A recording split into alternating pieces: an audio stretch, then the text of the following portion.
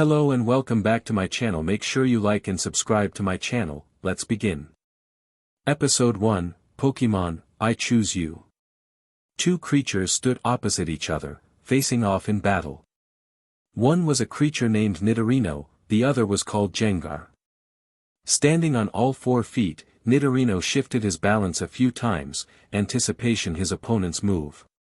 Gengar raised a fist and took a swipe at Nidorino, who dodged the blow before springing forwards, attempting to drive the horn that grew between the long ears on his head into Gengar's chest. With an agile twist, Gengar ducked beneath the attack from Nidorino and turned to keep the opponent in his field of vision. All around them a crowd of people roared with excited cheers as the two battling Pokemon continued to fight. Each of the two Pokemon had a trainer, who shouted encouragement and commands to them over the noise of the audience within the stadium. Gengar's trainer, an aging woman with graying blonde hair and wearing a purple dress, called out a command to her Pokemon. Gengar, use hypnosis. In response, Gengar, a dark purple ghost type, raised his hands up before him and began to wave them about. A pink aura formed around each hand, and this aura became a ring and traveled from Gengar, across the battlefield and hit Nidorino. The eyes of the poison-type Pokemon grew heavy and Nidorino slumped over, sound asleep. And there it is, folks, shouted the match commentator's voice over the noise of the crowd. Gengar's dreaded hypnosis attack has put Nidorino to sleep, compromising its ability to battle. How will Bruno respond to this? Bruno, Nidorino's trainer, was a tall, rugged and muscular man with his hair pulled back in a ponytail. An experienced trainer, he knew what attack Agatha would have her Gengar perform now that Nidorino was asleep. Deciding to not give her the satisfaction, he raised his hand. In it he held a red and white ball. A Pokeball. Pokemon belonging to trainers were kept in these. With a shout from Bruno of, "Nidorino, return." Nidorino changed from a physical form to a strange red energy that was sucked into the Pokeball. And Bruno withdraws Nidorino from battle, a wise move against Agatha, who usually follows up hypnosis with the deadly Dream Eater attack. But what Pokemon will Bruno use now? Bruno pocketed Nidorino's Pokeball and drew another. He threw it out onto the battlefield and it snapped open.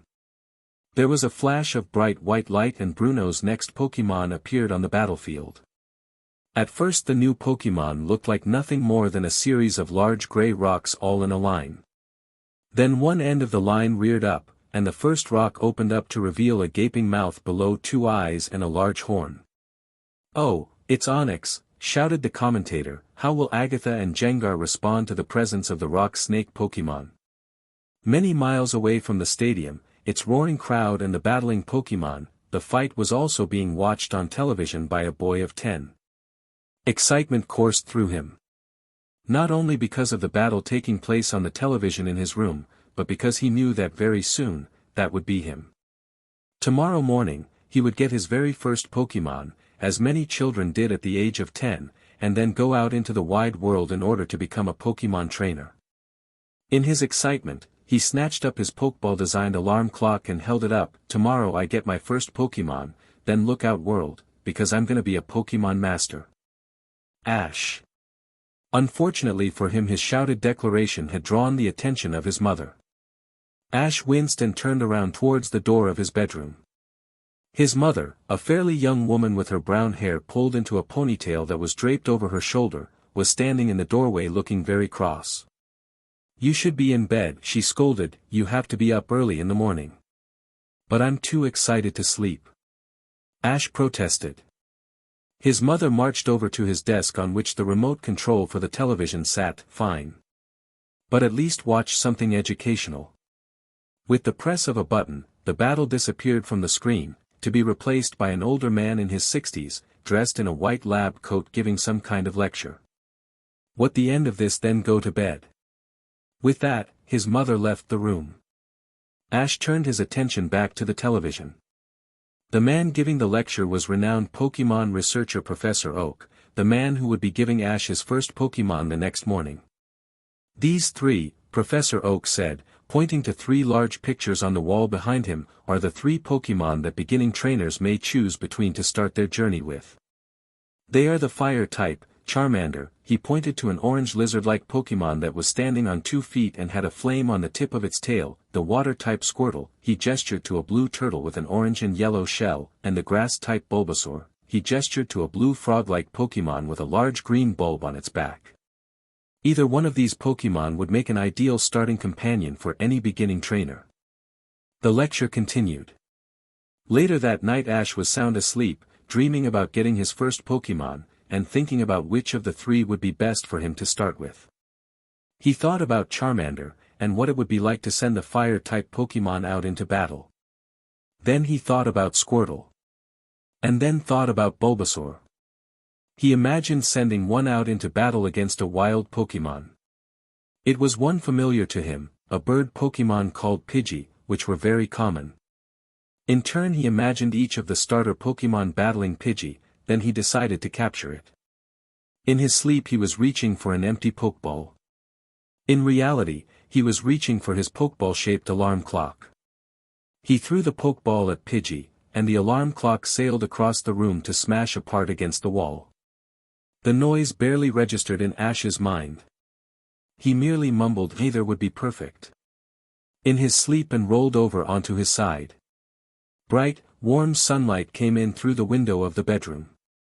Ash rolled over onto his back and the light woke him up. Sleepily he blinked his eyes a couple of times to bring the world into focus before sitting up. What time is it? He wondered aloud. Then he saw the smashed alarm clock. Oh no, he exclaimed, throwing the bed covers back and jumping out of bed.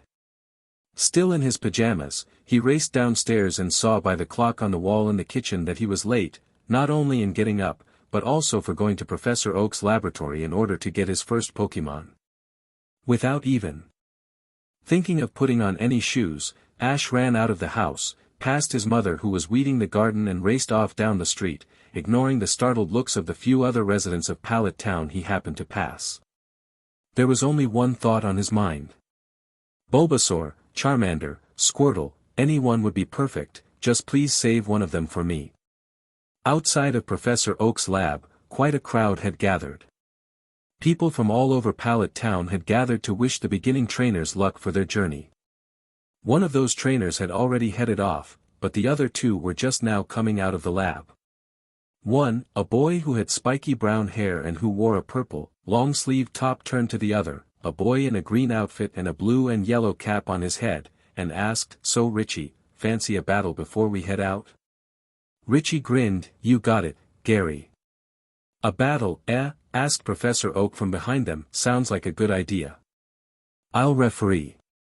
Ash arrived at the lab and pushed his way through the crowd.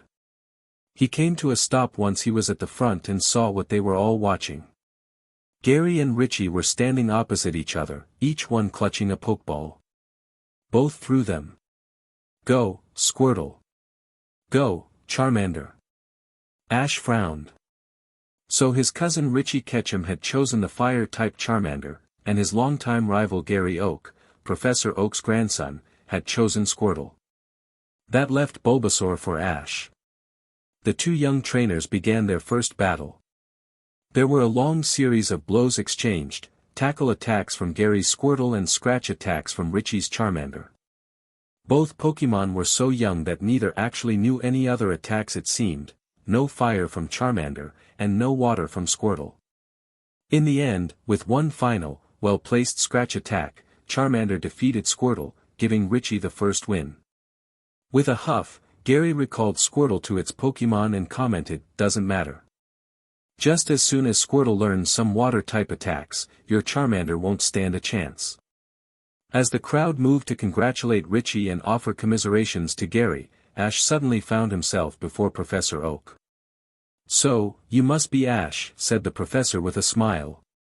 "Professor Oak," Ash exclaimed, "sorry I'm late.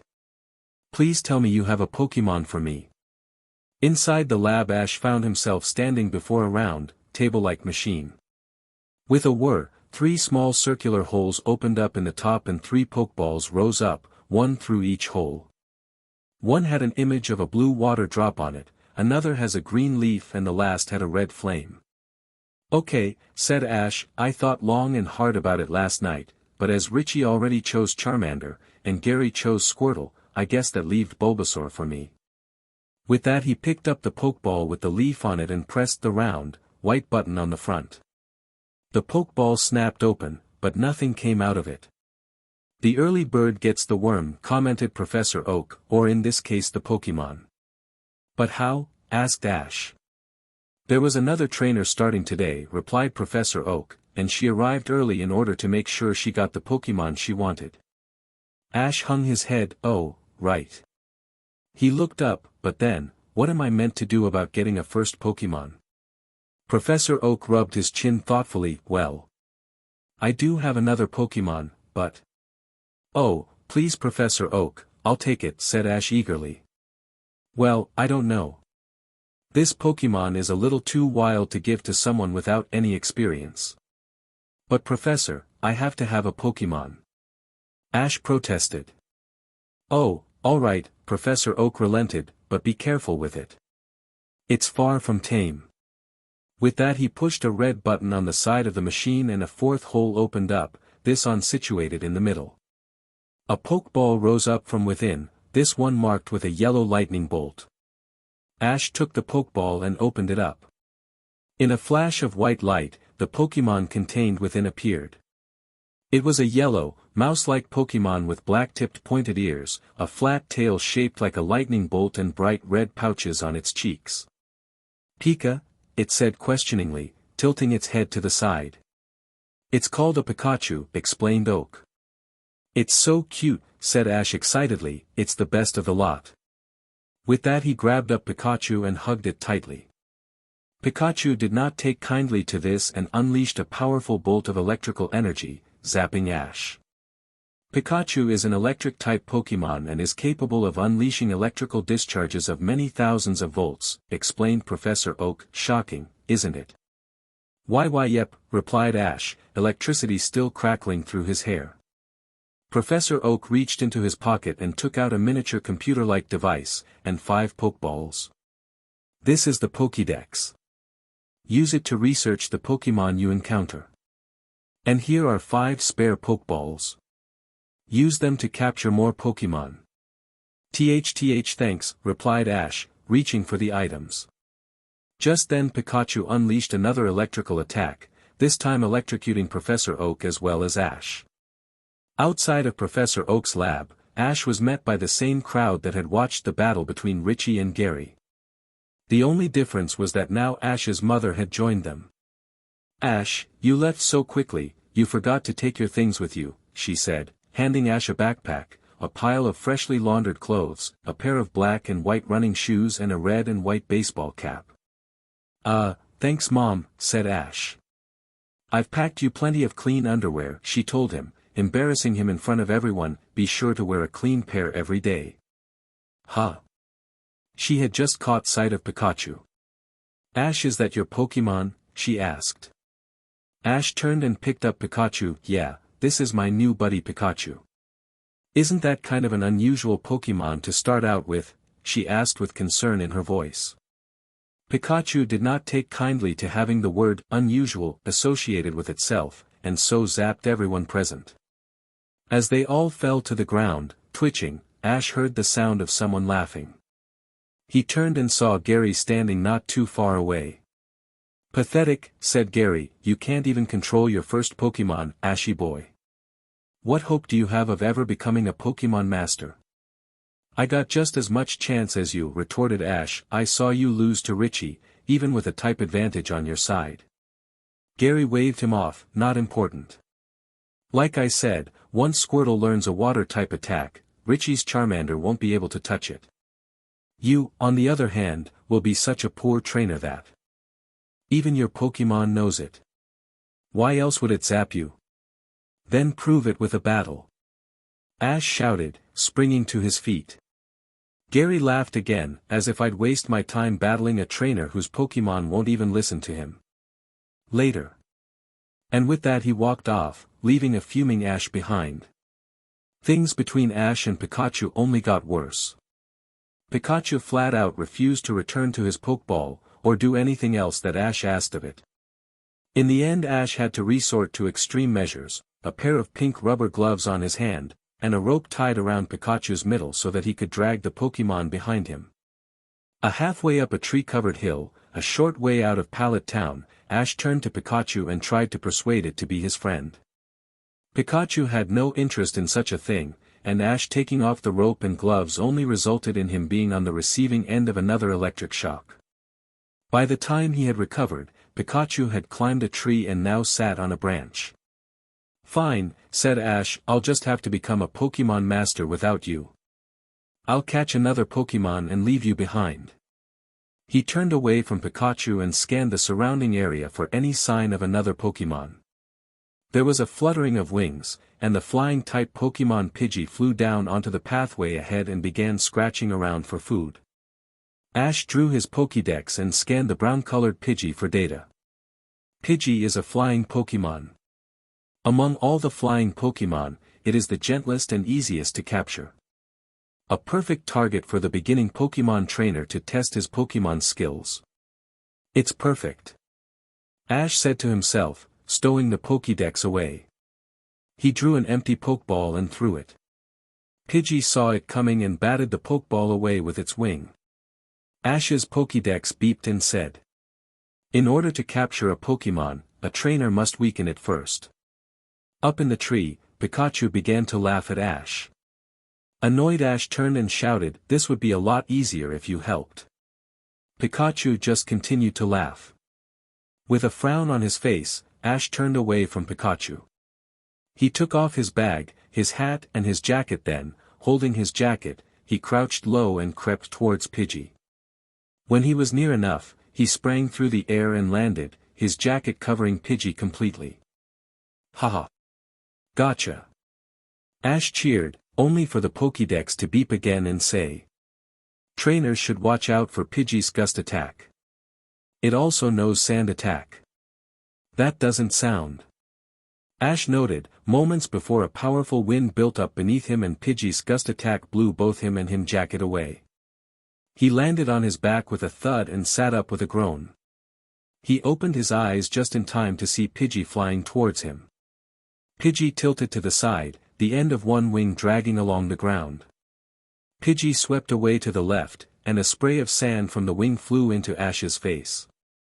Wiping his eyes and spitting sand from his mouth, Ash stood up and looked around. Pidgey was gone. A rustle behind him drew Ash's attention and he turned to see a purple rat-like Pokémon rummaging through his bag. "Hey!" Ash shouted, running over, "Get out of there!" The Pokémon turned and scampered off as Ash's Pokédex gave another beep and spoke again. Rattata, a Pokémon that usually lives in forests, hedgerows, and city streets. It likes cheese, nuts, fruits, and berries. It also comes out into open fields to steal food from stupid travelers. "Hey!" Ash yelled, indignantly as Pikachu began to laugh even harder. Ash scowled at Pikachu and walked a short way from the tree. In the distance he spotted the outline of a bird. "There you are," Ash said. He reached down and picked up a rock, "Maybe this'll do it." And with that he threw the rock, which scored a direct hit, smacking the Pokémon on the back of the head. "Yes!" Ash cheered, only for the Pokémon to turn around and face him, a dangerous glint in its eye. "That's not Pidgey," Ash muttered. He was right, although a bird Pokémon as well, this one clearly was not a Pidgey. It looked wilder, and had a larger beak that looked like it could do some damage. Again the Pokédex beeped and spoke. Spearow, the tiny bird Pokémon. Unlike Pidgey, Spearow has a terrible attitude. It is very wild and will sometimes attack other Pokémon and humans. With a cry the Spearow took to the air and flew towards Ash. He turned and ducked, but still felt the painful jab of Spearow's beak on the top of his head. Pikachu continued to laugh, but now Spearow noticed it too. Ash got up to see Spearow pecking at Pikachu, who was crying out. "Hey, leave him alone!" Ash shouted, but Spearow paid no attention. Pikachu lost his footing and slipped from the branch, only managing to grab hold of it just in time to prevent him falling to the ground. Spearow flew in a loop and the shot towards Pikachu, who let out a sudden, powerful electrical strike that zapped Spearow hard. The flying-type Pokemon tumbled out of the sky and landed in long grass. "That was great, Pikachu!" Ash shouted, "That'll teach him to pick on us." Suddenly Spearow got up and let out a terrible cry. It was answered by many more. Then a flock, consisting of around 40 Spearow, came swarming out of a tree, heading straight for Ash and Pikachu. "Oh!" Ash muttered before turning quickly. He gathered up his jacket, hat and bag and made a run for it. Pikachu sprang down from the tree and joined Ash. The Spearow began to swoop down at them, pecking at the two as they fled. The first Spearow remained in the grass, panting heavily as it watched the rest of its flock chase Ash and Pikachu away. Then Spearow's attention was drawn to the sound of footsteps approaching from behind. It turned and saw another Pokemon trainer standing there. Before Spearow could think of putting up any kind of fight, it was hit with a Pokeball and it vanished inside, captured. Covered in scratch marks, Ash shouted, "Pikachu, use your Thundershock to drive them off." Pikachu didn't need asking twice.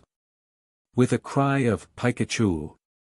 the little electric mouse Pokemon unleashed a powerful blast of electricity that shocked not only Ash but the front line of Spearow. But there were more Spearow to take their place. One swooped down and grabbed Pikachu's lightning tail in its beak and lifted him up into the air as others pecked at the electric type. Pikachu unleashed another Thundershock attack that saw off those Spearow and made them retreat, but more were coming, and the one holding Pikachu dropped him from a height.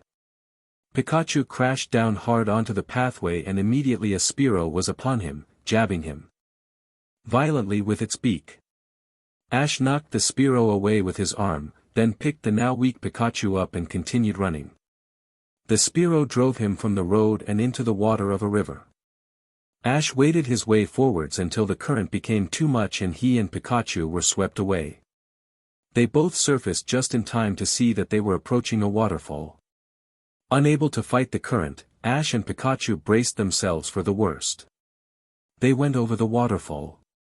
The water below stung Ash's face when he hit it, but he ignored the pain in order to grab Pikachu.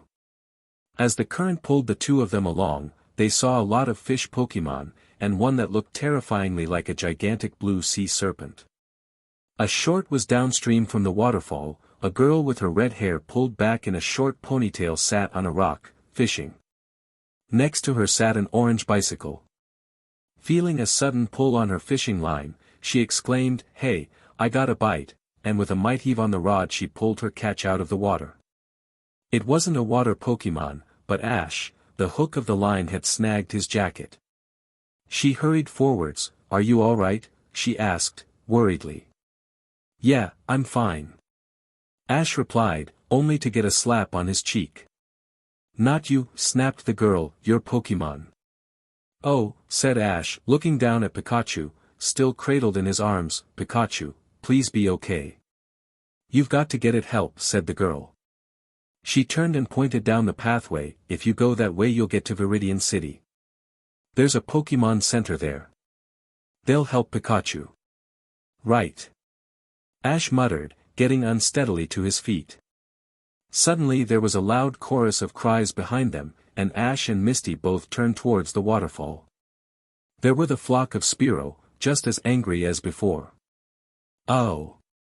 They're coming again," said Ash, and he ran for the girl's bicycle. He put Pikachu into the basket on the front. "Hey, what are you doing?" demanded the girl. "I need to outrun those Spearow," said Ash, "and get Pikachu to the Pokemon Center." He began pedaling. "But that's my bike," the girl protested as he headed off down the path.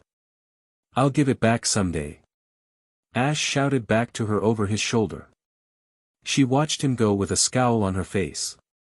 Then the flock of Spearow flew over above her, in pursuit of Ash. Black clouds gathered in the sky overhead as Ash pedaled as hard and as fast as he could. "Hang on, Pikachu," he muttered under his breath, "just hang on." Rain began to fall heavily and the dirt road quickly became mud. The leading Spearow caught up with them and one struck Ash on the back of his head. He quickly lost balance and he, Pikachu and the bicycle crashed to the wet and muddy ground. Battered and bruised, Ash raised his head and looked towards Pikachu. Several Spearow were once again attacking the electric type. Ash pushed himself to his feet and ran forwards, swiping with his arms to deter the Spearow. One of them knocked him to the ground. Ash rolled onto his back and looked up. The Spearow were circling above. Ash reached onto his pocket and took out a Pokeball. It had a little yellow lightning bolt on it. He set it down in front of Pikachu. "I know you don't like it in there, Pikachu, but you need to get inside the Pokeball. You'll be safe in there." And with that Ash got to his feet and turned around to face the swarming flying types. "Spearow," he shouted, holding his arms out wide and staring up at them, "if you want Pikachu you're gonna have to go through me first." The flock cried out aggressively in response. "Come and get me!" Ash shouted. And with that the flock began to dive, each Pokemon swooping with great speed towards Ash. Ash remained standing, staring them down defiantly. And then suddenly Pikachu was leaping over his shoulder and through the air towards the Spearow. In that same moment lightning struck. Pikachu. There was a zap of lightning, a bright flash of light, and then everything faded. The storm clouds had disappeared, and sunlight filtered down upon the land. The bicycle lay forgotten, a charred and blackened ruin. Nearby lay a trainer and his Pokemon. Ash opened his eyes, and heard the calm in the air around them. He looked to his Pokemon and saw that Pikachu, too, was awake. Ash smiled and said, "We did it, buddy. We showed those Spearow." "Pika." Pikachu agreed in a weak voice and a soft nod. Then, from far above, there came a cry.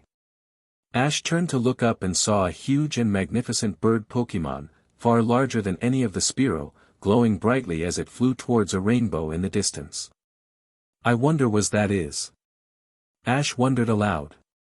On the ground next to him, Ash's Pokédex beeped and said, "There is no data.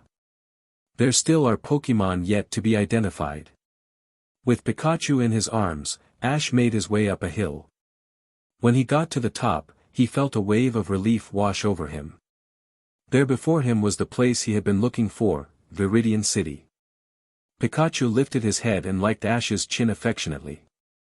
Ash smiled and then made his way down the slope towards the city. Episode 2, Pokemon Emergency.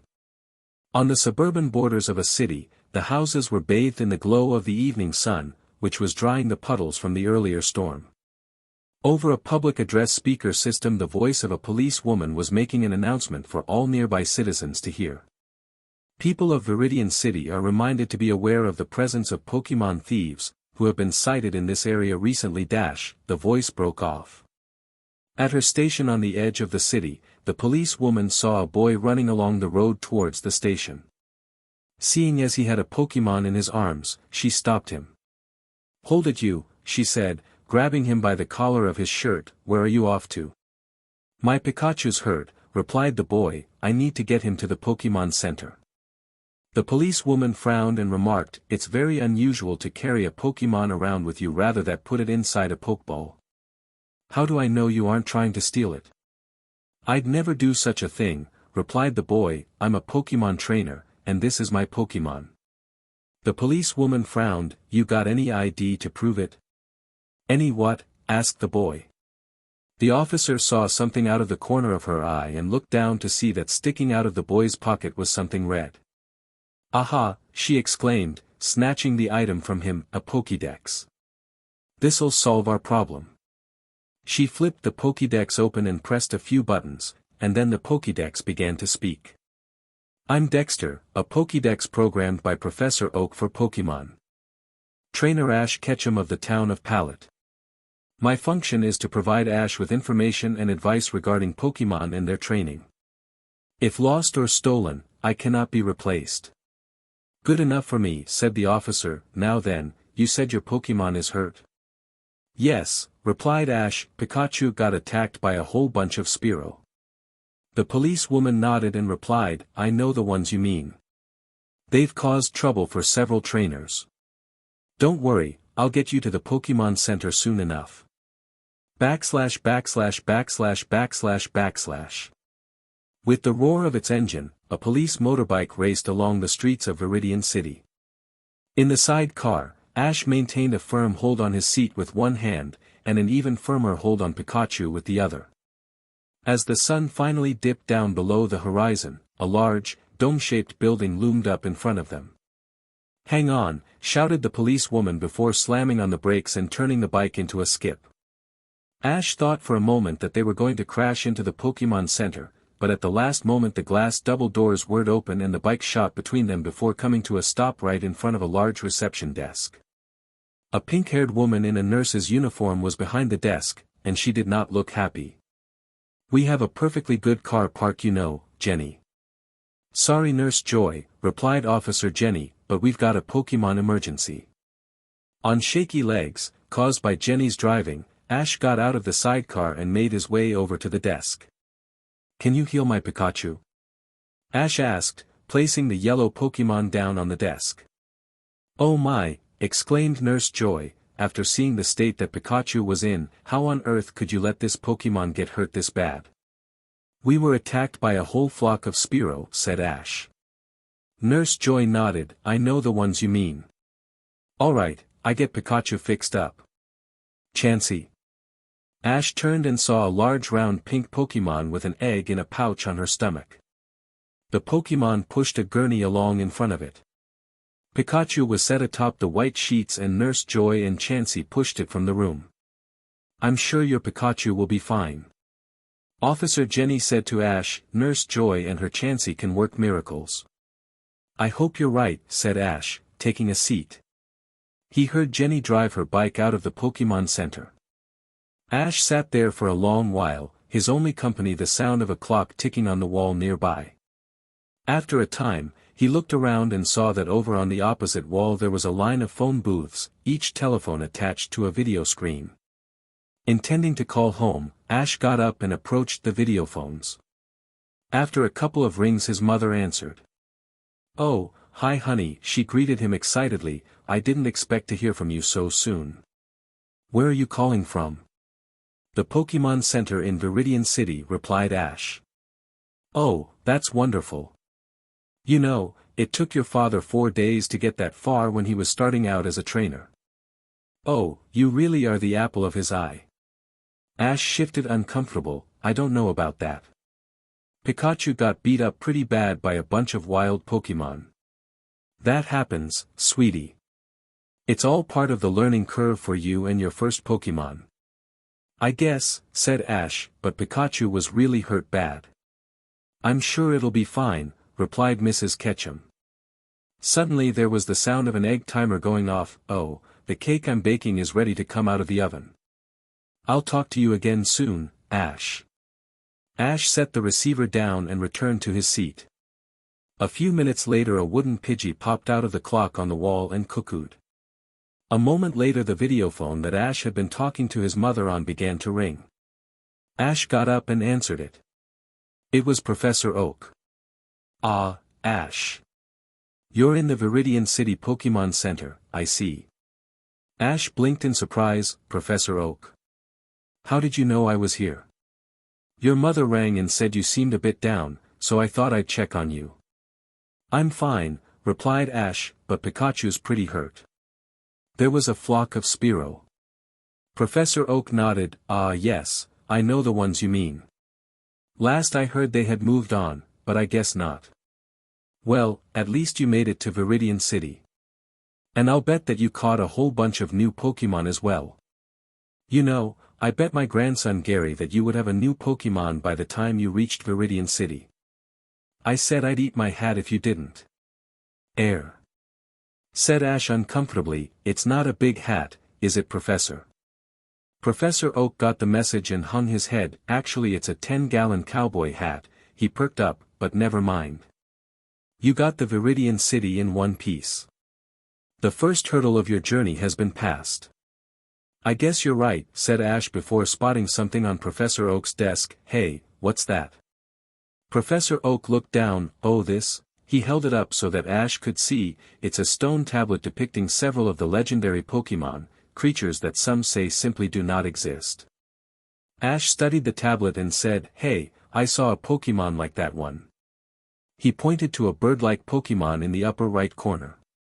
Professor Oak looked at it. "It's unlikely that you did. Many researchers look for these Pokemon for their entire lives and never see them." "I'm telling you I saw it," said Ash. "After the storm this afternoon, it was flying towards a rainbow." Professor Oak thought for a moment before shrugging his shoulders. "Well, who am I to say whether you did or you didn't? All that I will say is that it is unlikely." The doorbell rang. "Ah, my pizza's here. Gotta go." And with that the call was cut off. "Hey, you!" Ash spun around to find an enraged girl standing behind him, holding the charred remains of a bicycle. "I knew I'd find you here." "Hey, what happened to your bike?" asked Ash stupidly. "You happened to it," she shouted back. "Oh, yeah. I guess it must have gotten fired when Pikachu." As if suddenly remembering the Pokemon he had had in his arms the day before, the girl set the charred remains of her bike down as the expression on her face turned from anger to concern. "How is it?" she asked. Ash turned towards the doors through which Nurse Joy and Chansey had taken Pikachu earlier. "Not so good." Just then the doors opened and Nurse Joy and Chansey appeared, pushing Pikachu on the stretcher. "How's Pikachu?" asked Ash.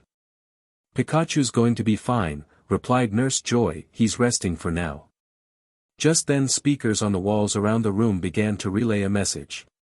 It was Officer Jenny again, reminding them all to be vigilant about Pokemon thieves. No sooner had the message finished did the glass in the skylight smash as two Pokeballs dropped through them. Both Pokeballs snapped open, unleashing a purple snake-like Pokemon, and a purple cloud-like Pokemon. The cloud-like Pokemon emitted a large amount of greenish smog that filled the air. When it cleared, 3 more figures were revealed, one a woman with long red hair, one a man with blue hair and one a cream-colored cat-like Pokemon. "Prepare for trouble," said the woman. "And make it double," said the man. "To protect the world from devastation. To unite all peoples within our nation. To denounce the evils of truth and love. To extend our reach to the stars above. Jesse. James. Team Rocket blast off at the speed of light. Surrender now or prepare to fight. Meowth." "That's right," finished the cat Pokemon. What?" asked Ash, completely confused. "We're Team Rocket and we're here to steal all your Pokemon," said the cat Pokemon. "Then why not just say that?" asked the girl. "Never mind," said Nurse Joy. "Come on." She led them into a back room as the 2 purple Pokemon began wrecking the reception area. Safely locked in the back room, Ash looked around. "Hey, there's a lot of Pokeballs in here." "Yes, it's our main storage area," said Nurse Joy. Suddenly everything went dark. "They've cut the power," remarked the girl. "Don't worry," said Nurse Joy, "we've got our own Pika power." Suddenly all the lights came on, revealing that in the middle of the room there was a whole group of Pikachu who were using their electricity to power the lights. As Nurse Joy approached the computer in the corner, Ash opened up his Pokédex to look for information on the Pokemon that they had seen earlier. Meowth, the Scratch Cat Pokemon. Meowth loves to roam at night to gather coins and other objects that sparkle, but it spends most of the daylight hours sleeping. Ekans, the Snake Pokemon. It moves silently and stealthily and eats the eggs of birds, such as Pidgey and Spearow, whole. The older it gets, the longer it grows. Coughing, the Poison Gas Pokemon. Coughing hovers in the air, thanks to the poisonous gases it contains, which have a foul odor and can explode. Ash looked up from his Pokédex. Did anyone notice that the Meowth was talking? "That's not normal, right?" "That's what you're worrying about?" asked the girl, incredulously. Ash went to reply before frowning, as though something had just occurred to him. "I don't actually know your name." "It's Misty," replied the girl. "Got it. I'm Ash." "That's great, you too," said Nurse Joy. "Now get over here and help me." "What's going on?" asked Ash. "I'm transporting the Pokeballs to other Pokemon centers where they'll be safe," explained Nurse Joy. Suddenly there was a beep and a voice that sounded almost exactly the same as Nurse Joy's spoke. Pewter City Pokemon Center is ready to receive Pokeballs from Viridian City. There was another beep and another voice, again sounding exactly like Nurse Joy's spoke. Cerulean City Pokemon Center is ready to receive Pokeballs from Viridian City. Right, said Nurse Joy, that device over there, she pointed to a large and complicated-looking machine, is a Pokeball transporter. Grab as many Pokeballs and place them inside. The transporter will automatically send them to another Pokemon Center. Ash, Misty, and Joy each grabbed an armful of Pokeballs from off the shelves and began putting them, one by one, into the transporter. Suddenly there was a loud crunch and coughing, the cloud-like Pokemon crashed through the door, Ekans the snake rearing up behind it. Misty dropped the Pokeballs that she was carrying and grabbed one of her own. Stereo, help us out, she threw the Pokeball and it snapped open, revealing a brown starfish Pokemon with a smooth red jewel in its middle. Stereo, water gun attack. Stereo aimed its top point and fired a powerful jet of water at Coughing. The attack hit and Coughing was blasted backwards to crash into Ekans. Ekans recovered and lunged forwards to inflict a bite attack. Stereo, use tackle, commanded Misty. Stereo sprang into the air and shot towards Ekans, landing a powerful blow to its throat. Misty turned to Ash, how about a little help?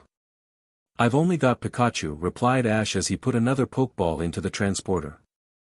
Fine then, said Misty, turning back to the opponent Pokemon. Stereo, let's have another water gun.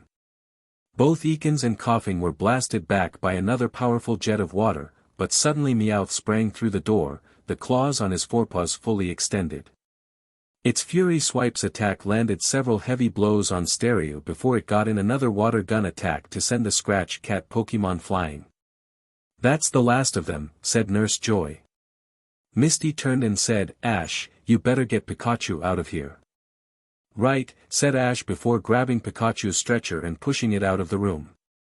Ash pushed Pikachu along a corridor and out into the wrecked reception area. However, Jessie and James were there. Ash skidded to a stop. Jessie held out a hand. All right kid, hand over your Pokemon.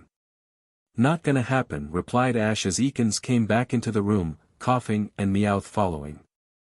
You don't have a choice kid, said Jessie. Ekans, use Wrap.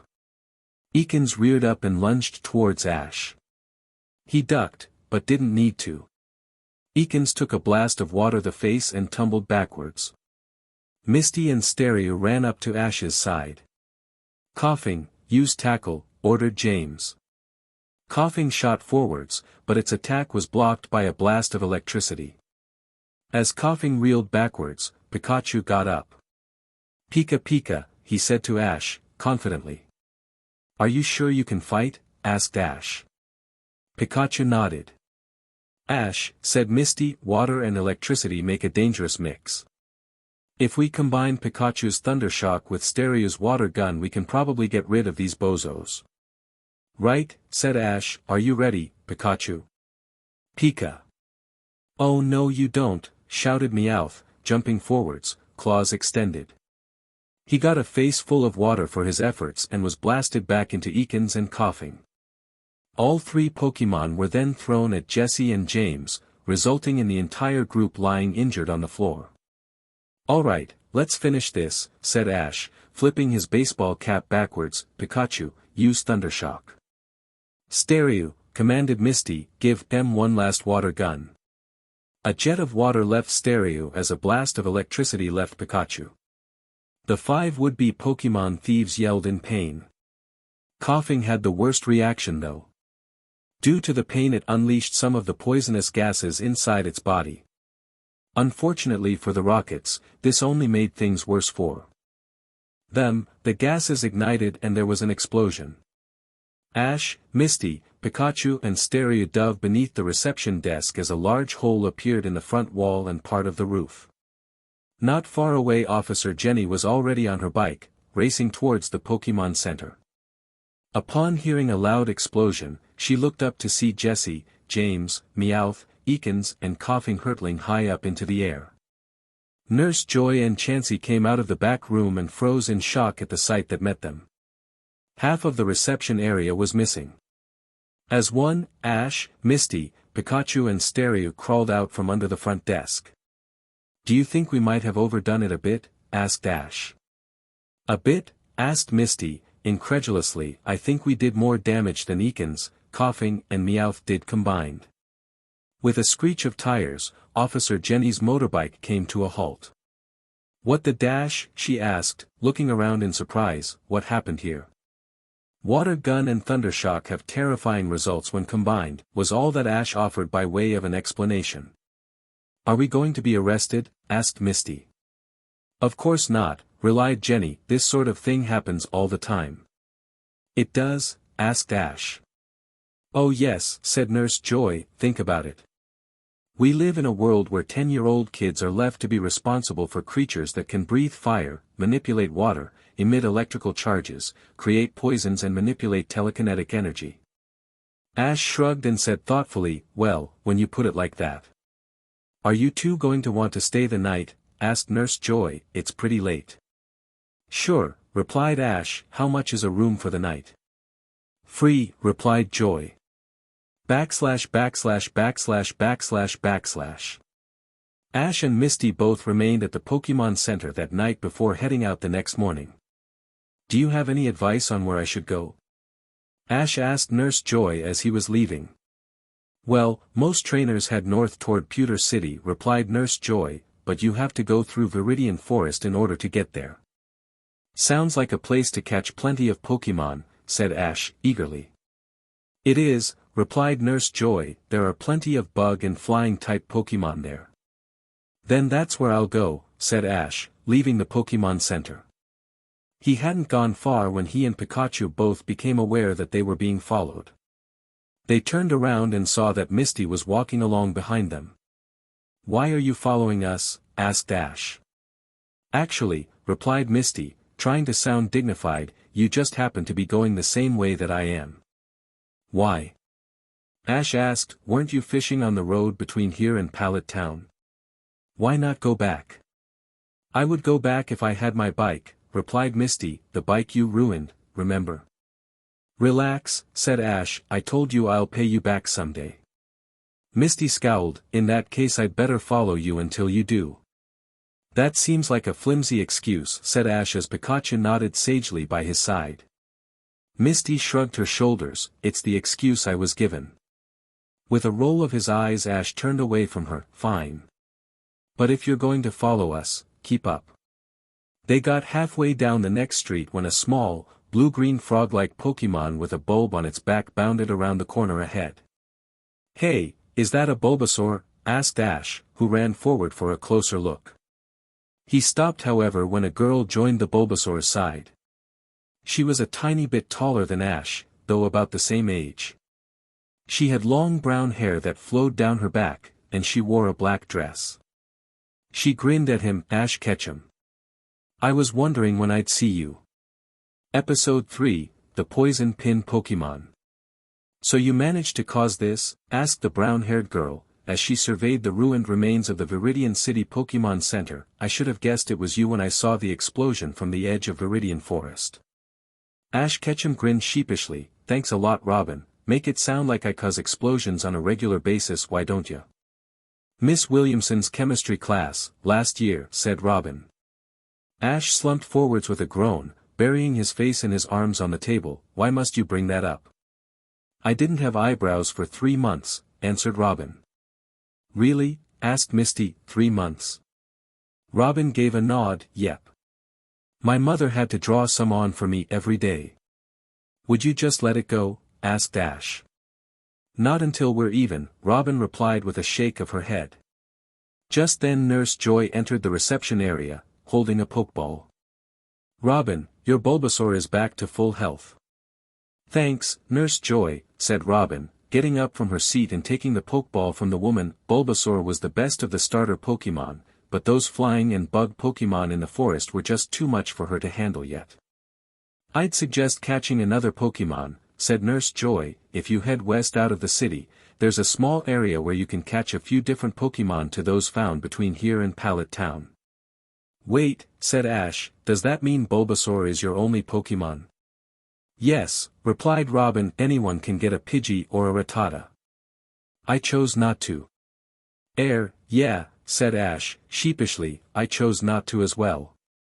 I thought you tried to catch a Pokemon and failed, said Misty. Shut up, retorted Ash.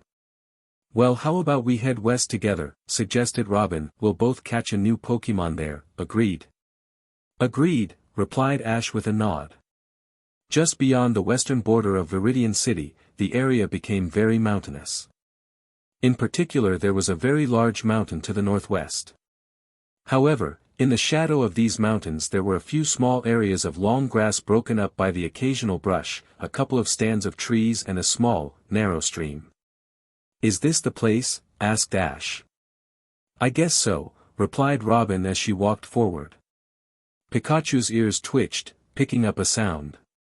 Hi, the small electric mouse Pokemon questioned, turning his head. Ash noticed and asked, what is it, Pikachu?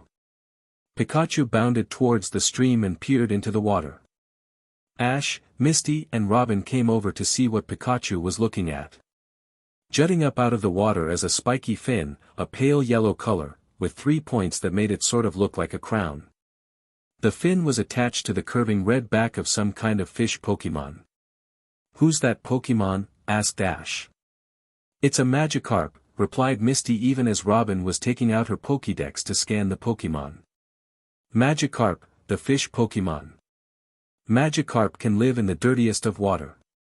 It jumps very well, but is famous for being very unreliable. In the distant past, it was somewhat stronger than the horribly weak descendants that exist today. Doesn't sound like much of a battler, commented Ash as Robin stowed her Pokédex away in her pocket again. They're not, replied Misty as she took a Pokeball out of her pocket. She used her thumb pressed down on the button on the front of the Pokeball. The Pokeball then snapped open, and in a flash of white light, a Magikarp appeared. It flopped uselessly on the ground, groaning out a feeble carp, carp, carp, with every weak JRK of its body. Ash raised an eyebrow at the sight of the fish Pokemon and asked of Misty, you actually caught one of those? It might be weak now, replied Misty, but Magikarp will eventually evolve into a very strong Pokemon called Gyarados. She eyed her Magikarp concernedly, but it is so hard to get them to actually evolve. So you have a Magikarp and a Staryu, said Ash, does that mean you specialize in water Pokemon or something? I do, replied Misty, I find them to be very elegant creatures that move with a majesty and grace found amongst no other kind of Pokemon. Ash looked at Magikarp skeptically, that's what you consider graceful? Well, it's a fish, retorted Misty, you don't expect a fish to move around well on land, do you? And with that she reached down and pushed her Magikarp into the water. The water-type Pokemon quickly righted itself and turned to face the wild Magikarp. All right, Magikarp, commanded Misty with confidence in her voice, use tackle. With several strong thrashes of its tail, Misty's Magikarp sped through the water and collided rather forcefully with the wild Magikarp. The wild Magikarp rolled over onto its back in a daze, though a moment later it came to its senses, shook itself off and swam away. Misty smiled at the triumph of her Pokemon and looked towards her Magikarp expectantly. It just continued to bob in the slow-moving waters of the stream, seemingly completely unconcerned with anything. After about a minute, Misty's shoulders slumped and she let out a disappointed sigh. She raised Magikarp's Pokeball and called out, Gyarados, return, and in a beam of red light, the water-type Pokemon returned to the Pokeball. No luck yet, the red-headed girl muttered to herself as she pocketed Magikarp's Pokeball. I'm sure you'll get there, offered Robin, consolingly. Yeah, agreed Ash, at least yours was stronger than the wild one. I guess so, said Misty glumly, well anyway, didn't we come here so that you two could catch a Pokemon? Hey, you're right, said Ash, excitedly. Immediately he and Pikachu ran off into the long grass. He never changes, commented Robin, with a look of fondness on her face. She turned to Misty and asked, so, how did you get to know him? A flock of Spearow drove Ash and Pikachu into a river, answered Misty. Ash's jacket got caught on the hook of my fishing line, and I pulled the two of them onto the bank. Ash then stole my bike to get Pikachu to the Pokemon Center, and somewhere along the way my bike got destroyed. How did you become his friend? I was actually born in Viridian City, replied Robin, but when I was 7 my parents decided to move to Pallet Town. Being the new kid at the school, I was targeted by the playground bully. Ash, his cousin Richie and their friend Gary stood up for me, and we've been friends ever since. Or we were. You were? Asked Misty. About a year ago Gary suddenly became the popular kid. He became arrogant and began hanging around with other kids. He only ever bothered with Richie, choosing instead to ignore Ash and me, unless it was to taunt us. Some friend, said Misty. Robin nodded, yeah. It upset Ash a lot. But at least we still had each other. A mischievous grin grew on Misty's face and she joked, you sound like you've got a crush on him. No I don't, protested Robin, though the blush on her cheeks gave her away. Realizing that she had struck a nerve with that last comment, Misty decided to drop the subject. Guys, little help. Ash called out. Misty and Robin both turned towards the sound of his voice and saw that Ash and Pikachu were surrounded by a large of small purple Pokemon. Ash, you're standing in the middle of their nest, Misty shouted to him. I am well aware of that, Ash shouted back, but the Rattata won't let me move away. Misty snatched up Magikarp's Pokeball again and threw it. Magikarp, come on out and use Tackle. The fish Pokemon appeared in a flash of light and bounced towards the pack of Rattata.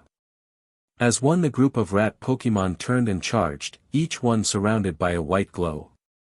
That's quick attack, commented Robin.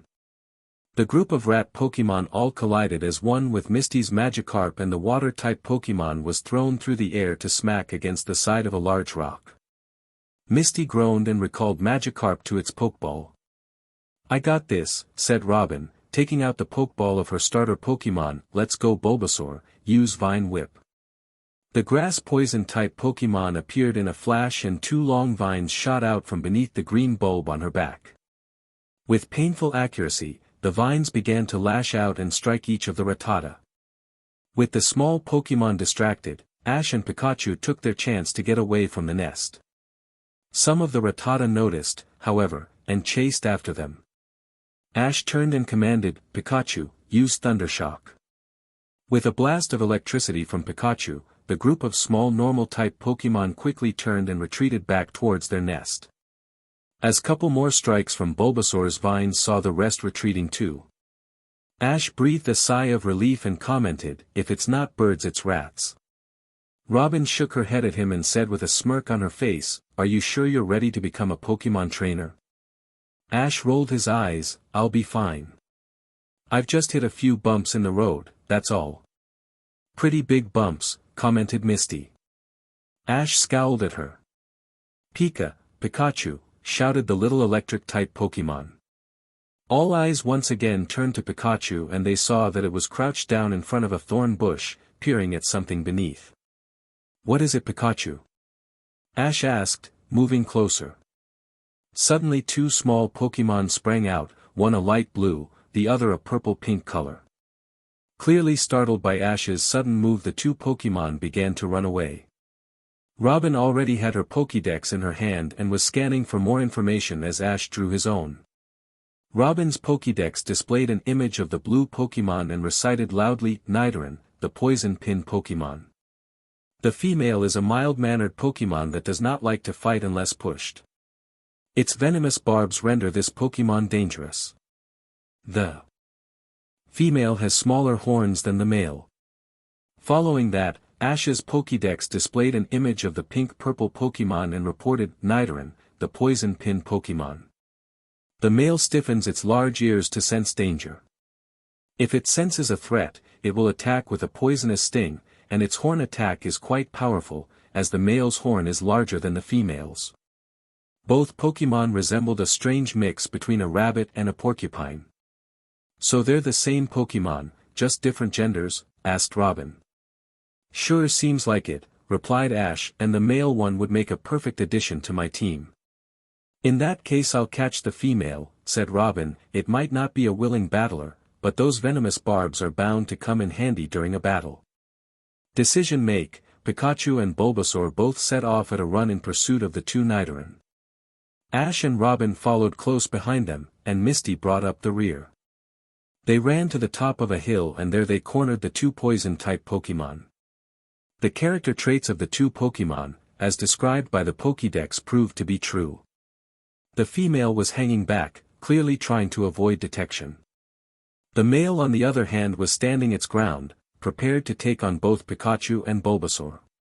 "Pikachu, use Thunder Shock," Ash commanded. Pikachu unleashed a blast of electricity, but the male Nidoran sprang to the side and avoided the attack easily. The electrical blow left a scorched line in the grass. With a cry, the male charged forwards and delivered a tackle attack to Pikachu, who flipped through the air with the force of the blow, but was quick to regain his footing. Robin entered the fight. "Bulbasaur, use Vine Whip on the female." Once again two long and thick vines extended out from beneath the green bulb on Bulbasaur's back. Both vines raced towards the hiding female and lashed her hard. The female cried out and the male turned to face Bulbasaur. It raised its head, and the long horn growing from between its eyes took on a pale white glow. The male Nidoran charged, intending to strike Bulbasaur with its powerful horn attack. At Ash's command, Pikachu stopped the male's attack with a Thunder Shock. As the male turned to face Pikachu again, Robin called for another Vine Whip on the female. Bulbasaur made to attack again, but suddenly the female sprang up and swiped with her front paws. The double use of the scratch attack blocked Bulbasaur's attacking vines perfectly and the female leaped forwards, clearly ready for more. Again the Pokédex proved correct. The female Nidoran did not like to fight unless pushed. As Robin called out for a tackle attack from her Bulbasaur, the female Nidoran charged forwards, intending to use the same move. The male Nidoran charged forwards with its horn aglow, clearly intending to strike Pikachu with a horn attack. "Pikachu, dodge it," Ash commanded. Pikachu sprang backwards and raised himself up onto his lightning bolt-shaped tail. A quick twist after that was all that it took for Pikachu to avoid the attack from the male. Pikachu turned to keep the male in his sights, but that proved to be a mistake. The female's charge at Bulbasaur proved to be a bluff. At the last moment it jerked to the side, completely avoiding Bulbasaur, who stumbled with surprise. The female Nidoran, however, sprang forwards and jumped into the air, straight for Pikachu. The electric Pokémon cried out as the female landed a scratch attack across his back. The male Nidoran then charged again and succeeded in striking Pikachu with its horn attack. Pikachu tumbled through the air and crashed to the ground. Both Nidoran lined up and charged towards Pikachu, intending to land a double tackle. But they had forgotten Bulbasaur and her vines. One vine wrapped itself around the male's middle, the other around the female. Both Pokémon cried out in surprise as they were lifted into the air at Robin's prompting of Bulbasaur. The grass-type Pokémon threw them high into the air and with a shout from Ash, Pikachu jumped up and unleashed a blast of electricity. The two poison-type Pokémon felt the full force of Pikachu's attack and both landed on the ground with thuds. Ash and Robin both drew a Pokeball each and with a shout of "Pokeball, go," they threw the Pokeballs at the two downed Pokémon and each one vanished inside. The two Pokeballs rocked in place for a few moments, a little red light illuminating the button on the front of each. Then the two Pokeballs stopped shaking, and the little lights went out. "We did it," said Ash in a tone of surprise, "we actually did it. We caught our first Pokémon." "Of course we did," said Robin, "was there ever any doubt?" "Well, I doubted Ash," said Misty, jokingly. "Thanks a bunch," replied Ash, indignantly as he picked up Nidoran's Pokeball. "All right, Nidoran, come on out," Ash called as he threw Nidoran's Pokeball into the air. In a flash, Nidoran appeared. Ash crouched down to get a better look at his new Pokémon. "Welcome to the team, buddy." "Pika, Pika," said Pikachu in agreement. "Neato," replied the Poison Pin Pokémon happily. Robin opened her Nidoran's Pokeball as well and she and Bulbasaur welcomed the newcomer to their team too. "Well, guys, said Misty, how about some lunch? Sounds great, said Ash enthusiastically. A moment later his stomach gave a particularly large growl. Even your stomach is the same as ever, commented Robin as she swung her bag off of her shoulder and set it down upon the ground. Misty released Magikarp and Stereo from their Pokeballs and the group, humans and Pokemon all sat down on the ground and shared out their food. Once their impromptu picnic was done, they packed up everything and made ready to leave. Hey, Robin, said Ash, we made a great team earlier, didn't we? We've always been a good team, replied Robin with a smile. Yeah, Ash agreed, well, I was thinking that maybe we ought to remain a team. You know, travel together. Oh, said Robin in surprise, yeah, Ash, don't get me wrong, I'd love to travel around with you, but for now I think it would be better if we took separate paths. Really? Asked Ash, downtrodden. Robin nodded, it would be for the best. I mean, our goals are the same, go around, catch a variety of Pokemon, challenge the gyms. If we're together we'll see each other's every move. We'll know each other's strategies, and that would take the fun out of it when we battle each other. Oh, said Ash, well, I suppose that makes sense.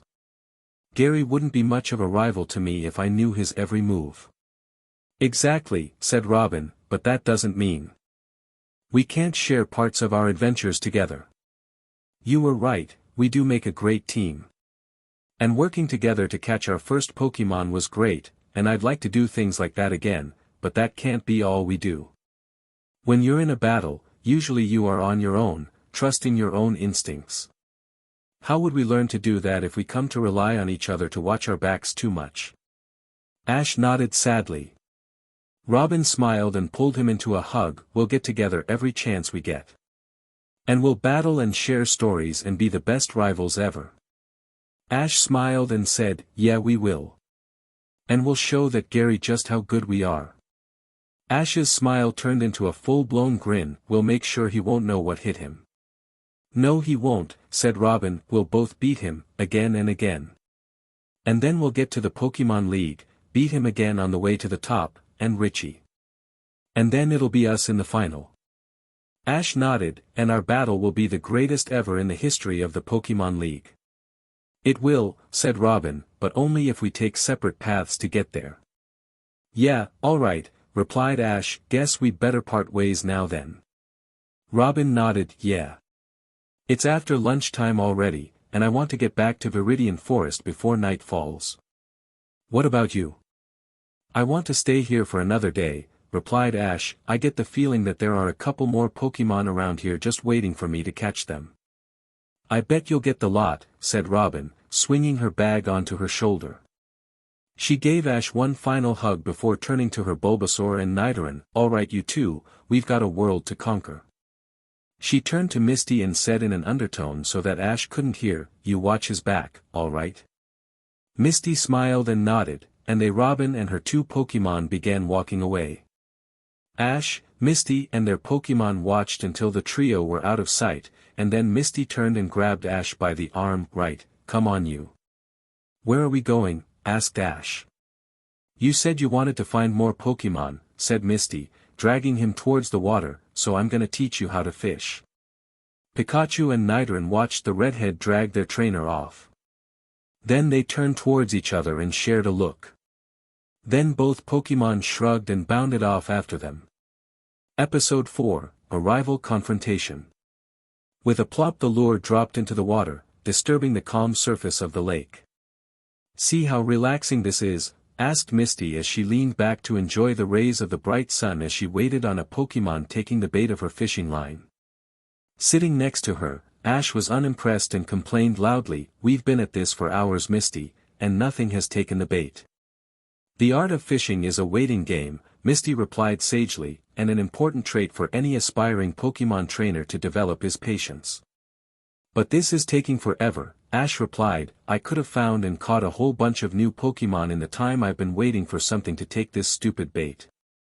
You need a water-type Pokemon, said Misty calmly, and fishing is the best way to find a water-type Pokemon. Why must I have a water type? Asked Ash. Because you are not a type specialist, answered Misty. A type specialist, like me, uses only one type of Pokemon, in my case water types. You on the other hand want to catch a wide variety of Pokemon, as you have demonstrated by catching Nidoran when your starter was Pikachu. Both of those Pokemon complement each other reasonably well, but Pikachu is an electric type and Nidoran is a poison type. Both of those types are weak to ground-type Pokemon, which is a type that water types are strong against, so in order to cover that weakness, you must catch a water-type Pokemon. Couldn't I just borrow one of yours? Asked Ash.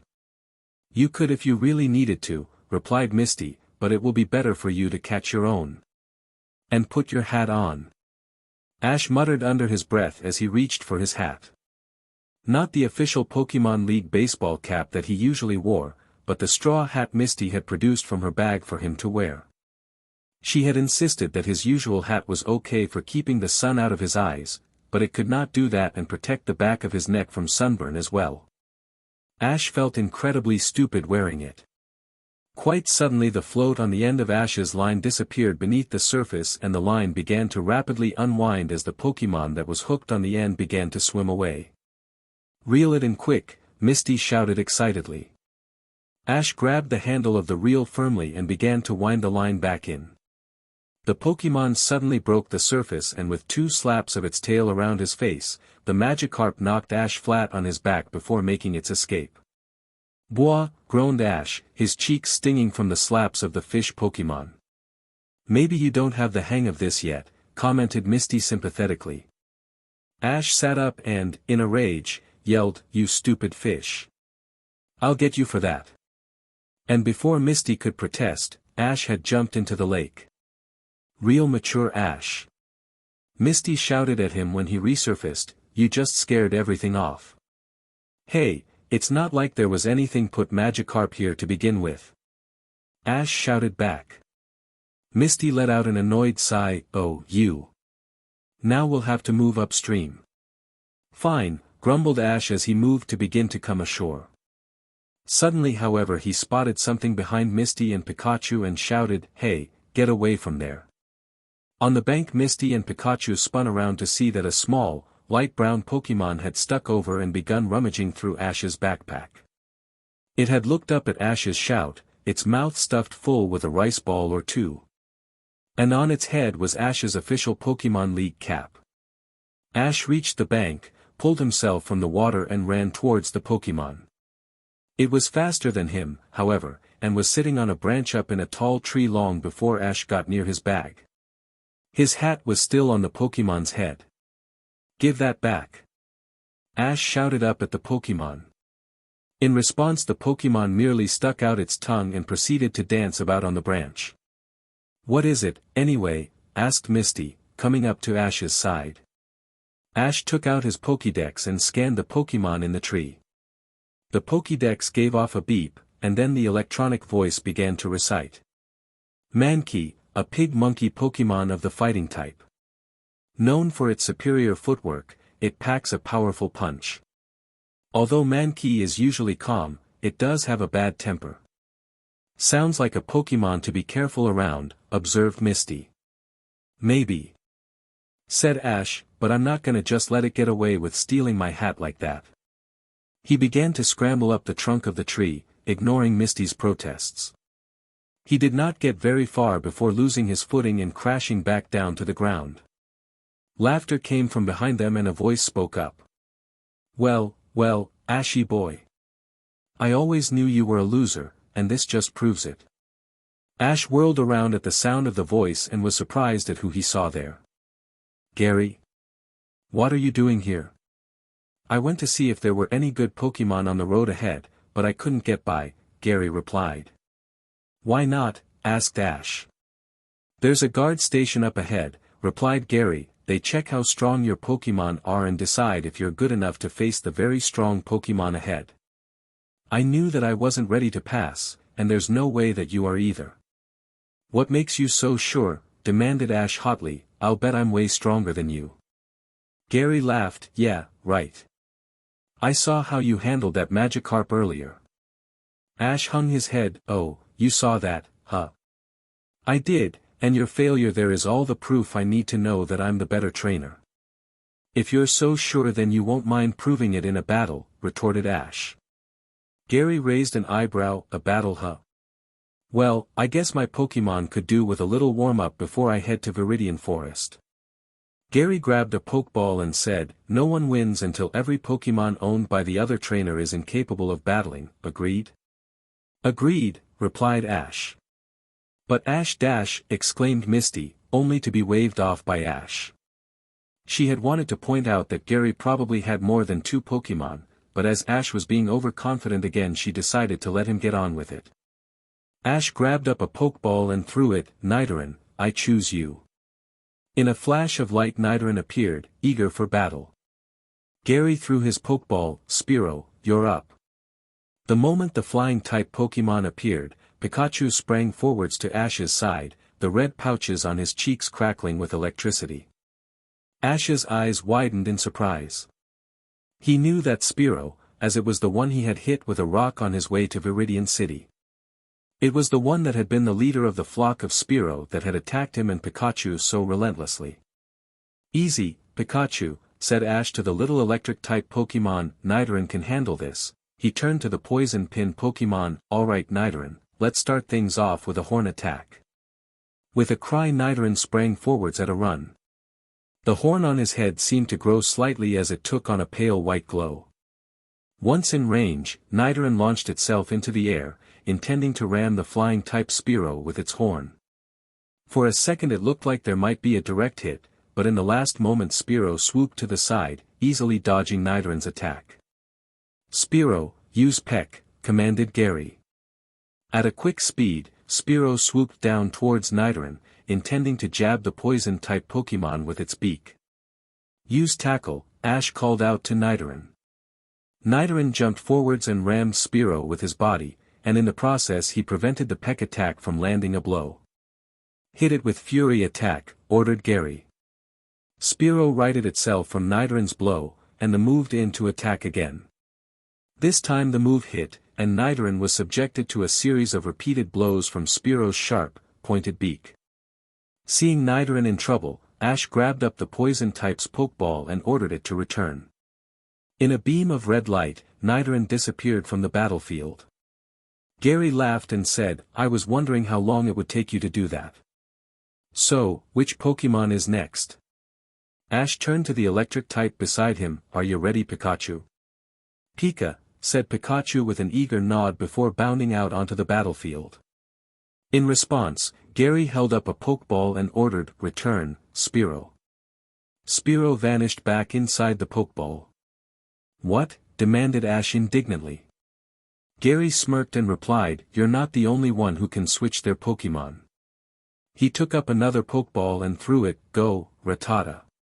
The Pokeball snapped open and Rattata appeared on the battlefield.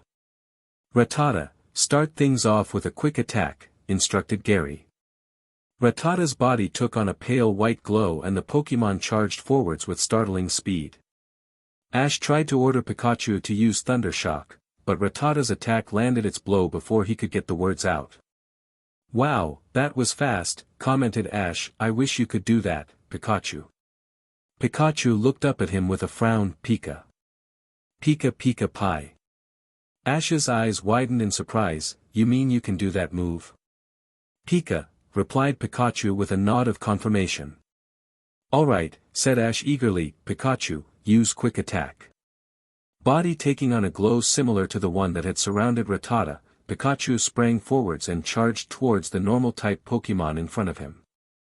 What followed was a rapid-fire exchange of blows as both mouse-like Pokemon put all their strength and speed into a physical brawl of one quick attack after another. But then Gary changed things up. Just as Ash ordered Pikachu to use its 7th quick attack in a row, Gary shouted out, Hyper Fang. In one fluid movement, Rattata twisted out of the way of Pikachu's attack, twisted around, bit Pikachu hard on his side with its sharp fangs. Oh no! Pikachu! Ash shouted out with concern as the electric-type Pokemon cried out in pain. Rattata swung around and threw Pikachu away. Pikachu crashed to the floor, but got up, battered and bruised but ready for more. Let's finish this, said Gary. Rattata, use tackle. Rattata bounded forwards to ram Pikachu with its body, but Ash was ready. Pikachu, use Thundershock. With a cry of Pikachu, Pikachu unleashed a blast of electrical energy from his body. Rattata screeched loudly as the electrical attack coursed through its body. When the attack ended, Rattata slumped to the ground, defeated. Yeah, cheered Ash. How do you like that, Gary? Not bad, Ash, Gary replied, offering up a rare compliment, but I've still got this battle in the bag. He recalled Rattata to its Pokeball and threw another, Go, Squirtle. Squirtle squirt, said the small blue turtle-like Pokemon on appearing from its Pokeball. Ash grabbed up his Pokédex in order to learn more. Squirtle, the tiny turtle Pokemon. It draws its long neck into its shell to launch incredible water attacks with amazing range and accuracy. The blasts can be quite powerful. It also withdraws into its shell when in danger. A water type? Ash asked. You're going to use a water type Pokemon against an electric type like Pikachu? I agree that it might seem like a bad matchup, replied Gary, but Pikachu's already taken a lot of damage from its fight with my Rattata, so I'm confident that Squirtle can win even with the disadvantage. No way that's gonna happen, replied Ash. That confident, huh? Asked Gary. You got that right, said Ash. In fact, I'm so confident, I'll even let you take the first move. Ash, don't be stupid, said Misty from the sidelines, but he ignored her. Fine then, said Gary. Squirtle, use Bubble. The water-type Pokemon opened its mouth wide and unleashed multiple clear bubbles across the battlefield. Pikachu, use Thundershock, Ash ordered. Pikachu unleashed its attack, but it merely popped the bubbles sent out by Squirtle. Squirtle itself avoided the attack completely. Squirtle, Gary shouted, use Tackle. Squirtle charged forwards and rammed Pikachu hard, sending the electric-type Pokemon tumbling backwards. Now finish it with Water Gun, ordered Gary. Following its trainer's command, Squirtle shot a powerful spray of water from its mouth. The blast of water struck Pikachu hard, and the little yellow Pokemon was thrown backwards to crash into a tree. It was the same tree that Mankey was in, and the small Pokemon lost its footing and nearly fell to the ground, and would have, had it not been for its strong prehensile tail that quickly wrapped around a lower branch. Ash ran over to Pikachu and picked the electric type up in his arms. Pikachu was clearly out of the fight. But, how? Ash asked, more to himself than anybody else, but Gary still offered up an answer. I already told you, Pikachu was weak from its battle with Rattata. A weakened Pokemon is much easier to defeat, type advantage or not. Ash walked over to Misty. Look after Pikachu, please, he asked, holding his first Pokemon out to her. With a small, sympathetic smile, Misty took Pikachu from him. Ash turned back around to face Gary once again. He grabbed up a Pokeball and called out, Nidoran, I choose you. The Pokeball snapped open and in a burst of white light Nidoran appeared back on the battlefield. That one again, huh? Asked Gary. Alright, I'll switch out too. He held up a Pokeball. Squirtle, return. In a beam of red energy the water-type Pokemon vanished back inside its Pokeball. He grabbed another Pokeball. Spearow, you're back in. The Pokeball opened and the flying-type Pokemon appeared on the battlefield once again. Gary wasted no time in getting the battle started. Spearow, use Fury Attack. Spearow swooped down and landed a series of painful jabs of its beak onto Nidoran. Nidoran, use Horn Attack, Ash ordered. Nidoran aimed a jab with its horn at Spearow, but the flying-type Pokemon had already flown away from it. Try a tackle, shouted Ash. Nidoran jumped high into the air, intending to land a blow, but Spearow was too good of a flyer to get hit. Keep trying, Ash shouted to Nidoran. Dodge everything, responded Gary to Spearow. No matter how many times Nidoran tried to land a tackle attack, Spearow managed to dodge every attempt. Then Gary changed the pace of battle. Use Peck. Spearow's sharp beak caught Nidoran on the back in the middle of a jump, and the poison pin Pokemon crashed to the ground. You'll have to try a lot harder than that if you want to ever beat something that can fly, commented Gary before commanding, Spearow, use Fury Attack. Spearow dove towards the ground and began to once again strike Nidoran with repeated blows. But Ash wasn't prepared to give up just yet and shouted out to his Pokémon, Nidoran, use Horn Attack. This time Spearow did not get away. Nidoran drove its horn so hard into Spearow's side that the bird Pokémon screeched as it scrambled to get away. It did not get far before Nidoran charged in with another horn attack. The fight was over. Spearow collapsed upon the ground, exhausted and unable to battle anymore. Ash cheered for his Pokémon as Gary recalled Spearow to its Pokeball. You got there in the end, said Gary, but only by luck. And by the looks of it, Nidoran will be out with the next hit. He grabbed a Pokeball, Squirtle, you're back in. The tiny turtle Pokémon reappeared back on the battlefield. Use Water Gun, commanded Gary. Squirtle unleashed a jet of water from its mouth and Nidoran was hit. Just as Gary had predicted, that was it for the poison type. Nidoran slumped to the floor, unable to continue fighting. So that's 2 down each, said Gary with a smirk, so what's your next Pokémon? Ash winced and replied, I don't have any more Pokémon. Gary's eyes widened with surprise, what? Are you serious? You've come all this way and have only caught 2 Pokémon. Well, I guess I always knew that you were a loser. He began to laugh as he recalled Squirtle to its Pokeball. How many more do you have? Asked Ash. None of your business, replied Gary as he turned to leave, smell ya later. And with that he was gone. Ash groaned and slumped to the ground. Misty came up behind him and placed a comforting hand on his shoulder and tried to reassure him, you gave it your best, Ash. And it still wasn't good enough, replied Ash despondently. Maybe not, said Misty, but had this been a 2-on-2 battle only, you would have won. Don't forget that it took 3 of Gary's Pokémon to defeat both of yours, and you still took down 2 of his. Ash brightened slightly at that, yeah, you're right. He got to his feet and took Pikachu from Misty, come on. We better get to the Pokémon Center in Viridian City. What about your hat? Misty asked. Oh yeah, muttered Ash. He turned back to the tree that Mankey was in, I'm leaving now Mankey. Can I have my hat back? The Mankey in the tree looked at Ash consideringly, then took the hat off of its head and threw it down to Ash who caught it and put it on his head. Thanks Mankey, Ash called up to the Pokémon before turning and leaving, Misty at his side and Pikachu in his arms. Mankey watched them go with interest. Your Pokémon are fully healed, said Nurse Joy, handing over a small tray on which Pikachu sat next to Nidoran's Pokeball. Thanks Nurse Joy, said Ash, taking and attaching Nidoran's Pokeball to his belt. Pikachu hopped up onto his shoulder and Ash and Misty turned to leave the Pokémon Center. Exiting the building they passed several trucks that were loaded with the building equipment that belonged to the builders who were already working to repair the damage to the Pokémon Center. They rounded a corner and were surprised to see a familiar face. The Mankey that had stolen Ash was standing on the sidewalk, clearly waiting for them. Ash looked at it with surprise and asked, what are you doing here? In response Mankey stomped its foot and pumped its fists eagerly. Looks to me like Mankey wants to fight, commented Misty observantly. Is that right, Mankey? Ash asked. Mankey gave a nod of reply. All right, said Ash, Pikachu, go for it. Pikachu eagerly jumped down from Ash's shoulder and stood to face Mankey.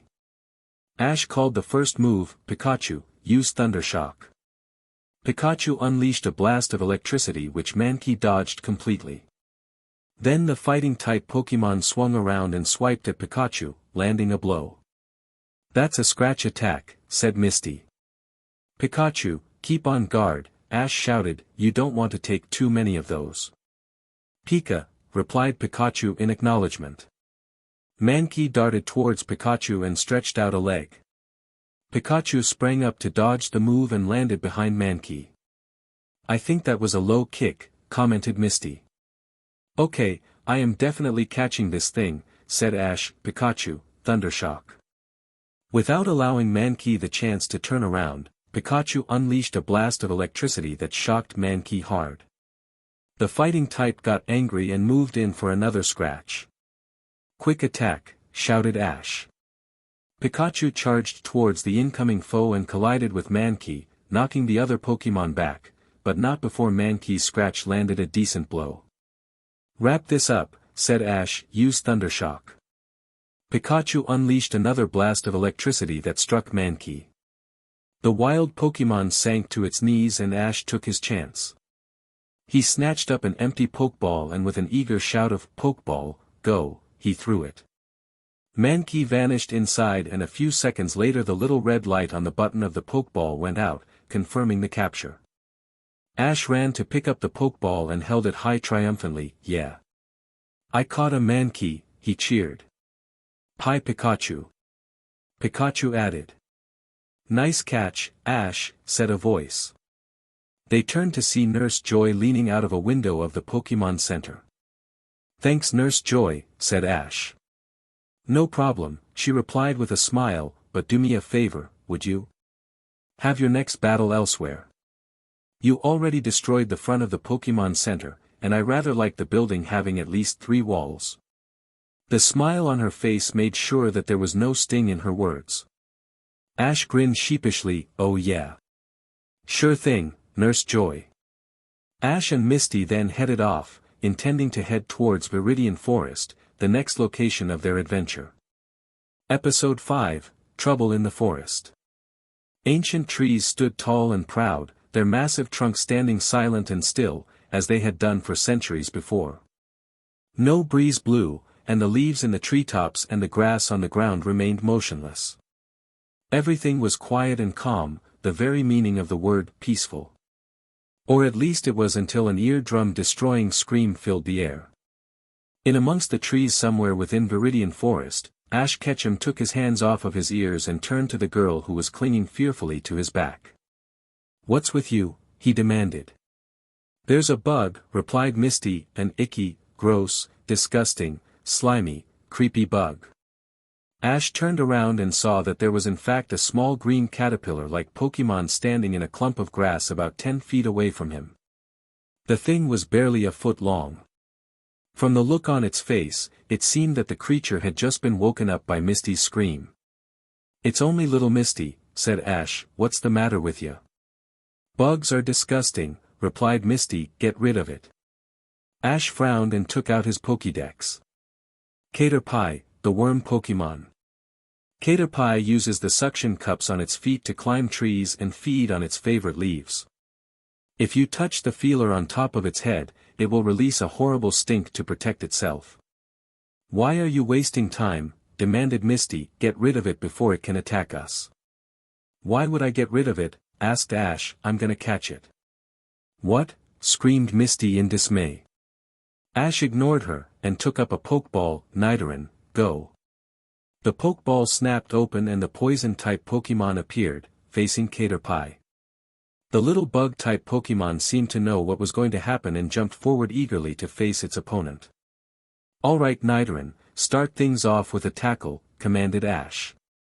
Nidoran bounded towards Caterpie, intending to ram the other Pokémon. In response Caterpie raised its head and spat out a long, thin white string that quickly tangled itself around Nidoran's feet. Nidoran slowed to a stop and looked down at its feet, which were now covered in the string. "What was that?" asked Ash, picking up his Pokédex. "String shot. Sticky silk-like string is shot from the mouth to wrap around an opponent's body, slowing it down." A loud cry drew Ash's attention back to the battle. Caterpie was charging towards Nidoran for its own tackle attack. Before Ash could shout out a warning to Nidoran, Caterpie had landed its attack, knocking Nidoran back. Nidoran shook off the blow and turned around to face Caterpie again as the bug-type Pokémon was preparing to launch another tackle attack. "Use Horn Attack," Ash ordered. As Caterpie charged in for another strike, the horn on Nidoran's head took on a white glow and lengthened slightly. And then when Caterpie got in close, Nidoran swung his head and struck the incoming Pokémon with his horn, knocking it to the side.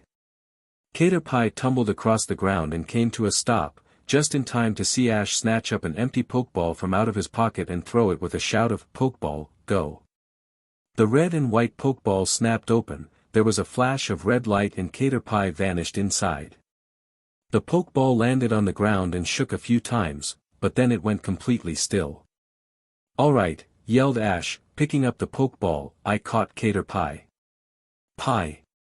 "Pikachu," cheered Pikachu. "Why did you do that?" demanded Misty. "I told you to get rid of it, not catch it." "Well, it's not up to you what I catch and what I don't," replied Ash, "and if you don't like that I caught Caterpie, you can leave." "I'm not leaving until you pay me back for my bike," replied Misty. "Then you're gonna have to put up with Caterpie," retorted Ash. "You caught that Caterpie?" asked a demanding voice. Ash and Misty turned around to see a young boy coming towards them. He was shorter than Ash, was wearing a straw hat, a white vest and blue shorts. Slung over his shoulder was a net. "Who are you?" asked Ash. "The name's Doug," replied the boy, "and I've been tracking that Caterpie down for hours." "You can have it," said Misty, eager to see to it that Caterpie was out of her life as soon as possible. "No, he can't," Ash said to her before turning back to Doug and asking, "Why do you want the Caterpie that I caught? There must be loads of them in this forest." "I tracked that one because it's closer to evolving than most others in this forest," replied Doug. "Hey, I know," said Misty, eagerly, "why don't you battle for it?" "Battle?" asked Ash. "For Caterpie?" "Yeah," replied Misty, "you have a battle and the winner gets to keep Caterpie." "That hardly seems fair," said Ash. "I battled and caught Caterpie. If I lose the battle, then I not only lose Caterpie but also the Pokeball I used to capture it."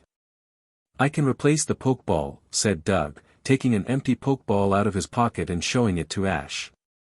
Ash rounded on Misty and said with an accusing tone, "You just want me to get rid of Caterpie." Misty turned her back on him and replied, "I don't know what you mean." Ash frowned and turned back to face Doug. "Fine. I'll accept the battle." 3-on-3 all right? asked Doug. "That's fine," replied Ash, "you first." Doug took a Pokeball and threw it. "Kakuna, you're up." The Pokemon that appeared was yellow and like a cocoon. It had a dome-shaped head and black, triangular eyes. Ash took out his Pokédex for more information. Kakuna, the cocoon Pokemon. It is able to move only slightly. When in danger, it may stick out its stinger and poison its enemy. It is the evolved form of the hairy bug Pokemon Weedle.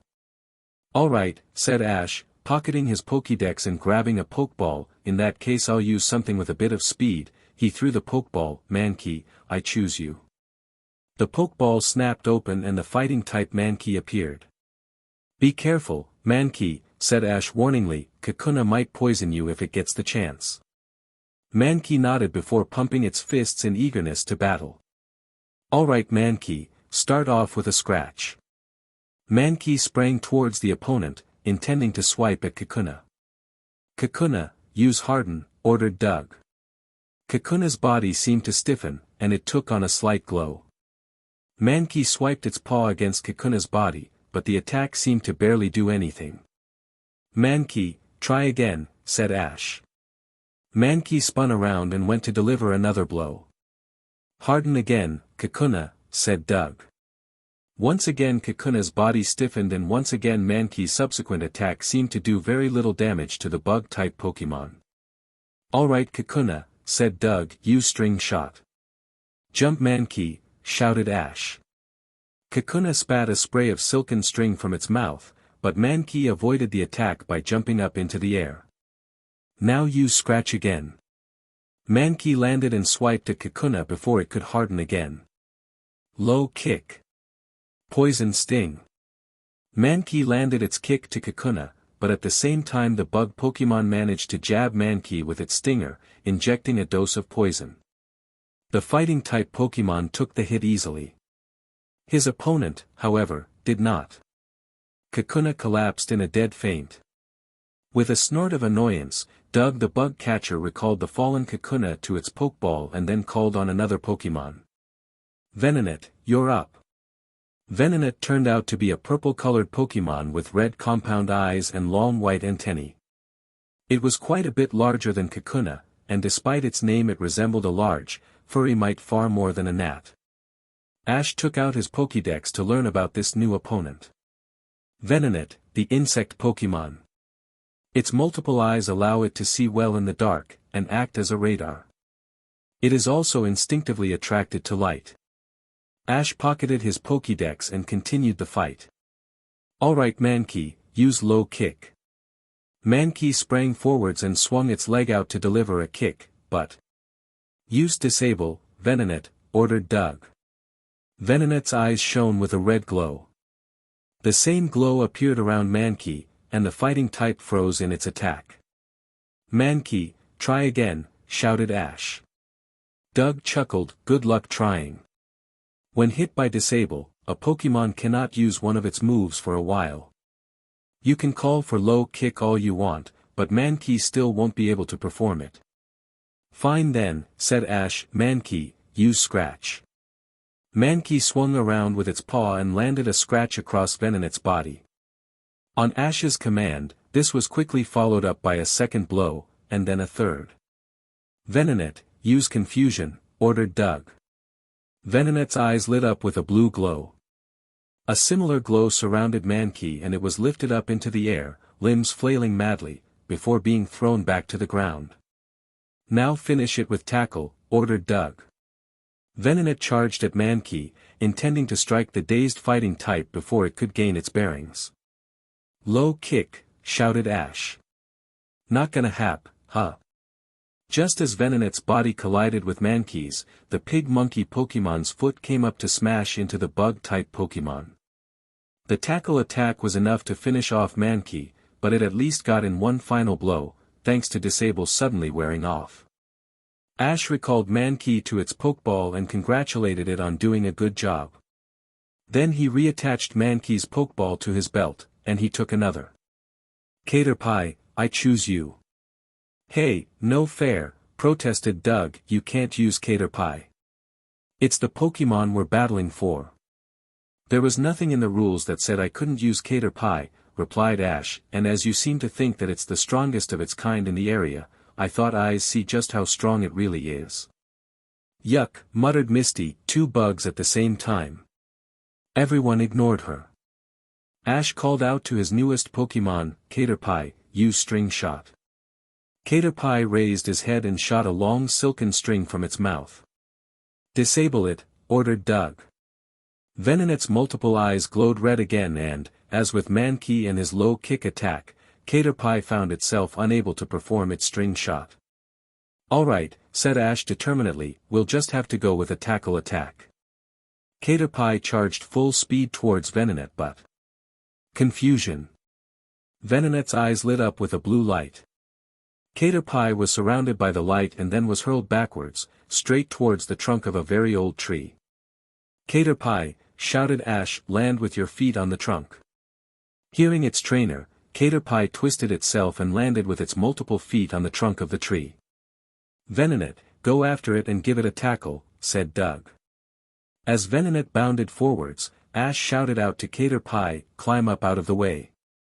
Caterpie scrambled frantically up the tree, and moments later Venonat crashed into it, in the very spot where Caterpie had been. Now use tackle, shouted Ash. Caterpie jumped from the tree and rocketed straight down towards the ground, where it collided head-to-head with Venonat. The larger Pokemon wobbled and fell over, out cold. Caterpie meanwhile managed to roll away, relatively unharmed. No way, shouted Doug. Ha, laughed Ash, I guess you were right and Caterpie really is strong. Don't you see it Ash? Demanded Misty from the sidelines of the battle. Caterpie didn't win because it's strong. It won because Venonat was already heavily weakened from its fight with Mankey. It doesn't matter how Caterpie won, retorted Ash, it still won, even if Mankey did most of the work. Doug meanwhile had recalled Venonat to its Pokeball and taken a third one from his pocket. He threw it and called out, Paras, it's your turn. Another bug type, Paras was orange in color and resembled a young cicada, and had two small mushrooms coming out of its back. Ash flipped open his Pokédex once again to find out more. Paras, the mushroom Pokémon. Rare mushrooms grow on its back. Paras burrows underground to gnaw on tree roots, and the mushrooms draw their nutrients from Paras. How does that work? Asked Ash. The mushrooms are parasites, Misty shouted out to him. Paras, start things off with a stun spore, ordered Doug. A cloud of yellow pollen burst from the tips of the mushrooms on Paras' back. The pollen quickly enveloped Caterpie. It took a moment for the pollen to dissipate, but when it did, Caterpie was lying on its side, struggling to move. Caterpie. Ash called out to it, what's wrong? That was stun spore, said Misty, it paralyzes a Pokémon, making it very hard for that Pokémon to attack. It also makes it a much easier target to hit. She's right, said Doug, now Paras, finish this with a scratch attack. Paras jumped at Caterpie and swiped at it with a pincer. The battle was now over for Caterpie. Well done Caterpie, said Ash, recalling the fallen Pokémon to its Pokeball, take a good rest. He took another Pokeball and threw it, Nidoran, I choose you. Nidoran appeared and pawed at the ground in eager anticipation of the upcoming fight. Start off with a horn attack, shouted Ash. Horn aglow, Nidoran charged and had landed a direct hit upon Paras before either the Pokémon or its trainer could think up a response. Paras rolled across the battlefield, but came to a stop in an upright position. Use stun spore, said Doug. Once again the tips of the two mushrooms that grew out of Paras' back emitted a cloud of yellow pollen and, as had happened to Caterpie before it, Nidoran was surrounded by the stuff and paralyzed. Nidoran. Ash shouted frantically, get up and use tackle. But the poison-type Pokémon could not get to its feet. He just shuddered weakly on the ground. Nidoran, get up. Ash shouted. Paras, use scratch, ordered Doug. Paras moved rapidly towards Nidoran and raked a pincer along its side. Still Nidoran could not get up. Give it another scratch, shouted Doug, excitedly. Paras inflicted another blow on Nidoran. This was followed quickly by another, and another. Nidoran, Ash shouted frantically, you have to fight back. Come on. Finish this Paras, said Doug calmly. Paras got in close to deliver one final blow, but Nidoran's eyes opened and the poison pin Pokémon reared up on his back legs. Paras froze in its attack as Nidoran's horn took on a white glow and grew longer. Nidoran then came back down to all 4 feet, and in doing so he drove his horn right into Paras. The mushroom Pokémon did not stand a chance against such a strong blow delivered so forcefully at so close a range. As Doug recalled his Paras, Ash gave a cheer and ran to pick up Nidoran. You did it Nidoran. Looks like that Caterpie's yours then, said Doug, guess I'll have to find another one. And with that he walked off. Ash and Misty watched him go before Misty came over to Ash, taking her bag off of her shoulder. I've got some medicine in my back, she said, we can use it to heal your Pokémon. It turned out that Misty was quite well stocked with medical supplies. She has something to heal Nidoran of his paralysis, and 2 revives, which were used to restore Mankey and Caterpie to the point where they were able to move around again. Then some potions to heal up a few general aches and pains, and a bottle of fresh water to wash it all down. During the healing process, Misty and Caterpie seemed to come to some kind of agreement. Misty would tolerate Caterpie so long as it stayed away from her. If it got too close to her, she would introduce it to her foot in the form of a kick. Following their earlier victory, and the fact that they had traveled a decent way into the forest, Ash decided to take a break for the rest of the day. Misty, Pikachu, and the other Pokémon agreed wholeheartedly, and they set about making camp. Not long after they ate, the sun went down. Ash recalled all his Pokémon, except Pikachu, to their Pokeballs, and then he and Misty got into their respective sleeping bags and went to sleep, Pikachu curling up on top of Ash's sleeping bag, near his feet. Early the next morning, the trio were awoken by the sound of wings flapping low overhead. Ash blinked a couple of times as his eyes adjusted to the early morning sun. Then his vision cleared and he saw it. Flying in a circle above them was a bird-like Pokemon which was noticeably larger than the Pidgey and Spearow that he had encountered previously. Eagerly Ash sat up. He recognized this particular Pokemon from a poster he had on the wall of his bedroom back at home. Hey, a Pidgeotto. He took out his Pokédex and scanned the flying-type Pokemon. Pidgeotto, the bird Pokemon. It is the evolved form of Pidgey. It is armed with sharp claws and dives from the sky to capture its prey. Unlike the more gentle Pidgey, Pidgeotto can be dangerous and is very territorial. Approach with caution. Ash turned to Misty and asked, "You're not afraid of birds, are you?" "No," replied Misty. "Good," said Ash, getting out of his sleeping bag, "then you won't mind me catching this Pidgeotto." "Go right ahead," said Misty, stretching. "A Pokemon like that will help even out your team." "Are you ready, Pikachu?" Ash asked the little electric-type Pokemon. "Pika Pika," replied Pikachu by way of confirmation. However, before Ash could give Pikachu the order to attack, another Pokemon appeared. It was a round-shaped Pokemon, purple in color, with a face situated above an image of a skull and crossbones. It tried to attack the Pidgeotto with a tackle attack, but the more agile bird was able to dodge the attack. "Hey, isn't that," began Misty, only to be interrupted by a female laugh. "Prepare for trouble. And make it double." "Not this again," exclaimed Ash. "Don't interrupt us, kid," shouted the female voice before continuing. "To protect the world from devastation. To unite all peoples within our nation. To denounce the evils of truth and love. To extend our reach to the stars above. Jesse. James. Team Rocket blast off at the speed of light. Surrender now or prepare to fight. Meowth." "That's right. Are you three done?" asked Ash. "We're done with our motto," replied Meowth, "but we've still got business to attend to." "Oh yeah?" asked Ash, "and what might that be?" "Well, since you asked," said James, "we were after that Pidgeotto up there, but seeing as you are here as well we will just have to steal all of your Pokemon too." "Not gonna happen," said Ash, taking 3 Pokeballs. "Guys, come out and help me deal with these 3 losers." He threw the Pokeballs and in a flash of light his second, third and fourth Pokemon appeared to Pikachu's left. A moment later and Misty's 3 Pokemon, Stereo, Magikarp and one that Ash had yet to see, though Misty called it a Poliwag. Jesse, James and Meowth backed up a bit, worried. "Hang on, dat ain't fair," protested Meowth, "you're playin' 6-on-2. How are we supposed to fight you like this?" "You want to steal our Pokemon from us," said Misty, "that gives us no reason to fight fair." "The girly twerp does have a point, Jesse," said James. "Then we won't fight fair either," said Jesse. "Geekins, use dig." "Coughing, use smokescreen," ordered James. Jesse's Ekans, a purple snake-like Pokemon reared up before launching itself towards the ground, burying itself beneath the soil in a matter of moments. Coughing meanwhile emitted a large amount of black smoke that quickly filled the air, blinding and choking everyone.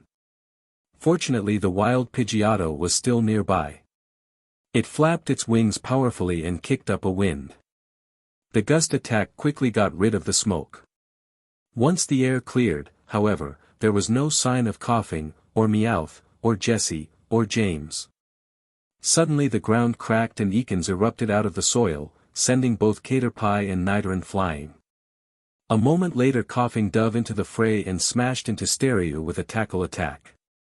Then Meowth sprang forwards from out of nowhere, claws extended. But before he could land a blow, Pikachu reacted, and Meowth, Ekans and Coughing were on the receiving end of a nasty electrical shock. The 3 Pokemon reeled from the damage, but their opponents were not done yet. Mankey's foot delivered a low kick to Ekans' body while Nidoran's horn struck the snake-like Pokemon below the chin. Poliwag and Stereo both aimed and fired water gun attacks at Coughing, sending it flying. Meowth meanwhile found himself facing Magikarp. The Scratch Cat Pokemon burst into laughter and asked, "And what are you gonna do, fishy?" Magikarp answered by delivering a full-blown tackle attack to Meowth's stomach, sending the Pokémon flying into some bush, where he collided with James, who was hiding there. As James and Meowth flailed about, Jessie stood up and shouted, "Ekans, use Bite." Ekans reared up again to attack Nidoran, but the smaller Pokémon jumped back out of harm's way. Pidgeotto then entered the battle, and struck Ekans with a speedy quick attack, knocking the Serpentine Pokémon backwards. Coughing came in for another tackle, this time aiming for Caterpie. Ash, however, was ready and called out, "Caterpie, use String Shot." Caterpie spat a long thread of silken string at Coughing, and the poison-type Pokémon was quickly enveloped. "Now use Tackle," shouted Ash. Caterpie charged at Coughing and tackled it. Coughing was sent flying backwards to smack Ekans in the face. Nidoran then used a tackle and Mankey a low kick to knock the two Pokémon back to their trainers' sides. "Time to end this with a bang?" asked Ash. Misty gave a nod and said, "I think so." Ash turned to Pikachu and called for a Thundershock. At the same time Misty had Staryu and Poliwag use their water gun attacks. The Team Rocket trio, plus Ekans and Coughing, was quickly drenched and then a moment later electrocuted. And, as was the case back in the Viridian City Pokémon Center, the water only intensified the electrical blast. There was a boom and Jessie, James, Meowth, Ekans and Coughing were sent soaring into the sky. "Foiled again," cried Meowth. "It's going to be painful when we land, James. What is the boss going to say when he finds out we lost to those same two brats again?" cried Jessie. "Looks like Team Rocket's blasting off again." Ash and Misty heard none of this. Being in a forest meant that the explosion had triggered a fire. Fortunately Misty was able to have Staryu and Poliwag put it out. Ash, meanwhile, had his mind set on finding out more about Misty's third Pokémon. Poliwag, the tadpole Pokémon, said Ash's Pokédex it has no arms, but its strong, oar-like tail makes it a very good swimmer. The swirl on its belly is its insides showing through its skin. "Well, isn't that pleasant?" remarked Ash. In spite of this rather disgusting feature, the round, blue Poliwag actually seemed rather cute. "Pika!" exclaimed Pikachu. Ash looked down at it and asked, "What's the matter, Pikachu?" "Pika Pie," replied Pikachu, pointing.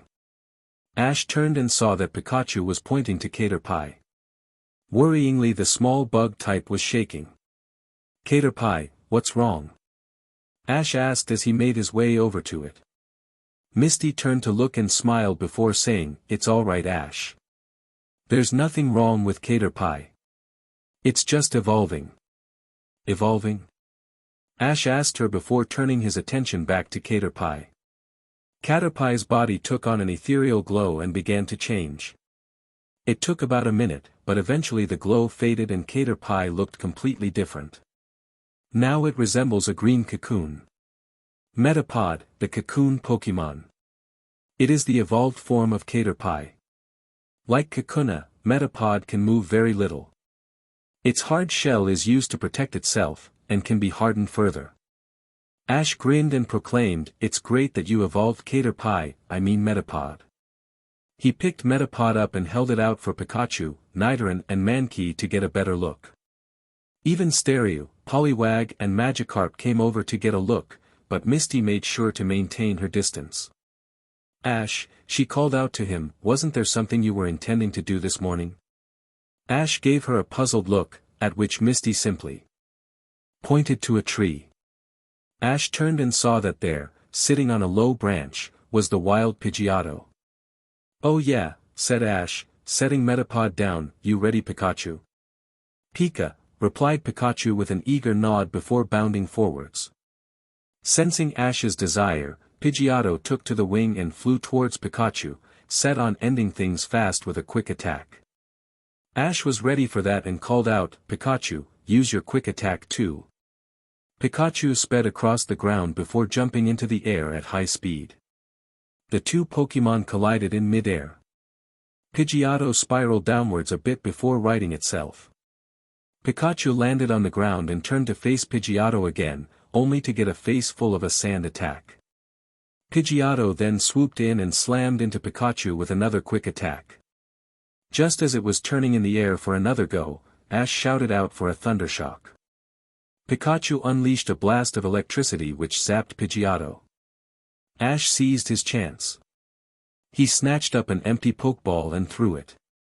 Pidgeotto vanished inside and was caught. Ash picked up the Pokeball and held it up. Yes. My fifth Pokemon. Hi Pikachu, shouted Pikachu in equal cheer. Misty shook her head fondly. He might be rash and stubborn at times, but there was no denying that her new friend was well-intentioned, warm-hearted and really did love Pokemon. Maybe it would be worth waiting around for a new bike. Having Ash Ketchum in your life certainly made things interesting. Episode 6, Challenge of the Samurai. The silence of the forest was broken by the sounds of two Pokemon fiercely fighting it out as Ash Ketchum engaged in a Pokemon battle with a female trainer named Stacy. Stacy's chosen Pokemon, a male Nidoran, hit the ground with a thud. Oh, Nidoran, she exclaimed worriedly as Ash called for the finishing blow. Okay, Mankey, he said, use low kick to end this. The fighting-type Pokemon charged and delivered a powerful kick to the already exhausted Nidoran. Unable to take any more, the Poison Pin Pokemon fainted. Stacy recalled her Pokemon and sent out another. This one was a female Nidoran. Deciding to go for a change, Ash recalled Mankey to its Pokeball and turned to Pikachu. Are you ready, buddy? He asked. Pika, replied Pikachu eagerly before running out to face off against Nidoran. Use a tackle attack, Nidoran, ordered Stacy. Counter it with a quick attack, Pikachu, said Ash. The two Pokemon charged at each other, with Pikachu moving much quicker. He proved to be the stronger of the two as well, barely feeling the attack from his opponent as the Nidoran went crashing head over heels backwards. Now use Thunder Shock, ordered Ash. With a shout, Pikachu unleashed a pulse of electrical energy from his body and electrocuted Nidoran. Like the male before it, Nidoran could take no more and fainted. And that's another win for me, said Ash happily as Stacy recalled her fainted Pokemon to its Pokeball and stormed off in a huff. Ash, said Misty from behind him, you've been battling all morning. Perhaps we should stop for lunch. As if agreeing with her, Ash's stomach rumbled loudly. Ash laughed embarrassedly and commented, yeah, I guess I could go for something to eat. They set themselves up to have a picnic lunch as Ash continued to brag. That's 6 trainers in a row that me and my Pokemon have beaten. Next time we bump into Gary he won't know what hit him. I'll show him. I'm gonna be the greatest trainer ever. Hi Pikachu, said Pikachu by way of agreement. Don't get overconfident, Misty told him, you had some easy wins, that's all. The trainers around here aren't very tough. You saying I only won those battles because they were easy, demanded Ash. All I'm saying is that the trainers you have encountered so far have been at around the same skill level as you. Pretty soon someone is going to come along who has had much more practice at battling than you have. If you get too overconfident they'll beat you just as easily as you beat those trainers before. I'm not overconfident, retorted Ash. Oh you're not? Asked Misty, then what are you? I have faith in my team, replied Ash, I know that they can pull through in any situation. It's not enough to just have faith, said Misty, you have to know and acknowledge their strengths and weaknesses. I know their strengths and weaknesses, said Ash. Pikachu is an electric type, which makes him great against water and flying type Pokemon will give him big trouble. Pidgeotto is a flying type and can easily beat Bug Dash. I'm not talking about type advantages, replied Misty, I'm talking about their own actual strengths. You said Pikachu being an electric type makes it good against water types and I agree. If you and I were to battle then Pikachu would knock out my entire team within minutes. But what you need to realize is that out there somewhere there are trainers who have a water-type Pokemon on their team that they have had and trained with for so long that Pikachu wouldn't stand a chance against them. Ash stood up and growled, what do you know, before turning and walking away.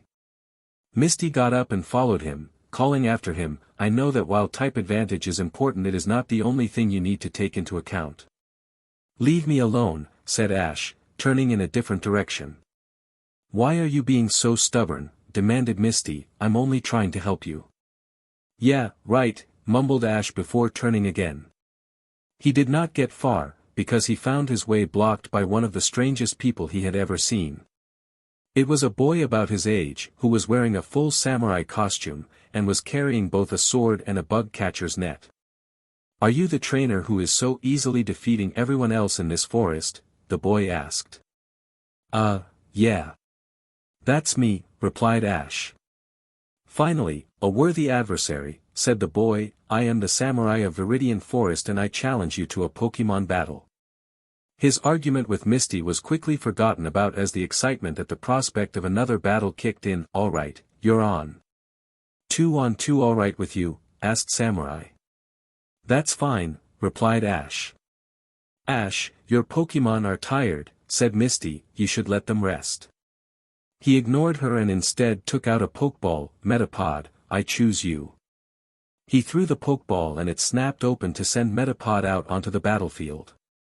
"An interesting choice," said Samurai, taking out a Pokeball of this. "All very well, I shall counter your Metapod with my own. Go." He threw his Pokeball and a second Metapod appeared. "Alright," said Ash, "let's get this started. Metapod, use Tackle." Slowly and awkwardly, Ash's Metapod made its way over to the other Metapod. Ash looked surprised and asked, "What happened to your speed Metapod?" "Ash, Metapod is a cocoon," said Misty. "They can barely move." Samurai had plenty of time to order his attack. "Metapod, use Harden." At the order, the body of Samurai's Metapod seemed to go rigid. Well, more rigid than it already was. Ash's Metapod finally reached the other and bumped into it without much force at all. "Oh man," muttered Ash. "Metapod, use Harden again," ordered Samurai. The second Metapod's body seemed to become even more rigid. "Wait," said Ash suddenly, "can your Metapod only use Harden?" "Yeah," replied Samurai, "I caught it as a Metapod and they can't no tackle." "I guess yours evolved from a Caterpie, huh?" Yeah," replied Ash, "why are you using it if it only knows tackle?" "It stands no chance of beating mine." "It's all good practice," replied Samurai, "and eventually yours is going to wear itself out and start hurting itself as well." "Alright," said Ash, "Metapod, use Tackle." "Harden, Metapod." "This is gonna take a while," said Misty. "Pika Pika," said Pikachu with a nod of agreement. A long time later. "Metapod use Tackle once more," said Ash. "Harden again Metapod." Ash's Metapod landed a feeble blow to the other and it fainted. "Finally," sighed Misty as Samurai recalled his Metapod to its Pokeball. Samurai chuckled and said, "Very well. You may have gotten the better of Metapod, but now I shall show you the true power to the bug-type Pokemon." At those words he took a second Pokeball and threw it. "Go, Pinsir." The Pokemon that appeared from the Pokeball was large, not far off of being 5 feet in height. Its body was segmented and brown in color. It stood on 2 stumpy legs and had 2 long, clawed arms. It had a large mouth that opened horizontally rather than vertically, and by far the most noticeable feature were the 2 large white horns that grew out of the top of its head. The horns curved inwards and were dotted with many small spikes. Misty's fear of bug types easily got the better of her and she ran and hid behind a tree. Ash took out his Pokédex to find out more. Pinsir, the stag beetle Pokemon. This fearsome Pokemon grabs its opponents with his massive horns and squeezes them. If that fails, they use their immense strength to throw the opponent Pokemon about. "Sounds pleasant," said Ash, pocketing his Pokédex. "Alright Metapod, use Tackle." Metapod began to wriggle forwards. "Pinsir, use Takedown," ordered Samurai. Pinsir charged forwards at a speed Metapod could not even dream of achieving. It rammed into Metapod and sent it soaring through the air to crash on the ground near Misty. Metapod didn't stand a chance, and Ash recalled it to his Pokeball. He took another and said, "Well, if Pinsir's a bug type, then I'll go for type advantage. Pidgeotto, I choose you." He threw the pokeball and it snapped open. Pidgeotto flew out of it and swirled upwards towards the sky. Pidgeotto, use Gust, Ash shouted up to it. Pidgeotto turned in the sky and began flapping its wings with rapid and powerful movements.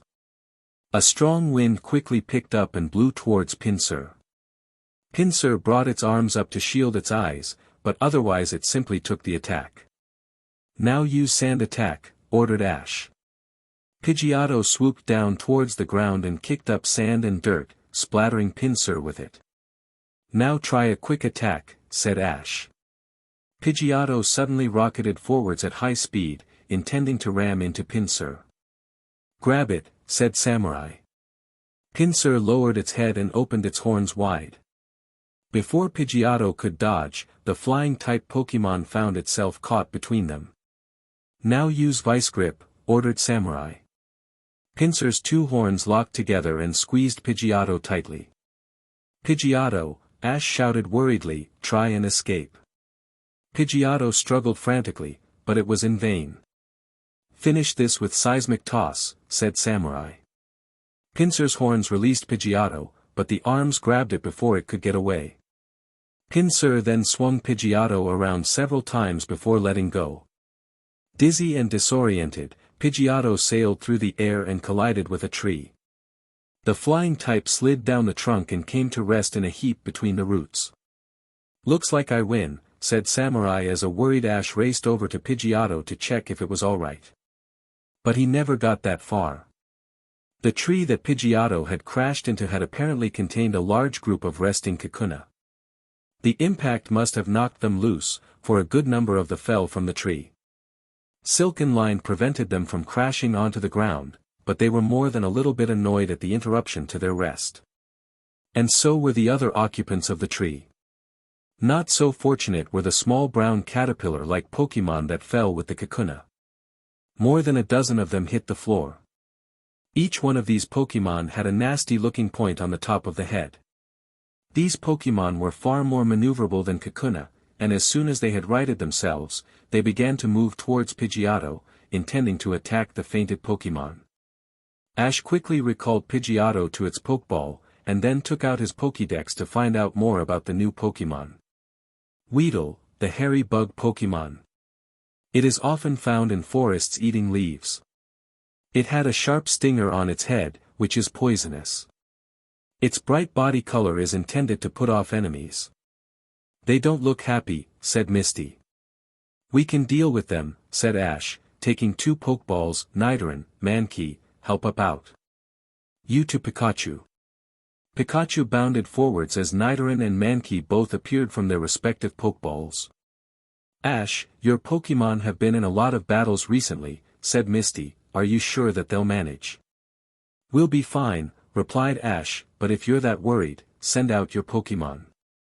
Right, said Misty. Moments later Stereo, Poliwag and Magikarp were in place to join the battle. Alright, said Ash, Pikachu, use Quick Attack, Nidoran use Horn Attack, Mankey use Low Kick. Misty joined in, Stereo and Magikarp use Tackle. Poliwag, hold back. 5 of the 6 Pokémon charged forwards towards the Weedle, but suddenly found their way blocked. As one the Kakuna had lowered themselves to the ground, forming a blockade. Each use used Harden to take as little damage from the group's attacks. Each of the Weedle then jumped into the air, over the heads of the Kakuna and aimed their stingers at the attackers. Poliwag use Bubble, commanded Misty. Poliwag opened its mouth and emitted a flurry of bubbles which shot towards the oncoming group of Weedle and began popping in their faces. They fell to the ground. Time to end this, said Ash. Pikachu, use Thundershock. Stereo and Poliwag use Water Gun, ordered Misty. Water and electricity quickly combined to deliver a powerful shock to the attacking bugs. The Pokémon quickly retreated, the Kakuna drawing themselves up their silken threads back to the branches above, and the group of Weedle scurrying frantically back up the thick trunk of the tree. Ha, laughed Ash, see Misty. I told you that we could handle it. Misty crossed her arms and scowled at him. Then her eyes widened in surprise and asked, what's that buzzing sound? It was coming from the branches of the tree. A bug Pokemon, resembling a wasp, flew out of the leafy canopy. Ash took out his Pokédex again. Beedrill, the poison bee Pokemon. This Pokemon is the evolved form of Kakuna. It flies at speed and attacks using the large venomous stings on its forelegs and tail. It usually attacks in swarms. Swarms? Asked Misty worriedly. There must be more, said Ash as he pocketed his Pokédex. He was right. Another 5 Beedrill joined the first, and as one they attacked. Pikachu, Mankey, Nidoran, Magikarp, Poliwag and Staryu were all struck hard by the first blow. As the bug type swooped around to attack again, they themselves were struck with a hard blow. Samurai's pincer had hit the swarm with a takedown. Those were only scouts for the rest of the swarm, said Samurai as the 6 Beedrill turned and flew away. They're going to alert the rest of the colony. We've got to get out of here. Come on. The 3 trainers recalled their Pokemon to their Pokeballs, with Pikachu scrambling up onto Ash's shoulder. Then they turned and ran. A loud buzzing began in the distance behind them. The noise grew louder and louder until a swarm of a good 30 Beedrill were flying above them. Through here, shouted Samurai, and he led them through a narrow gap between some trees. Ash was the last one through, and did not notice a Pokeball slipping from his belt as he pushed his way between the 2 thick trunks. On the other side of the trees there was a small wooden cabin.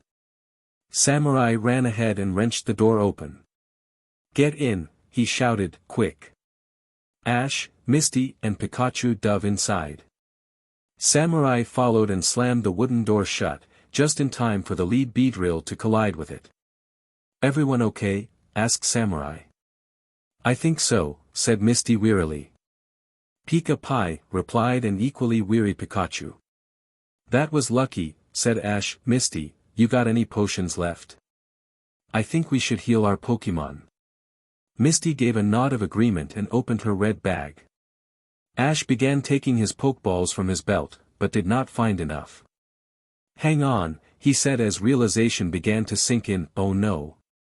What is it? Asked Misty, looking up. Metapod's Pokeball, he replied. It's gone. Samurai shook his head and said, this wouldn't have happened if you were more responsible. What's that supposed to mean? Demanded Ash. This wouldn't have happened if your pincer hadn't thrown my Pidgeotto into that tree in the first place. Those Beedrill could have been easily defeated if you ever allowed your Pokemon to rest, replied Samurai. I saw them. Pikachu, Mankey, and Nidoran were all exhausted even before you sent them out against that group of Weedle. And now you've gone and lost your Metapod. I don't have to stay here and listen to this, said Ash, heading towards the door. Where are you going? Demanded Misty. To find my Metapod, replied Ash. Don't open that door, shouted Samurai, but it was too late. One of the Beedrill drive bombed towards the door as Samurai grabbed Ash around the middle and threw them both to the floor. Pikachu unleashed a thundershock which was enough to convince the Beedrill to retreat, and Misty then got up and slammed the door shut before any more Beedrill tried to get in. You stupid fool, spat Samurai. He got up, went over to the hammock that hung in the far corner and got into it. He said nothing for the rest of the night. Ash retreated to the opposite corner. He too said nothing. Misty and Pikachu exchanged worried looks.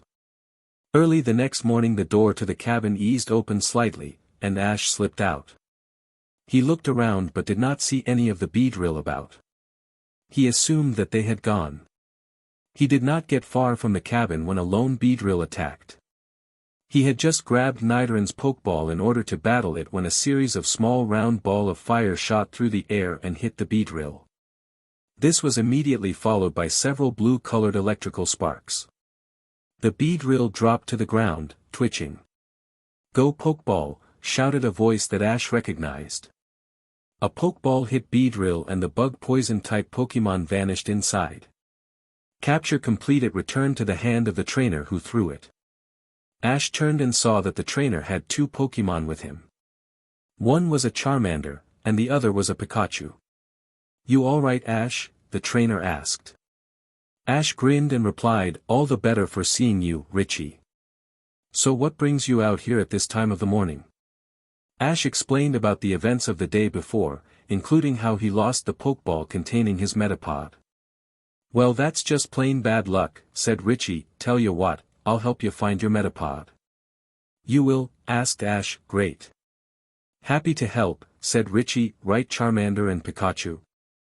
Charmander, replied the orange lizard-like fire type.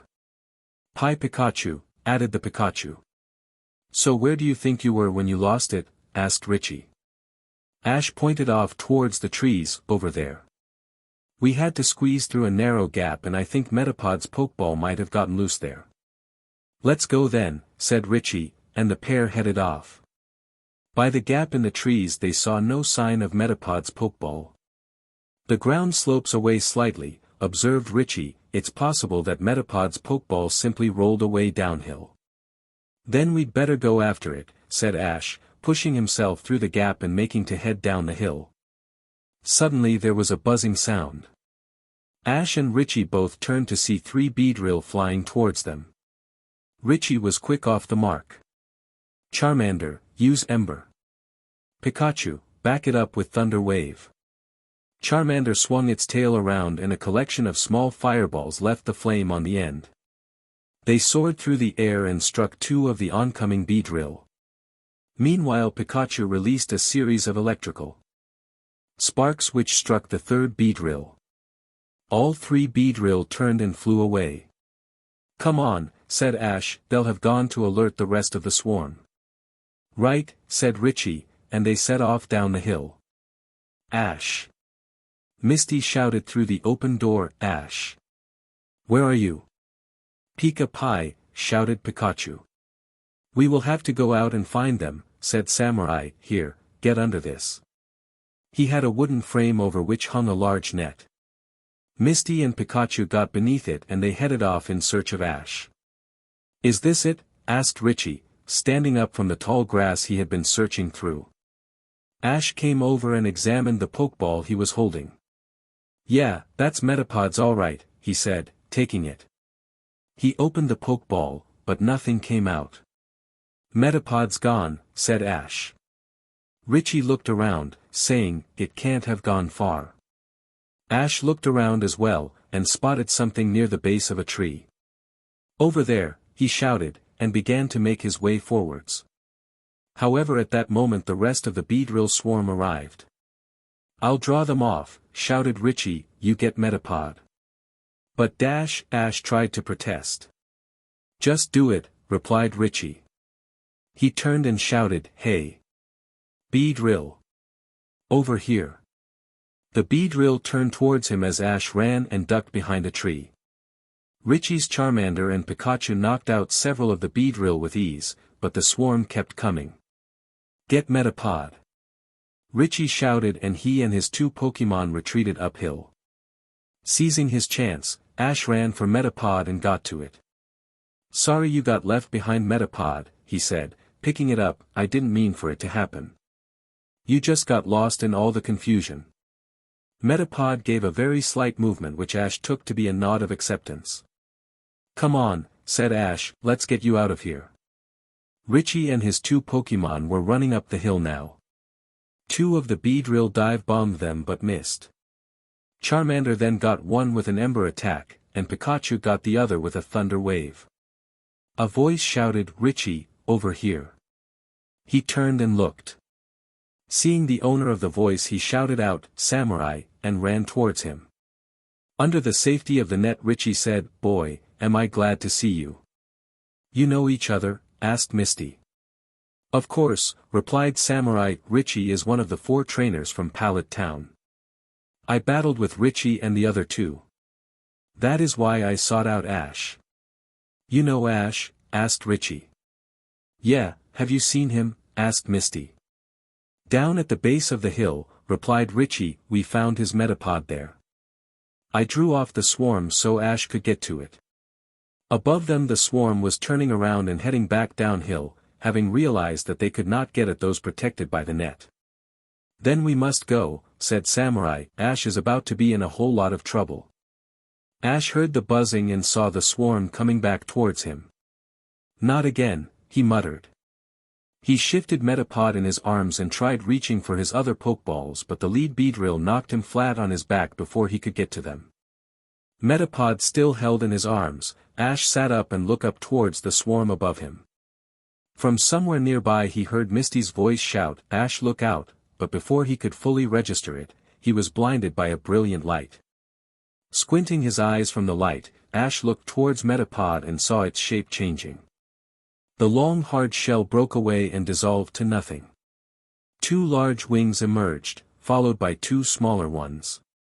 There was a round head adorned with two antennae, a round body and two long oval-shaped feet. Once the glow faded, Ash saw that the body and head were purple in color.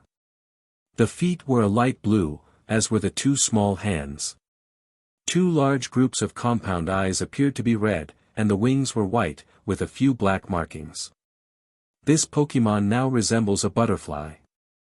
Ash pulled his Pokédex from his pocket. Butterfree, the butterfly Pokemon, is the final form of Caterpie. The scales covering its wings are waterproof, allowing it to fly in the rain. The wings can also spread powder-like substances, which can be used to weaken opponents. "Wow!" exclaimed Ash. Metapod evolved into Butterfree. The Beedrill swarm was unmoved by this turn of events and dive-bombed towards Ash and Butterfree. Ash was ready. Butterfree, use Stun Spore. Butterfree took flight and faced the Beedrill swarm. Then he waved his elegant wings and released a cloud of orange dust which covered the Beedrill. The swarm stopped its attack, momentarily paralyzed. "Now get rid of them with confusion," said Ash. Butterfree's large red eyes began to glow in a shade of light blue. The glow spread throughout Butterfree's body and then traveled through the air, enveloping the entire Beedrill swarm. The Beedrill all fought against the power but could not escape it. After a few moments, Butterfree stopped the attack and the entire swarm fled.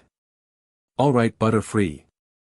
Ash cheered as Misty, Samurai, Richie and Pikachu ran towards the two of them. "Ash, that was so cool," said Richie. "Indeed," agreed Samurai, "the power displayed by your Butterfree was certainly most impressive." "Beautiful too," added Misty. Ash looked at her in surprise and asked, "But Misty, I thought that you didn't like but Pokemon." "I don't," replied Misty, "but I think that I can make an exception for this one." In response to this, Butterfree landed on Misty's shoulder and rubbed its head against hers affectionately, getting a giggle out of the girl. "So now that you've got Butterfree back," said Richie, "what are you planning to do now?" "Well, my aim was to get to the Pokemon Gym in Pewter City," replied Ash. Samurai nodded, "A noble goal. If you wish to get to Pewter City, then you are best off following the path in that direction." He pointed up the hill. "Keep to the path, and you will find yourself in Pewter City by sundown." "Great, thanks," said Ash. "How about you, Richie? Planning on challenging the Pewter City Gym?" "I've been there already," replied Richie, "but my Pokemon weren't ready to face the gym leader. I'm gonna stick around the forest for another couple of days and see if I can make them stronger before I face the gym again." "Ash, we'd better get going if you want to get to Pewter City before dark," said Misty. "Right," agreed Ash. "See you guys around." "See ya, Ash," said Richie. "Farewell, young trainer," added Samurai.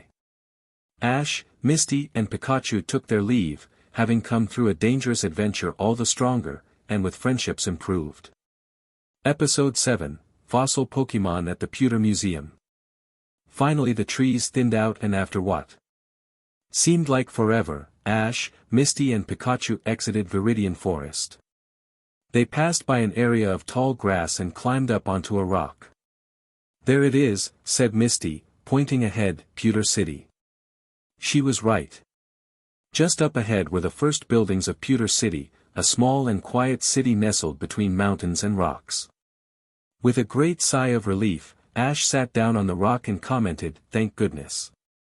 I thought I was going to be wandering around that forest for the rest of my life." "We should find the Pokemon Center," said Misty. "You'll need to rest your Pokemon there before you can challenge the gym." "Oh, are you planning on challenging the gym?" asked a voice. Ash and Misty looked over the side of the rock to see a man standing there. He was holding a pickaxe and there was a wheelbarrow filled with stones next to him. Yeah, replied Ash, sounding unsure of talking to this man. Excellent, said the man, my name is Flint, and my son Brock is the gym leader there. Really? Asked Ash, that's great. It is, replied Flint, but I'm afraid that Brock is not currently at the gym. Ash's shoulders sagged, he's not. Then where is he? Asked Misty. He's studying over at the Pewter City Museum, said Flint. Tell you what, you get your Pokemon healed up at the Pokemon Center and then come over to the museum and I'll introduce you to him. Sounds like a plan, said Misty as she grabbed Ash by the hand. Come on, you. Once within the city, they made their way along a narrow street that led towards the Pokemon Center. Along the way they passed by a good few shop windows. Aside from the usual shops that sold things like food, clothing, toys and electronic devices, there seemed to be a fair few shops that specialized in selling rare stones, jewels and even fossils. It seemed that rocks and stones were an integral part of the way of life of the people of Pewter City. Ash failed to see what was so interesting. They found the Pokemon Center and went inside. Ash came to a complete standstill. Ash, move it, said Misty hotly, you're blocking the way. When Ash still did not move, Misty pushed past him roughly and then spun around to face him and asked, what's with you? Ash said nothing in response, and instead he merely pointed to the reception desk in front of them. Misty turned to look, frowned, then turned back to Ash and demanded, what? That's Nurse Joy, said Ash in reference to the pink-haired woman who was standing behind the reception desk. Yeah, so? Asked Misty. So Nurse Joy was working in Viridian City, said Ash. Why is she in Pewter City? Ash, they're not the same person, said Misty. They're all called Nurse Joy because Joy is their surname. You know, like how Ketchum is yours and Waterflower is mine. Ash looked at her funny and asked, your last name is Waterflower? Yes, you dummy, replied Misty, I told you that back in Viridian City. I don't think you did, said Ash, and that's not the point. You explained how they have the same name, but why do they look exactly the same? How should I know? Asked Misty, turning away from him and heading towards the reception desk. Didn't you ever hear of identical twins before? Huh, muttered Ash, well, I guess that explains it. With that he joined Misty at the reception desk, where Nurse Joy happily informed them that the Nurse Joy in Viridian City was her slightly older by a few minutes twin sister, before accepting the two trainers' Pokeballs and Pikachu. With their Pokemon in good hands, Ash and Misty retreated to the rest area, where Ash treated to lunch from the cafeteria and both trainers got a little rest. Both also made sure to make use of the shower room facilities, and a quick splash of water from a stream or a blast of a water gun attack from Misty Stereo or Poliwag could only do so much to keep you clean, and left a lot to be desired. A short while later the clean, fed and rested duo returned to the reception desk and collected their freshly healed Pokemon from Nurse Joy, and then they exited the Pokemon Center. After consulting a sign displaying a map of the city, Ash, Misty, and Pikachu ventured north, where they found the museum. It was a very big building, with large windows set into its gray walls. The high, sloping roof was covered in reddish ceramic tiles. A large sign over the doors read, Pewter Museum of Science. I hate museums, said Ash, they're so boring. Oh, just come on, said Misty, grabbing him by the forearm and dragging him towards the building. Ash, Misty, and Pikachu entered through the large double doors and found themselves faced with a reception desk, above which, hanging from the ceiling there was a skeleton of a large, winged Pokemon with a long tail that ended in a point shaped like an elongated arrowhead. Two spikes jutted backwards out of the skull, the tip of the long top jaw was bent downwards in a hook-like shape, like the break of a bird, but the bottom jaw contained nasty-looking teeth that resembled the blade of a saw. And what on earth is that? Asked Ash, pointing to the skeleton. That's Aerodactyl, said the young brown-haired woman sitting behind the reception desk. It's a prehistoric Pokemon that is not found alive today, having died out millions of years ago. Huh, muttered Ash, I guess that's kind of cool. You got any other skeletons like that here? Oh yes, replied the woman behind the reception desk. The Pewter Museum of Science holds the largest collection of Pokemon fossils that are on display for the public to view in the whole of the Kanto region. Great, said Ash, let's check them out. He took a couple of steps forwards, but the receptionist held out a hand to stop him. He gave her a puzzled look, to which she merely smiled and said, "There's an entrance fee of $50 Pokemon if you want to go any further." Ash huffed and muttered, "Fine," as he took his wallet out of his pocket and took out $50 Pokemon.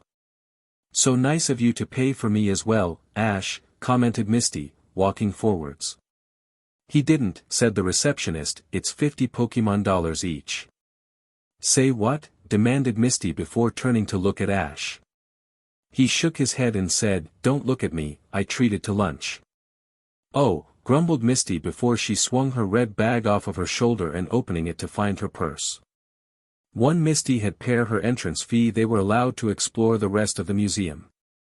Immediately behind the reception area there was a small information sign detailing about what was known about the prehistoric Aerodactyl. It read Aerodactyl, the fossil Pokemon. The teeth strongly suggest that it was a carnivore, which used its bladed teeth to saw through the flesh of its prey. Surprisingly, coprolites, fossilized animal droppings, that are associated with Aerodactyl had been found to contain evidence of fruit matter, suggesting that Aerodactyl was, at least on occasion, omnivorous, meaning that it ate both meat and plants. DNA samples taken from Aerodactyl fossils tell us that it was a rock-flying type Pokemon. It appears to have flown by spreading its wings and gliding. It is not known why Aerodactyl became extinct. It used its bladed to saw through the flesh of its prey. Misty read, "Well, I'm glad it's not around anymore. Can you imagine being bitten by one?" "It looks pretty cool though," commented Ash. "I bet most trainers would run away from you if you sent one out into battle. Might be a good way to send Team Rocket packing and make sure that they never bother us again." "Provided you could control it," said Misty. "I don't like the idea of being the one to let one out of its Pokeball and then for it to go on a rampage." Ash laughed and said, "Yeah, I don't think it'd be a good idea to lose control of a big scaly lizard with enormous wings, sharp claws and huge teeth. A guy could get hurt." "Pika," said Pikachu sagely as he nodded in agreement. "Aha, there you are." Ash, Misty, and Pikachu all turned and saw that Flint was walking towards them. "I see you've taken in the spectacular sight of the Aerodactyl skeleton," Flint continued. "It really is the pride and joy of this museum. If you follow me, I can show you a few more fossils." They agreed and followed Flint over to another exhibit. This one was a fossil of a large Pokemon that stood on two legs, and seemed to have large blades extending from its arms. "This is a skeleton of a Kabutops," explained Flint. "It was a rock and water type Pokemon that lives around the same time as Aerodactyl. Its body shape made it a good swimmer, but the style of its legs show that it could also move around relatively easily on land. The claws were used to tear apart its prey."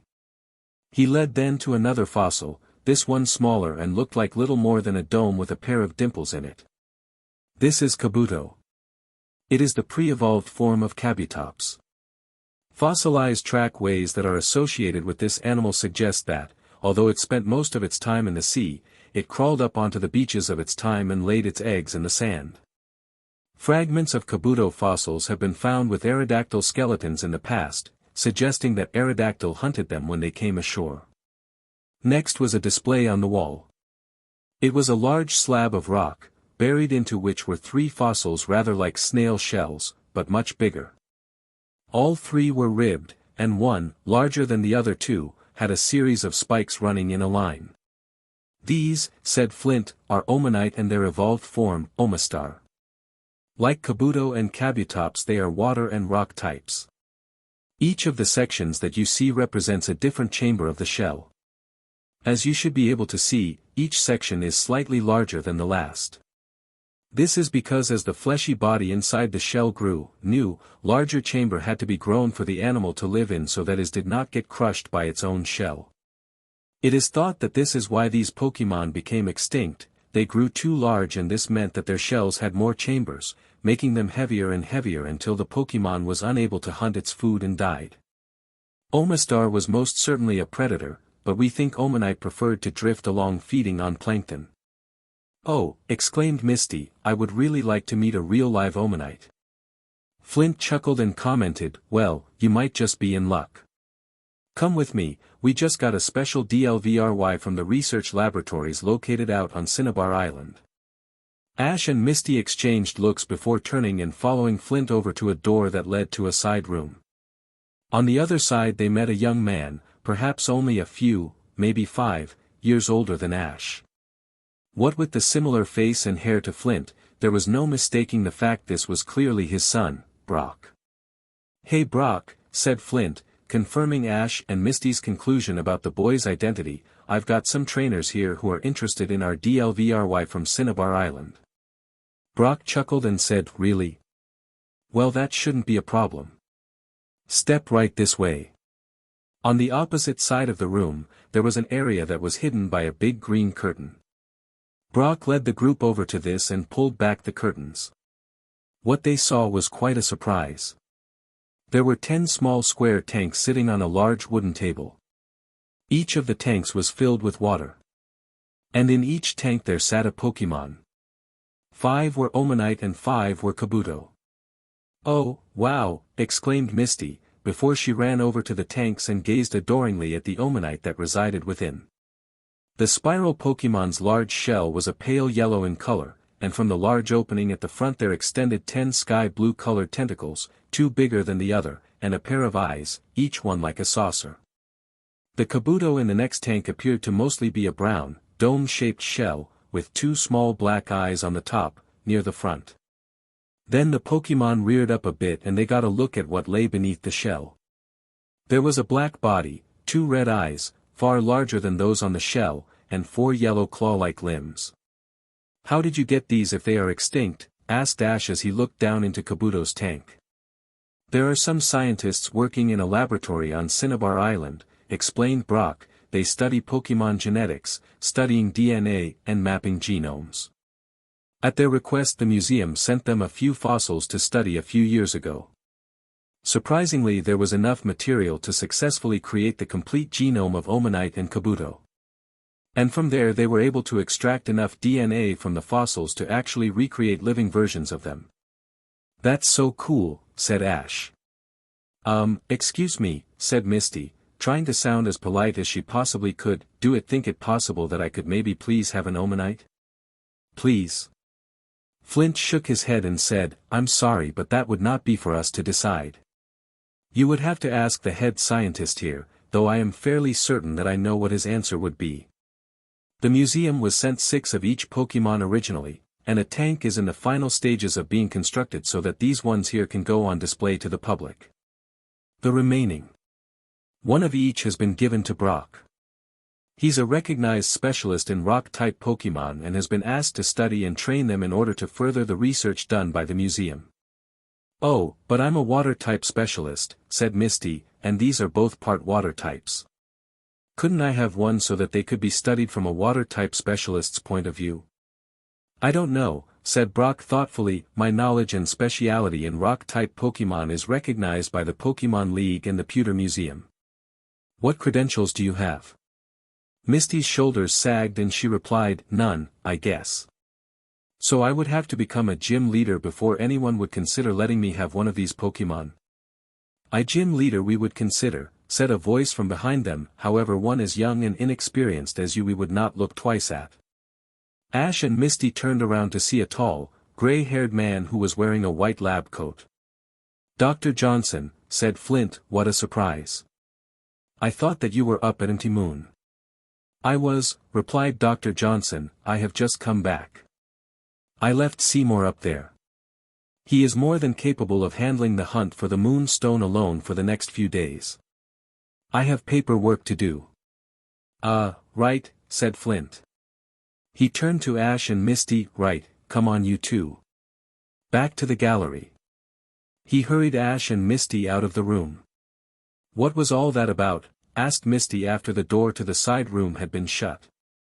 Dr. Johnson runs a very strict ship, explained Flint, you weren't really supposed to be back there as Dr. Johnson does not like the public viewing the research areas. I thought he was still up on Empty Moon, so I snuck you in for a preview of those Pokemon. Thanks for giving us the chance to see them, said Ash, but what about my gym battle with Brock? I think that he is going to be busy for a while yet, said Flint. You may have to wait until tomorrow for that battle. Tell you what, continue looking around this place for a bit, and then come over to our house. My wife cooks a mean pot roast. And you can meet Brock properly over dinner. That sounds like a wonderful idea, thank you, said Misty gratefully before Ash could think of a good objection. Flint rubbed his hands together and said, right, well, I had better go and inform Lola. Our house is on Boulder Avenue, you can't miss it. Not after Lola insisted on installing that large Squirtle fountain outside, anyway. And with that he left. Misty, why did you accept to have dinner with them? Asked Ash once Flint was out of earshot. Because it was nice of him to offer, because that's how you meet people, because that's how you make friends, and because that's how we are gonna get a free dinner tonight, replied Misty. Oh, said Ash, okay, got it. The duo and Pikachu explored the museum for a bit longer. As well as Pokemon fossils, the ground floor of the museum was also home to a wide array of other fossils, particularly those of plants. Apparently these told researchers that the land around Pewter City during the time of the likes of Kabutops, Omastar, and Aerodactyl was very different to what it was now. Back then the area was more tropical, with large areas of mangrove forests surrounded by sandy beaches and cool, clear ocean. Ash was quite surprised to learn that back then the land that Pallet Town was built on would have been deep underwater. The upper floor of the museum was dedicated to the study of outer space.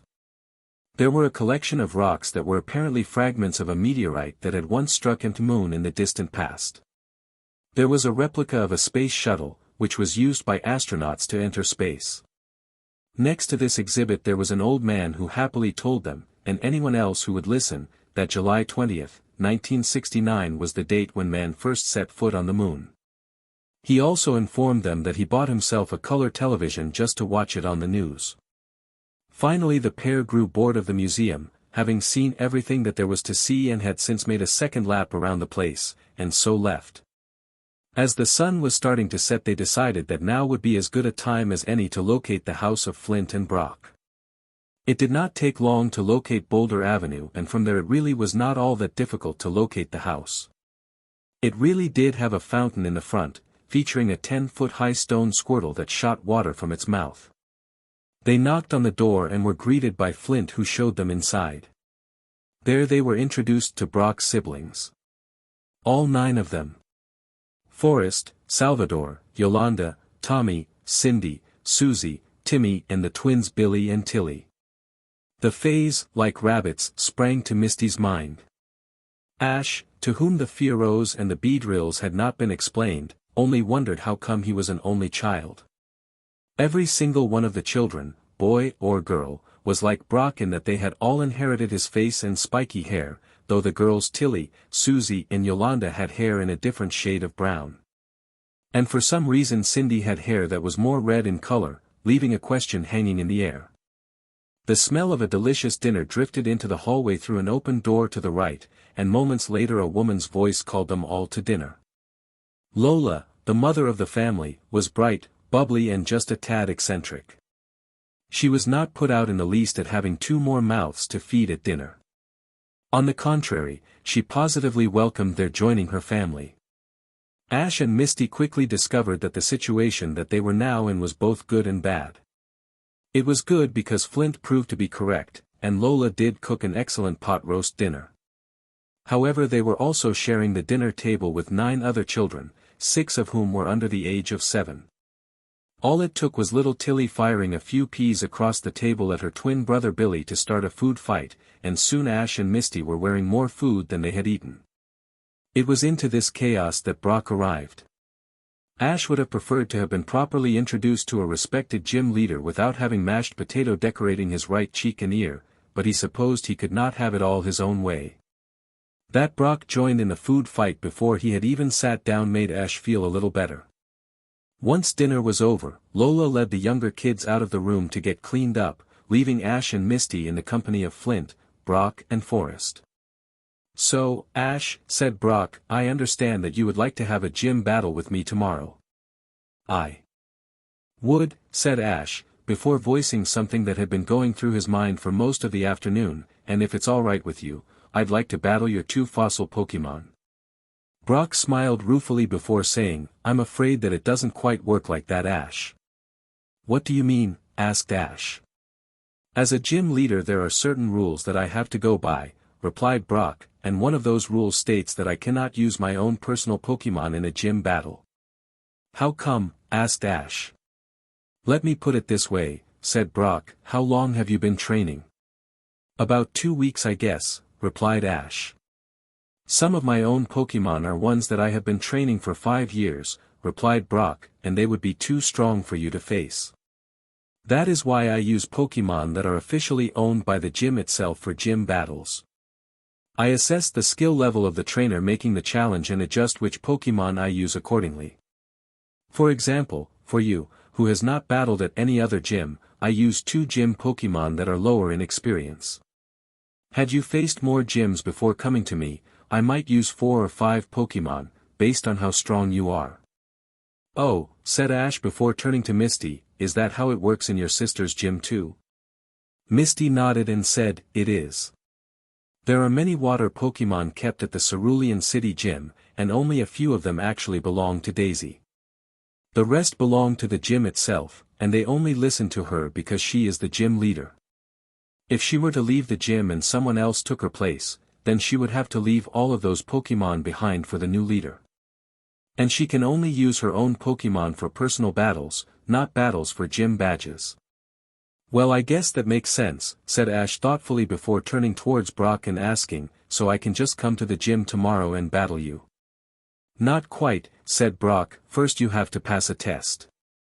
A test? Asked Ash, what kind of test? That would be a battle with me, replied Forrest, speaking up for the first time. Flint explained, Ash, most gyms have younger trainers there for you to face. At the Pewter Gym, Brock makes use of Forrest. I kind of act like a filter, said Forrest, all trainers have to battle me first, that way Brock ends up facing fewer opponents who stand no chance against him. I get it, said Ash, I have to beat you at a Pokemon battle in order to prove myself worthy of challenging the gym leader. Exactly, said Brock, now then, I recommend that you go and get a good night's sleep, as that is the best preparation for tomorrow. Ash agreed and called for Pikachu, who came wandering out of the kitchen clutching a bottle of tomato ketchup in a loving embrace. Soon Ash, Misty, and Pikachu had returned to the Pokemon Center and Book's rooms for the night. Despite his excitement about the following day, the moment Ash's head hit his pillow he was out like a light. The next day Ash found himself standing on the battlefield located inside the Pewter City Gym. Underfoot the battlefield consisted mostly of sand and small stones, but all across the battlefield large rocks jutted out all over the place. Misty and Pikachu were standing in Ash's corner, ready to cheer him on. Pikachu was also waiting to be called on to battle. Ash, however, had used his head and done a little research on rock-type Pokemon that morning before arriving at the gym. Unless Forrest or Brock threw out one of the fossil Pokemon, Pikachu was not going to be used in this battle, as all other rock-type Pokemon that Brock or Forrest might own were also part ground types, which Pikachu stood no chance against. In the opposite corner, Brock and the rest of his family were gathered, eager to watch Forrest face the gym's challenger. Forrest was standing on the opposite side of the battlefield to Ash. Flint stepped up, acting the part of referee for the battle. This is a battle to determine the challenger Ash Ketchum's right to face the Pewter City Gym leader in battle. Both sides may use 2 Pokemon each. The battle ends when both of one trainer's Pokemon are unable to battle. Begin. Forrest chose first, grabbing a Pokeball and throwing it out onto the battlefield with a shout of, "Go, Sandshrew." The Pokeball snapped open and a small yellow Pokemon that resembled something between an armadillo and a mouse appeared. It was yellow in color, had armor plates running over most of its body, and the claws on its hands and feet looked very sharp. Ash took out his Pokédex to learn more about it. Sandshrew, the mouse Pokemon. Sandshrew hates moisture and lives in holes it digs in dry places. It can protect itself by curling into a ball. It may also flick sand about in order to put off attackers. Ash frowned and muttered, "It's a ground type, so Pikachu really won't be of any use here. So I'll try." He took a pokeball from his belt and threw it. "Butterfree, I choose you." The pokeball snapped open and Butterfree appeared from within, fluttering over the battlefield above Sandshrew. Episode 8, Rockin' Out at the Pewter Gym. This battle for the right to face the Pewter City gym leader will now begin, announced Flint. Gym trainer Forest is starting with Sandshrew. The challenger, Ash, is starting with Butterfree. The battle will be 2-on-2, with only the challenger allowed to make substitutions. The battle ends when both of one trainer's Pokémon are unable to continue battling. As the challenger, Ash gets the first move. Begin. "Alright, Butterfree, start off with Stun Spore," ordered Ash. The bug-type Pokémon beat its scaly wings powerfully and emitted a yellow-colored dust that swept across the battlefield. "Sandshrew," said Forest, "use Dig to avoid the attack." In an impressive display of agility, Sandshrew sprang into the air before diving towards the ground. With rapid movements of its clawed forearms, the ground-type Pokémon quickly burrowed its way into the sandy battlefield. Butterfree's attack missed its mark completely. "Alright, Sandshrew, come up," said Forest. "Butterfree, keep out of its way," ordered Ash. Butterfree beats its wings and soared higher above the battlefield whilst below it Sandshrew burrowed its way back to the surface. "Well, if Butterfree's Stun Spore won't work, then we'll have to go for a straightforward attack," Ash muttered to himself. "Butterfree, use Confusion." At Ash's command, Butterfree's large red eyes began to glow in a shade of light blue. The glow spread throughout Butterfree's body and then traveled through the air, enveloping the opposing Pokémon before it could escape underground again. Sandshrew fought valiantly against the power but could not escape it, and was lifted into the air, where its arms and legs flailed about uselessly. After a few moments, Butterfree stopped the attack and Sandshrew dropped with a thud to the ground, lying on its front and facing away from Ash and Butterfree. "Now hit it with your tackle attack," shouted Ash eagerly. Butterfree folded his wings to his side and dived toward Sandshrew. But Forest was not fazed in the slightest. "Sandshrew," he called out to his Pokémon, "use Sand Attack." Even as Butterfree flew in to land its blow, Sandshrew stood up on all fours and used its back limbs to kick backwards powerfully. A cloud of sand and dust from the battlefield filled the air and blasted Butterfree, sending the butterfly Pokémon reeling head over heels backwards. "Butterfree, no!" Ash shouted in worry. "Now use Scratch," ordered Forest. As Butterfree flailed about in the air, trying desperately to shake off the sand that obscured the vision of his many eyes, Sandshrew turned and sprang towards the bug type. One swipe of Sandshrew's clawed forelimb was enough to deliver a heavy blow to Butterfree, who was knocked out of the air and crash-landed with his back flat against one of the many large boulders that littered the battlefield. "Butterfree!" Ash called out to his Pokémon, "Are you okay?" "Sandshrew, use another Scratch attack to finish this," ordered Forest. Without the need of any further instruction, Sandshrew bounded across the battlefield, quickly closing the distance between it and Butterfree. The ground-type Pokémon jumped into the air, clawed arm raised to deliver the blow. "Stun Spore, go!" Ash shouted suddenly. 2 quick and powerful beats of each wing was all that it took for Butterfree to send out another cloud of yellow-colored dust. For Sandshrew there was no avoiding it this time. It was far too close to Butterfree for the attack to fail. Sandshrew fell to the ground without delivering its blow, its body quivering as the paralyzing effects of the dust kicked in. Butterfree flapped his wings to become airborne once again. "Use Confusion to knock Sandshrew away from you," said Ash. As before, the Psychic-type attack took quick effect, lifting Sandshrew into the air. But the ground type was not capable of flailing its arms and legs about so much this time. The psychic aura of the attack seemed to pulse briefly for a moment, and Sandshrew was thrown across half of the battlefield. "Now finish this with a tackle attack," shouted Ash eagerly. Butterfree performed a quick somersault in mid-air before diving at Sandshrew. The ground-type Pokemon had only just managed to stand up on its back legs again when Butterfree crashed into it. Butterfree was fine, but Sandshrew was sent tumbling across the battlefield until it came to a stop, sprawled out at an odd angle against a boulder. Flint called out, "Gym Trainer Forest Sandshrew is unable to continue battling. Challenger Ash and his Butterfree win this round." Ash let out a joyous whoop as Butterfree excitedly circled his trainer. Ash grabbed the bug-type Pokemon and hugged it affectionately. "Wow, I've got to admit that was a rather impressive win," commented Misty from her place by the sidelines. "Pika," replied Pikachu sagely in agreement. Forest recalled Sandshrew to its Pokeball and then turned to Ash and commented, "I've got to admit, Ash, that was some impressive battling." "Hey, thanks," said Ash graciously. "I've worked hard to train my Sandshrew to get over its disadvantage against flying Pokemon, but apparently I have not yet done enough. However, you won't be getting past this one." Forest took up another Pokeball and threw it, calling out as he did so, "Let's go Geodude." The red and white Pokeball snapped open and the Pokemon within came out. It was a gray-colored thing, that looked to Ash like little more than a rock with two arms and a face attached. This is exactly what it was, of course. Ash had heard of Geodude before, and even seen one or two during his younger years, but he knew relatively little about them.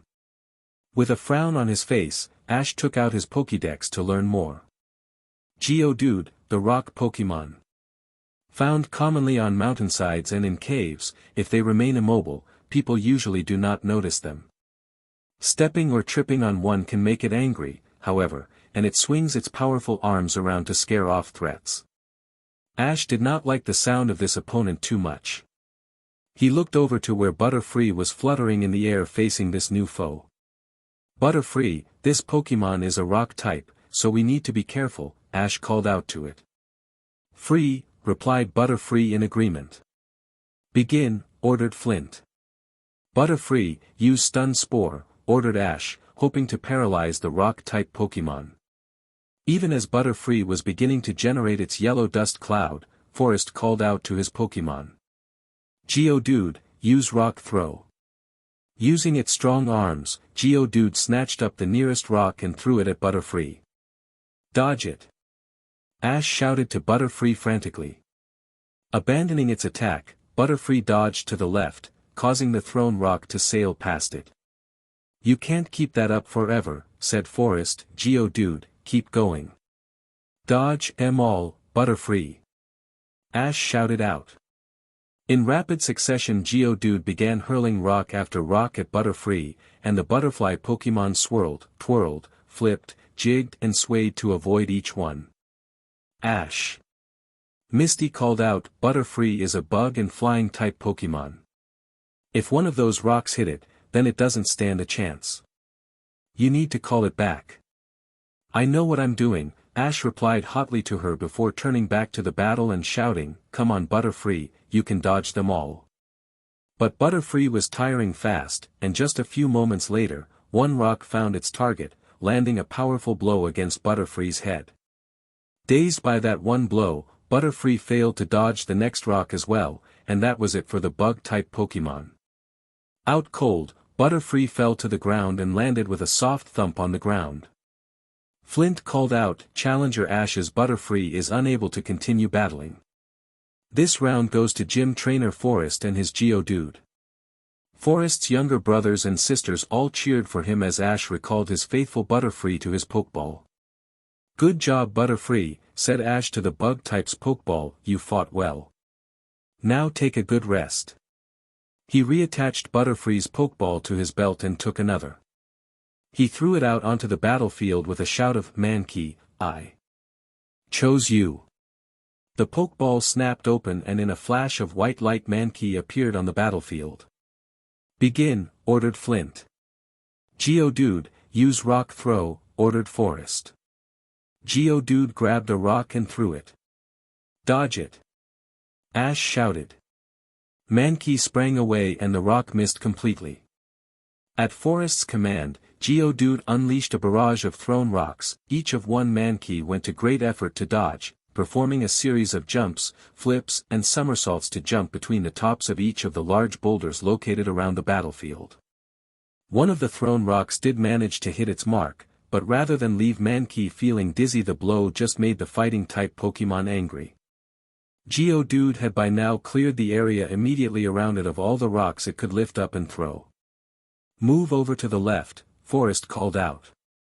Geodude made to make the move, only to stop when it realized that Mankey was standing atop the tall rock next to it. "So you want to battle at close range then?" asked Forest. "That's fine by me." Geodude, use tackle. Using its powerful arms, Geodude pushed down hard against the ground beneath it, launching its rock body into the air. Low kick. Ash shouted across the battlefield. Mankey jumped off of the rock, foot extended downwards.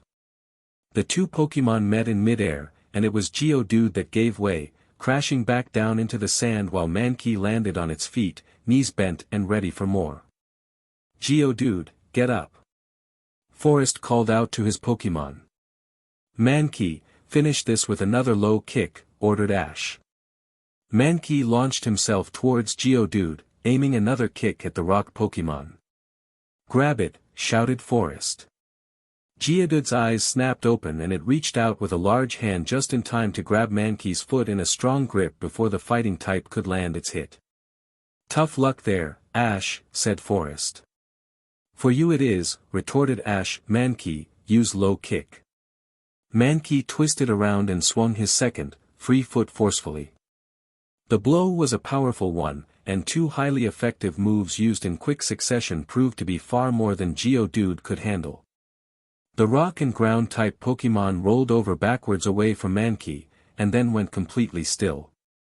Gym Trainer Forest's Geodude is unable to continue battling, Flint called out, "This round, and the battle goes to challenger Ash and his Mankey."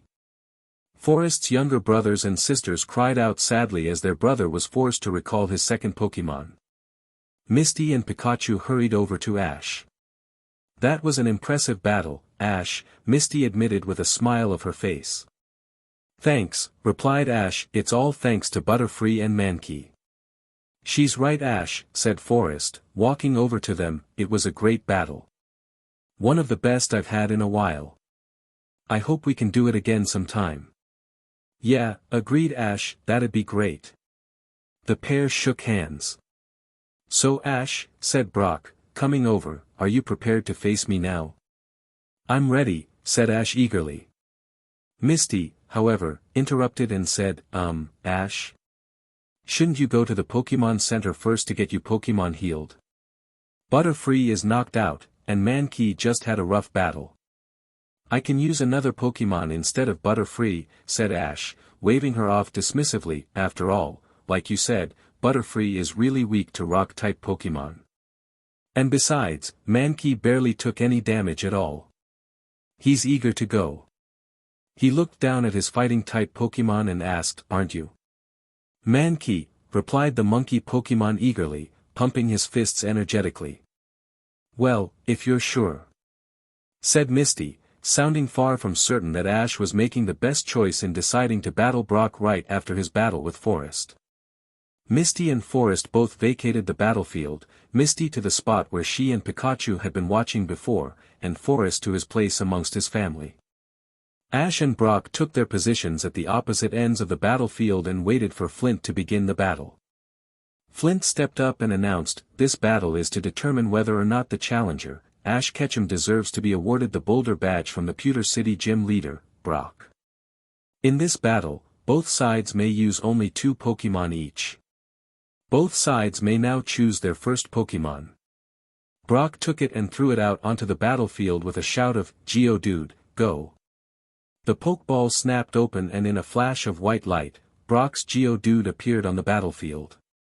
"Another Geodude, huh?" asked Ash. "Alright, we can beat that, right Mankey?" Mankey nodded eagerly in agreement. "Alright, Mankey," said Ash, "I choose you." Mankey ran back out onto the battlefield, ready to face Brock's Geodude. Flint spoke again, "This battle against the Pewter City Gym leader is about to begin. Gym leader Brock is starting with Geodude, and the challenger, Ash Ketchum, is starting with his Mankey. During this battle only the challenger will be allowed to make substitutions. The battle ends when both of one trainer's Pokémon are unable to continue battling. As the challenger, Ash once again gets the first move. Now, begin. Ash called out to his Pokémon Mankey, let's finish this quickly. Use low kick. With a loud cry, Mankey charged across the battlefield towards Geodude. Geodude, said Brock, use defense curl and take the hit. Without preamble, Geodude tucked in its arms and curled itself up into a ball. There was no doubting that Mankey's subsequent kick did a fair amount of damage, but it was significantly less than what would have been done otherwise. Without giving Mankey the chance to back away, Brock called out, now Geodude, use Mega Punch. With surprising speed, Geodude uncurled itself and swung its right arm powerfully. The rock Pokémon's fist smashed into Mankey and the fighting-type Pokémon was sent flying backwards. It crashed against a rock and then landed, dazed from the blow, in a heap in the sand. Mankey, get up! Ash shouted frantically. Mankey heard his shout and braced its three-fingered hands against the sandy floor in an effort to push himself up. Time to end this, said Brock confidently, Geodude, use Rock Throw. Geodude grabbed the nearest rock and threw it. It bounced off of Mankey's head and the struggling fighting-type Pokémon face planted down in the sand once again. Flint called it, Ash's Mankey is unable to continue with this battle. This round goes to gym leader Brock and his Geodude. Ash stared down at Mankey with an expression of shock on his face. Mankey lost. From her position on the sidelines Misty groaned loudly before muttering, I told him to heal his Pokémon at the Pokémon Center before challenging Brock. Pika Pie, said Pikachu in agreement, his pointed ears drooping sadly. Ash held out Mankey's Pokeball and called out, good job Mankey. Now return. A beam of red light shot out of the button on the front of the Pokeball and hit Mankey. The body of the fighting type was surrounded by that light before seemingly being absorbed by it. The red light then returned to the Pokeball. Ash reattached Mankey's Pokeball to his belt, and had to stop to think. With Mankey now out of the battle, who was he left with that could face Brock's Pokémon? Ash knew that Pikachu did not stand a chance against Geodude, as it was both a rock type and a ground type, making it completely resistant to Pikachu's Thundershock attack. And Geodude's naturally high defenses would make sure that Pikachu's speedy quick attack would do very little damage. Pidgeotto was also not an option to consider. Not only was she weak to rock-type attacks, but her own moves, Gust and Quick Attack were resisted by Geodude. Ash wished that he had listened to Misty, not that he would ever admit that to her, and gone back to the Pokémon Center before challenging Brock. Butterfree may have been very weak to rock-type moves like Pidgeotto, but at least Ash could rely on the bug-type's confusion technique to do some decent damage. And there would always have been Stun Spore for backup. Realizing that he was left with only one option, Ash took another Pokeball off of his belt. He would have to rely on landing repeated hits in between a lot of dodging, but he felt that a win here was at least doable. He would also have to hope that Geodude knew no ground-type moves as well. He threw the Pokeball and shouted, Nidoran, I choose you. The Pokeball snapped open and Nidoran appeared on the battlefield. The Poison Pin Pokémon flapped his large ears and cried out in eagerness to battle. A desperate choice, commented Brock, Poison-type attack do very little damage to Pokémon like my Geodude. Let's just do this, replied Ash, not daring to mention that his Poison-type Pokémon did not actually know any Poison-type moves anyway. Flint stepped up and declared in a loud voice, begin. Use Horn Attack. Ash shouted immediately. The horn on Nidoran's forehead took on a white glow and grew in length, and then with a cry the Poison Pin Pokémon charged. Stop it in its tracks with Rock Throw, commanded Brock. Geodude quickly snatched up the nearest rock and threw it as Ash shouted out, dodge it, Nidoran. Nidoran jerked sideways as it ran, dodging the thrown rock completely. Then the Poison-type Pokémon reached Geodude and jabbed it strongly with its horn. On any other Pokemon that attack might have ended the round right there and then. But against a Geodude the move seemed to do barely anything. "Knock it away from you, Geodude," ordered Brock. "Use Mega Punch." Geodude once again swung its right arm powerfully, and delivered a forceful punch to Nidorann's right side. The smaller Pokemon was thrown through the air by the blow, and his flight only stopped when he crashed into the side of a large rock on the side of the battlefield. "End this with Tackle," ordered Brock. Geodude pushed its hand forcefully against the ground, generating enough move to throw its body across the battlefield. With a powerful blow it collided with Nidoran, wedging the poison type painfully between it and the rock behind. "Nidoran!" Ash shouted out across the battlefield, "Don't give in. Fight back with everything you've got." And, perhaps somewhat surprisingly, Nidoran did exactly that. He struggled for a moment or two, and then managed to bring up one of his back legs to deliver a kick to Geodude's underside. The other back leg then mirrored that action. Caught completely by surprise, Geodude reeled back, crying out in pain. "What the dash!" exclaimed Ash. Misty shouted out excitedly, "Ash! That was Nidoran's double kick attack. It's a fighting-type move, so it's extremely effective against a rock-type Pokemon like Geodude." "Haha!" Ash cheered out, "I knew you could do it, Nidoran. Now use double kick again to end this." Nidoran nodded to his trainer and sprang towards Geodude. Brock grit his teeth together angrily before shouting out, "Geodude, use Defense Curl." Geodude once more tucked in his arms, curled up into a ball just in time. Nidoran landed one blow with one of his back legs, and then another blow with the other leg before backing off. For a few moments all was silent and still as everyone gathered in the gym each held their breaths. Then Geodude uncurled its body and slumped over, knocked out. Flint called out, "Gym leader Brock's Geodude is unable to continue with this battle. Therefore this round goes to challenger Ash and his Nidoran." Ash let out a cheer, and it was echoed by Misty and Pikachu at the sidelines. Brock recalled his Geodude to its Pokeball and commented, "Very nicely done, Ash. I'll be honest and admit that I thought that I would win this battle with Geodude alone, but clearly you and your Pokemon are much stronger than I gave you credit for. However, you will not be getting past this next Pokemon." He took a second Pokeball from his pocket and threw it out onto the battlefield. "Go, Onix." The Pokeball snapped open and a colossal Pokemon appeared. It was like a serpent in appearance, but its snaking body was made up entirely of huge boulders all in a line, joined together in a way that was unknown to all. And it dwarfed Nidoran. Onix was 18 times the size of the Poison Pin Pokemon, and weighed almost 24 times as much as well. Ash stood there, completely stunned. This was a Pokemon that he had seen before.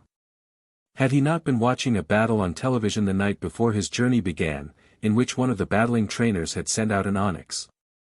Never in his wildest imagination had he considered the possibility of encountering such a creature so soon into his journey. And yet here it was. The gigantic Pokemon gave a loud roar, as if only to further demonstrate the immensity of it. Ash reached for his Pokédex, hoping for some clue as to how he was meant to battle such a Pokemon. Onix, the rock snake Pokemon.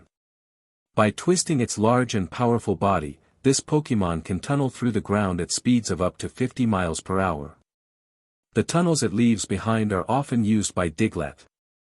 For Ash there was no gathering his wits. He could see no way to face this opponent and come out on top. Flint stepped forwards and called out, "Begin." "Onix, use Tackle," shouted Brock. On hearing Brock's voice call out an attack, Ash snapped his attention to the battlefield just in time to shout out, "Nidoran, get out of there." Nidoran did not need telling twice. The much smaller Pokemon turned and bounded away from its opponent, just in time to dodge Onix's huge head as it crashed down into the sand and rocks on the battlefield. Onix's size and weight were so immense, however, that even though its attack missed Nidoran, the impact of it against the ground was more than enough to shake the entire battlefield in such a way that Nidoran completely lost his footing, tripped and fell over. "Now, Onix," Brock called out, "use Bind." Nidoran was just pushing himself to his feet when a dark shadow fell over him. He turned around to see Onix looming over him. "Run, Nidoran!" Ash shouted, but there was no escaping this time. Even as Nidoran turned to flee, Onix's large tail slammed to the ground, completely blocking the poison type's retreat. Nidoran spun on the spot and realized that it was completely surrounded by the huge body of Onix. Ash called out to his Pokémon in desperation. Onix's body was so large that his Pokémon was completely blocked from Ash's view. Then Onix began to coil its body inwards, tightening the ring around Nidoran. Ash heard his Pokémon's cry and looked up to see that Nidoran was now completely trapped between Onix's powerful coils. "Try and get away!" Ash shouted out in desperate hope, even though he knew in his heart that it was foolish. Nidoran wriggled about what little of his body he could, but it was no use. Onix's hold was too tight. And after a few more moments, Nidoran stopped moving altogether. Onix uncoiled itself and released Nidoran, who fell with a soft thud down onto the sand. Flint called out, "Challenger Ash's Nidoran is unable to continue with this battle. Therefore this round, and the battle as a whole goes to the gym leader Brock, and his Onix." Ash walked out onto the battlefield and picked up Nidoran. The poison-type Pokémon was barely able to open his eyes. Brock recalled Onix to its Pokeball and then commented, "You did very well, Ash. Go and train some more and then come back for another match anytime you like." Ash gave a nod, but said nothing. He turned and walked off of the battlefield. Misty and Pikachu hurried over to join him, and followed him as he walked out the front doors of the gym. Rain rattled against the window as Ash sat staring out of it. The weather outside the Pokémon Center had quickly changed in the past few minutes to reflect his own mood. Miserable. He wasn't upset about losing. He knew that gym battles were extremely tough, so it was to be expected that a beginning trainer like he was would not succeed right away. But to be beaten so soundly and so easily was another matter entirely. Brock's Geodude had overpowered Mankey relatively easily, despite Ash's confidence in the fighting-type Pokémon. And that Onix. Nidoran had not stood even the slightest chance against it. Even with his newly learned double-kick attack. Mankey, Nidoran and Butterfree was all currently in the care of Nurse Joy, being healed of the wear and tear that their intense battles had inflicted upon them. It had been a mistake to not get his Pokémon healed between the two battles and Ash knew it. But he also knew that, even if he had done that, the battle would have ended no differently. Except maybe Mankey might have defeated Brock's Geodude first, and if that had happened, Nidoran might not have gotten to learn double kick today. A soft clunk drew his attention and he looked down at the table in front of him. A steaming bowl of noodles had been placed in front of him. He turned his head to see Misty sitting down in the booth next to him, her own bowl of noodles sitting in front of her. She turned to him and offered him a small smile before beginning to eat. Ash looked across the table and saw that Pikachu was currently completely distracted with the task of liking tomato ketchup straight out of the bottle. Ash smiled, reached out to pat Pikachu affectionately on the head, and then turned his attention to his bowl of noodles. He was rather hungry after all. There really was no point in feeling down, he supposed. After all, like Brock had said, all he needed to do was to train a little more, and then he could go back and challenge the gym again at any time he felt like it. And he would do so, when he was ready. Episode 9, Don George and the Battle Club.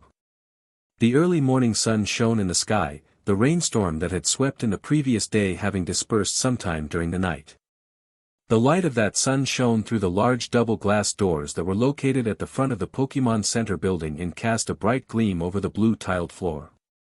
Misty, who was standing by the reception desk and talking with Nurse Joy, looked up as Ash wandered around the corner, doing up the zip on his green backpack. "Got everything?" asked Misty. "Yeah," replied Ash as he swung the backpack onto his shoulders. "Guess we'd better be heading back to Viridian Forest in order to train some more." "Ash," said Nurse Joy, "before you do that, I'd recommend that you make use of the Battle Club. It's a new facility located on the eastern edge of the town where trainers can train with their Pokémon and take part in battles." "Wow," that sounds great, said Ash enthusiastically. He grabbed Misty by the arm and dragged her towards the doors of the Pokemon Center. Come on, Misty, let's go. Pikachu hurried off after them. The Battle Club building was a huge one. Largely square in shape, it stood 6 stories high and dominated over the buildings that stood nearby. Around the building there were several grassy lawns, each of them divided from the others by winding pathways. In the middle of each lawn there were either flower beds or a couple of trees. In these trees several Pidgey had made their nests. Ash and Misty hurried eagerly along one of the winding paths that led to the front door of the building, but came to a sudden stop when the door opened and a familiar face stepped out. Well, if it isn't Ash Ketchum, the loser of Pallet Town. Finally made it this far, did ya? Took you long enough. Ash clenched his fists and bit back. For your information, Gary, I've been in Pewter City for several days. Gary Oak smirked back at him and replied, is that so? Well, I've been here for over a week making use of this place. He gestured over his shoulder with his thumb. I guess seeing as you're only just now coming here that you've been challenging the gym. Got your first badge yet? Ash replied awkwardly. Gary began laughing and exclaimed, you haven't? What a loser. Smell ya later, Ashy boy. Still laughing he walked away. That JRK, growled Ash, watching Gary go with his fists clenched. Misty put a comforting hand on his shoulder. Cool it, Ash. I thought I heard your voice, Ash Ketchum, said someone behind them. Both of them turned around and saw that another familiar face had just stepped out through the doors of the Battle Club. Oh, hi Robin, muttered Ash. Robin looked to Misty and asked, what's with him? He just had a run-in with Gary, explained Misty. Gotcha, said Robin. Well, Ash, you just ignore everything that Knucklehead says to you. Now both of you come in, and I'll show you around. The inside of the Battle Club was even more impressive than the exterior. At least 20 different trainers and their Pokemon were milling about making use of the facilities. There was a large gymnasium which contained everything from treadmills and rowing machines to punching bags and weights. There were 2 large swimming pools in one room. There were numerous rooms containing battlefields for practice battles. There was a library and a computer room where trainers could study Pokemon and battle strategy. And there was a large cafeteria containing many tables, as well as several large television screens where trainers could watch any battles taking place throughout the building. This is so cool, said Ash excitedly. It certainly is, agreed Robin. I've been training here for 3 days already. Getting a bit of last-minute preparation in before challenging the gym? Asked Misty. No, I've already got a badge from the Pewter Gym, replied Robin brightly. You have? Asked Ash, dejectedly. Sure thing, said Robin. Brock's Pokemon were all rock and ground types. It was an easy win for Bulbasaur. Right, Bulbasaur? Bulba, her starter Pokemon, called back from where it was running on a treadmill next to Robin's Nidoran. The treadmill was set at a slight uphill climb. Don't look so glum, Ash, said Robin. Richie hasn't got his badge from the Pewter Gym yet either. Ash perked up at this. He hasn't? No, I haven't, said Richie, walking into the room. Hey, Richie, said Ash, so you're here as well? Yep, replied the other trainer. Turns out that all of my Pokemon were at a major disadvantage against everything Brock might throw at us, so I went out and caught another one.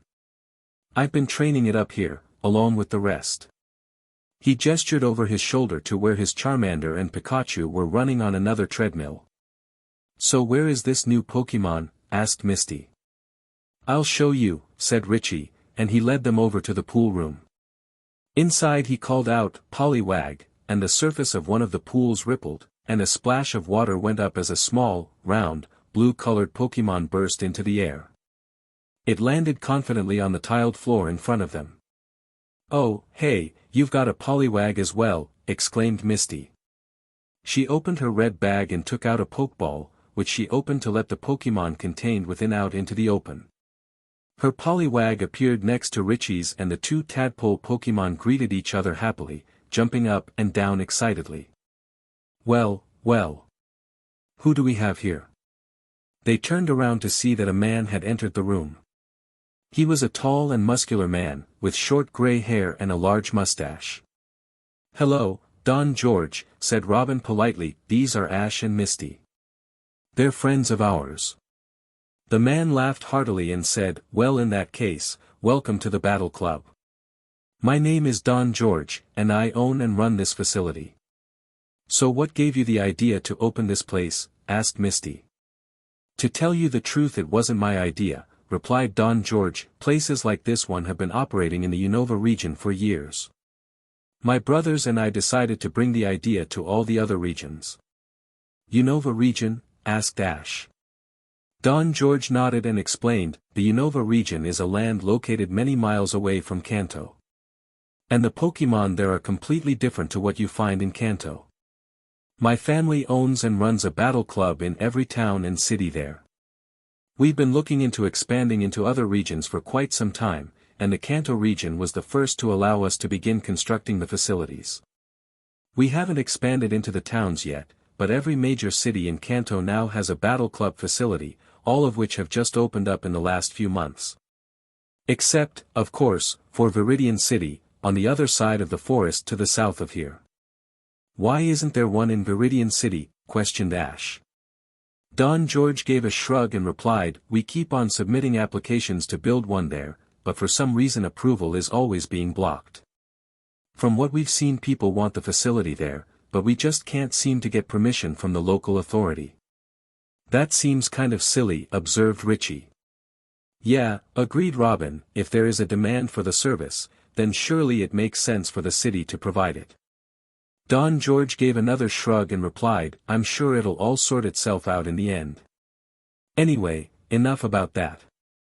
I just came to let you know that there will be a battle taking place down on Battlefield 3 in a few minutes if you wanted to go and watch it in the cafeteria." "That sounds great," said Richie enthusiastically. He turned to the others, "You guys coming?" The other three all agreed, and they left the pool room after Misty and Richie had both recalled their individual Poliwag to their respective Pokeballs. They made a stop in the gymnasium where Richie recalled his Charmander and Pikachu to their Pokeballs and Robin recalled her Bulbasaur and Nidoran to theirs. By the time they got there, the cafeteria was already bustling with other trainers, all of whom were eager to watch the battle that was about to begin. Ash and Richie managed to make their way over to the food counter as Misty and Robin headed off to find some seats for them all. After managing to get some snacks for themselves and the rest of the group, Ash and Richie pushed their way through the crowd to where Misty and Robin had located a table right near the front. "Quiet, everyone," shouted a voice, "it's starting." All eyes turned to the large television screen on which the battle was being shown via a live feed. Don George was standing on a small podium located on the side of the battlefield, in line with the halfway line. It seemed that he would be acting as the referee for this battle. He raised both arms into the air to call everyone's attention and announced, "The following battle will be a 3-on-3 bout between Damien and Asunta. The battle will end when all three of one trainer's Pokémon are unable to battle. A coin toss will occur to determine who acts first. If it lands on heads, Damien goes first, and if it lands on tails, Asunta goes first." The screen changed to show a golden coin with an engraving of a Magikarp on the front, and a Pokeball on the back. The coin flipped over rapidly several times before coming to a halt, showing the Pokeball side. "And it's tails," announced Don George, "and that means that Asunta gets the first move." Asunta was a blue-haired girl in a red, sleeveless top that had a collar that was turned upwards. She appeared to be about a year or two older than Misty, who, at 11, was the oldest of the four friends. With determination in her eyes, Asunta took what looked like an ordinary Pokeball from her pocket and held it up. "Why is it in green camouflage?" asked Ash. "I think that it must be a special kind of Pokeball," said Richie. "I think that the Safari Zone near Fuchsia City has Pokeballs like that." On the television screen, Asunta announced, "Let's see how you like this powerhouse. Go, Rhyhorn." She threw the ball and it snapped open. The Pokémon that came out was very large and covered in rugged armor plating. The weight of its bulky, gray-colored body was supported by 4 short yet powerful legs, and the large triangular head was adorned with a large horn situated above its nose. "What's that?" asked Ash as Robin took out her Pokédex and held it up. Rhyhorn, the Spike's Pokémon. With its hard shell protection, as well as its great strength, Rhyhorn is known for its considerable physical offensive and defensive strengths.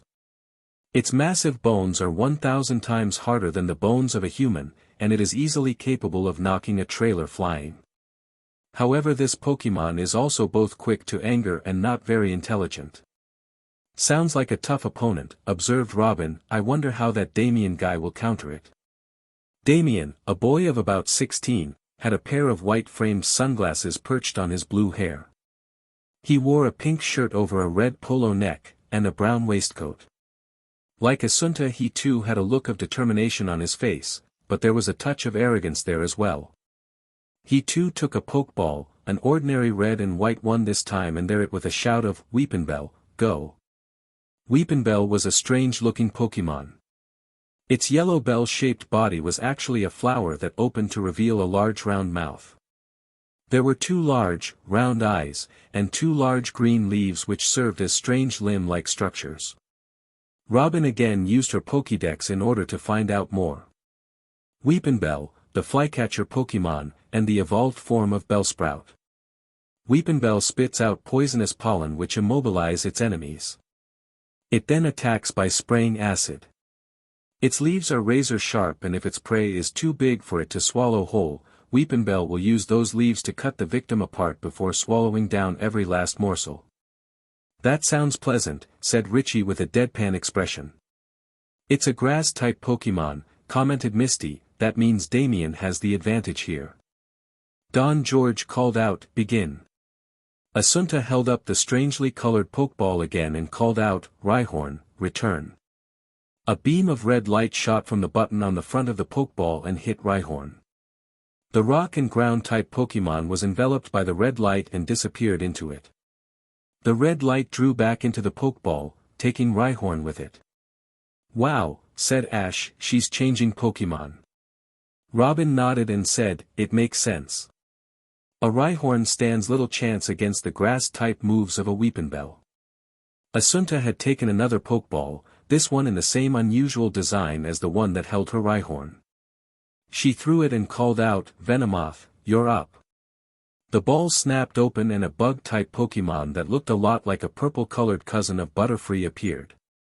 This time Ash was the one to examine this new Pokémon with his Pokédex. Venomoth, the poison moth Pokémon. It is the evolved form of Venonat. The tiny scales on its wings disperse various spores when they are flapped. In the wild they are usually nocturnal, coming out only at night. They can sometimes be seen in towns and cities feeding on small insects that are attracted to the light of street lamps. "These are really strong Pokémon that they are using," observed Richie. "They must have been training for quite a while." Damien seemed fine with this matchup, because he called out, "Weepinbell, use Vine Whip." At the tip of Weepinbell's bell-shaped body there was a brown, hook-like appendage that was kind of like a plant stem. On its trainer's command, this appendage rapidly grew in length, and with one twist of its body, Weepinbell sent it flying across the battlefield, ready to strike Assunta's Venomoth like a whip. "Dodge it, Venomoth," ordered Assunta. Venomoth beat its wings hard and it soared upwards, narrowly avoiding the attack from Weepinbell. The attack might have missed, but Damien was far from put off. Instead he called out, "Use Wrap." Controlled by Weepinbell through much practice, the vine turned in the air and launched upwards.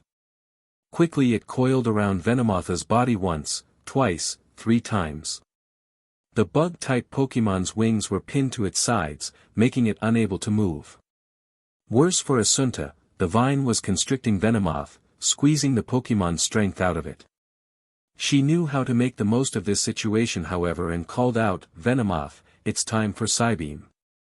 Venomoth's eyes, which had previously been closed in pain as it struggled against Weepinbell's attack, snapped open. From each eye there came a strange-looking multicolored beam. Just in front of Venomoth's face the 2 beams joined together as one before rocketing towards Weepinbell and landing a powerful blow that sent the grass and poison-type Pokémon reeling backwards. That's a psychic-type move, observed Robin, that turns the tables in Asunta's favor. So it knows Psybeam, huh? Asked Damien through gritted teeth. Fine then. Weepinbell use Slam. The vine tightened and swung downwards, throwing Venomoth down hard against the stadium floor. The vine let go of Venomoth and began to retract towards Weepinbell's body as Damien took Weepinbell's Pokeball and called out, Weepinbell, return. The flycatcher Pokemon vanished inside the Pokeball. A sensible choice, said Misty. Yeah, but he made sure to get in one final move before calling his Pokemon back, said Ash. By now Damien had taken another Pokeball from his pocket. This one was different to normal as well, being blue and white in color, with 2 red ridges on the top. That's a great ball, said Richie, knowledgeably. They're used to obtain stronger Pokemon that ordinary Pokeballs struggle to capture. The great ball was thrown onto the battlefield, accompanied by a shout of, Let's go, Drowzee. Drowzee was a strange-looking Pokemon that stood on 2 legs, and was about half the height of a fully grown man. It looked somewhat like a tapir, being pig-like with a small trunk for a nose. The top half of Drowzee's pot-bellied body was yellow, while the bottom half was brown in color. The toes on its stubby feet were yellow as well.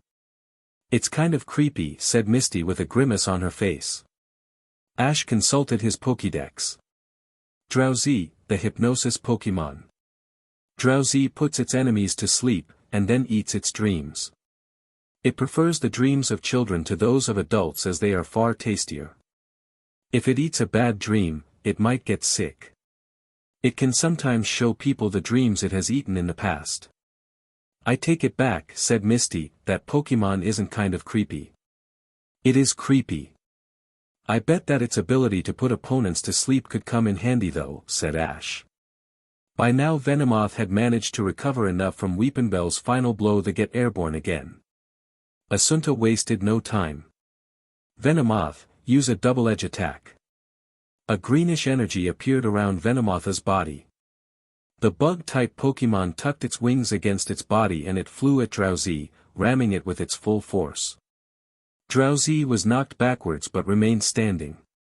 Now it was Damien's turn. Drowzee, use Hypnosis. Drowzee began waving its arms around in a strange way, almost like a poorly coordinated dance. Then a series of strange, multicolored rings emerged from its face and drifted over to Venomoth. The bug Pokemon's eyes drooped and it fell to the ground, sound asleep. Now finish this with Dream Eater, ordered Damien. Drowzee threw its arms wide apart and cried out loudly. An eerie, shadow-like version of itself left Drowzee's body and raced across the battlefield towards Venomoth. It passed through the other Pokemon, throwing it backwards through the air before returning to Drowzee and disappearing into it. All traces of injury from the earlier double edge from Venomoth were erased, and Drowzee seemed to get stronger. Venomoth crashed to the ground on its back. It was out cold. Don George held up a flag and announced, Asunta's Venomoth is unable to battle. Damien and his Drowzee win this round. Clearly disappointed, Asunta recalled her Venomoth and threw Rhyhorn's ball out onto the battlefield. The Spikes Pokemon appeared and gave a loud bellow. Wasting no time she called out, Rhyhorn, use Takedown. Rhyhorn bellowed again and began charging forwards with a speed that was surprising when compared to its large size. It was a frightening sight. Damien called for his Drowzee to use Hypnosis on this Pokemon as well, but the Psychic-type Pokemon had barely begun to start the hypnotic waving of its arms when Rhyhorn's full force plowed into it. Drowzee was sent crashing across the battlefield as Rhyhorn gave a triumphant roar. Drowzee was not out for the count yet, but Damien was not going to be taking any chances. He recalled it to its great ball before sending Weepinbell back out. Damien has the advantage again, said Ash. Yeah, but don't forget Weepinbell took a lot of damage from Venomoth's Psybeam attack, said Robin. Rhyhorn on the other hand is completely unharmed. Let's finish Weepinbell before it can attack, shouted Asunta, use Body Slam. Rhyhorn charged before jumping as high as it could, which was a lot higher than one might expect. Razor Leaf, ordered Damien. Weepinbell spun its body around rapidly, and a shower of razor-sharp leaves appeared in the air around it. These then raced towards the incoming Rhyhorn at great speed, tearing at its armor-plated body. Rhyhorn however was a heavy Pokémon and super effective hit or not, there was nothing that Weepinbell could do that would stop the Spikes Pokémon from plummeting to the ground. Its full weight landed on the grass-type Pokémon, squashing the opponent beneath its massive bulk. Rhyhorn heaved itself up onto its legs again and took a couple of steps backwards. Weepinbell did manage to get up, but as a shudder racked through its body, Damien and everybody watching realized one thing. "It's paralyzed," exclaimed Robin in surprise, "that certainly robs Damien of all hope of winning with Weepinbell." On the battlefield, Damien clearly realized this as well. He held up Weepinbell's Pokeball and called it back. Then he took another Pokeball and threw it. "Charmander, you're up." "Charmander?" asked Richie, incredulously. "I guess it must be his accent," said Robin with a shrug. The familiar shape of an orange, bipedal lizard with a flame on its tail appeared out of its Pokeball.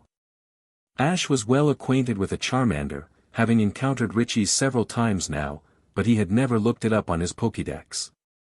Charmander, the lizard Pokémon. A flame burns at the tip of its tail from birth. It is said that this Pokémon will die if the flame ever goes out. Steam spouts from the tip of the tail when it is rain, and this Pokémon naturally prefers hot and dry places. Baby Charmander who are unfamiliar with the dangers of fire occasionally burn themselves by accident. "This should be interesting to watch," said Richie. "I'll bet that his Charmander is more powerful than mine. It'll be fun to see what mine will be capable of in the future." "But a fire type like Charmander is at a real disadvantage against a rock and ground type like Rhyhorn," said Robin. "I wonder what Damien had planned." Damien as his Charmander did not disappoint.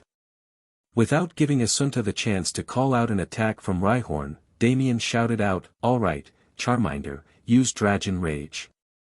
The flame spouting from the tip of Charmander's tail suddenly grew to a great size. With a cry Charmander opened its mouth and a yellow ball of flame quickly appeared there. The ball grew and turned white, with bursts of orange flame crackling across the outer layer. Charmander launched the orb towards Rhyhorn and slammed into the other Pokémon's face causing an explosion. "Whoa!" exclaimed Ash, Robin and Richie together.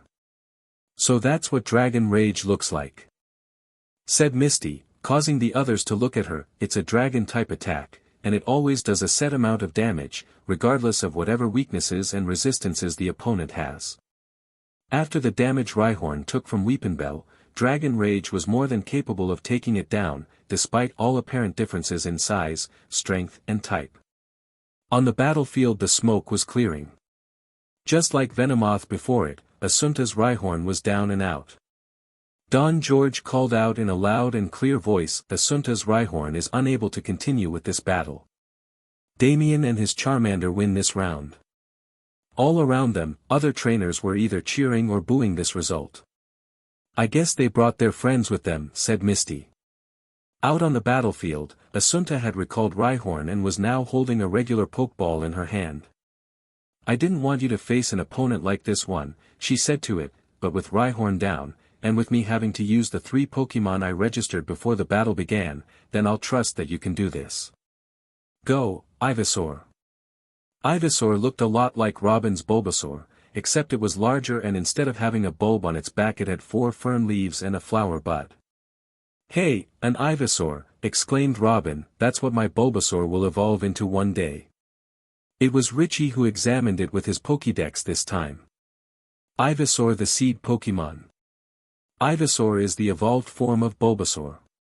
The plant on its back absorbs sunlight for nourishment. If the plant grows too large, this Pokémon loses the ability to stand up on its hind legs. The plant gives off a sweet aroma when the flower is about to bloom.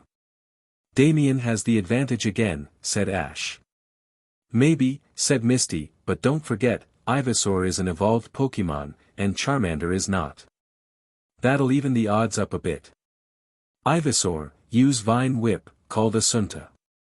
From beneath the plant on its back, 2 long green vines shot out and raced towards Charmander. "Counter it with Slash," ordered Damien. The 4 small claws on each of Charmander's hands grew in length and glowed white. Charmander swiped both hands and knocked the 2 vines out of the air. "Alright then," said Asunta, "we'll just change tactics. Ivysaur, use a tackle attack." Ivysaur's vines retreated back beneath the plant on its back, and then the grass-type Pokémon charged towards Charmander, its head lowered. "Charmander, use Ember," shouted Damien. Charmander grabbed its tail and waved it about. A shower of fiery embers filled the air and shot towards Ivysaur. "Dodge it," shouted Asunta.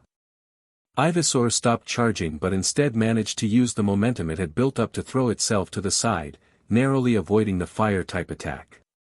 Ivysaur came to a stop near a window, through which a beam of sunlight was shining into the room. Asunta grinned and called out, "Ivysaur, power up." Ivysaur dug its feet into the ground and braced its body. The leaves on its back began to glow as they absorbed the light of the sun. "Use Dragon Rage, Charmander," ordered Damien. Again the flame on Charmander's tail increased inside. The fire type opened its mouth and the now familiar white ball of energy appeared there. Charmander spat out the ball, just as Asunta called out, "Unleash Solar Beam." Ivysaur pushed off of the ground with its hind legs, sticking them in the air while balancing its full weight onto its front legs. The flower bud on its back opened slightly and a whitish-yellow glow came from within. A beam of light suddenly shot across the battlefield. It passed through Charmander's Dragon Rage attack and rendered it into nothingness. Then the beam hit Charmander with its full force and the small fire type was thrown across the battlefield by the following blast. It sailed by its trainer's head and crashed into the wall behind him before dropping to the ground. "Now finish this with tackle," shouted Asunta. Her Ivysaur charged across the battlefield once again, aiming right for Charmander. "Charmander, use Dig," shouted Damien. Charmander's eyes shot open. The small Pokémon sprang into the air before diving towards the ground. It rapidly dug a hole and vanished from view. Asunta's Ivysaur skidded to a halt as its opponent disappeared.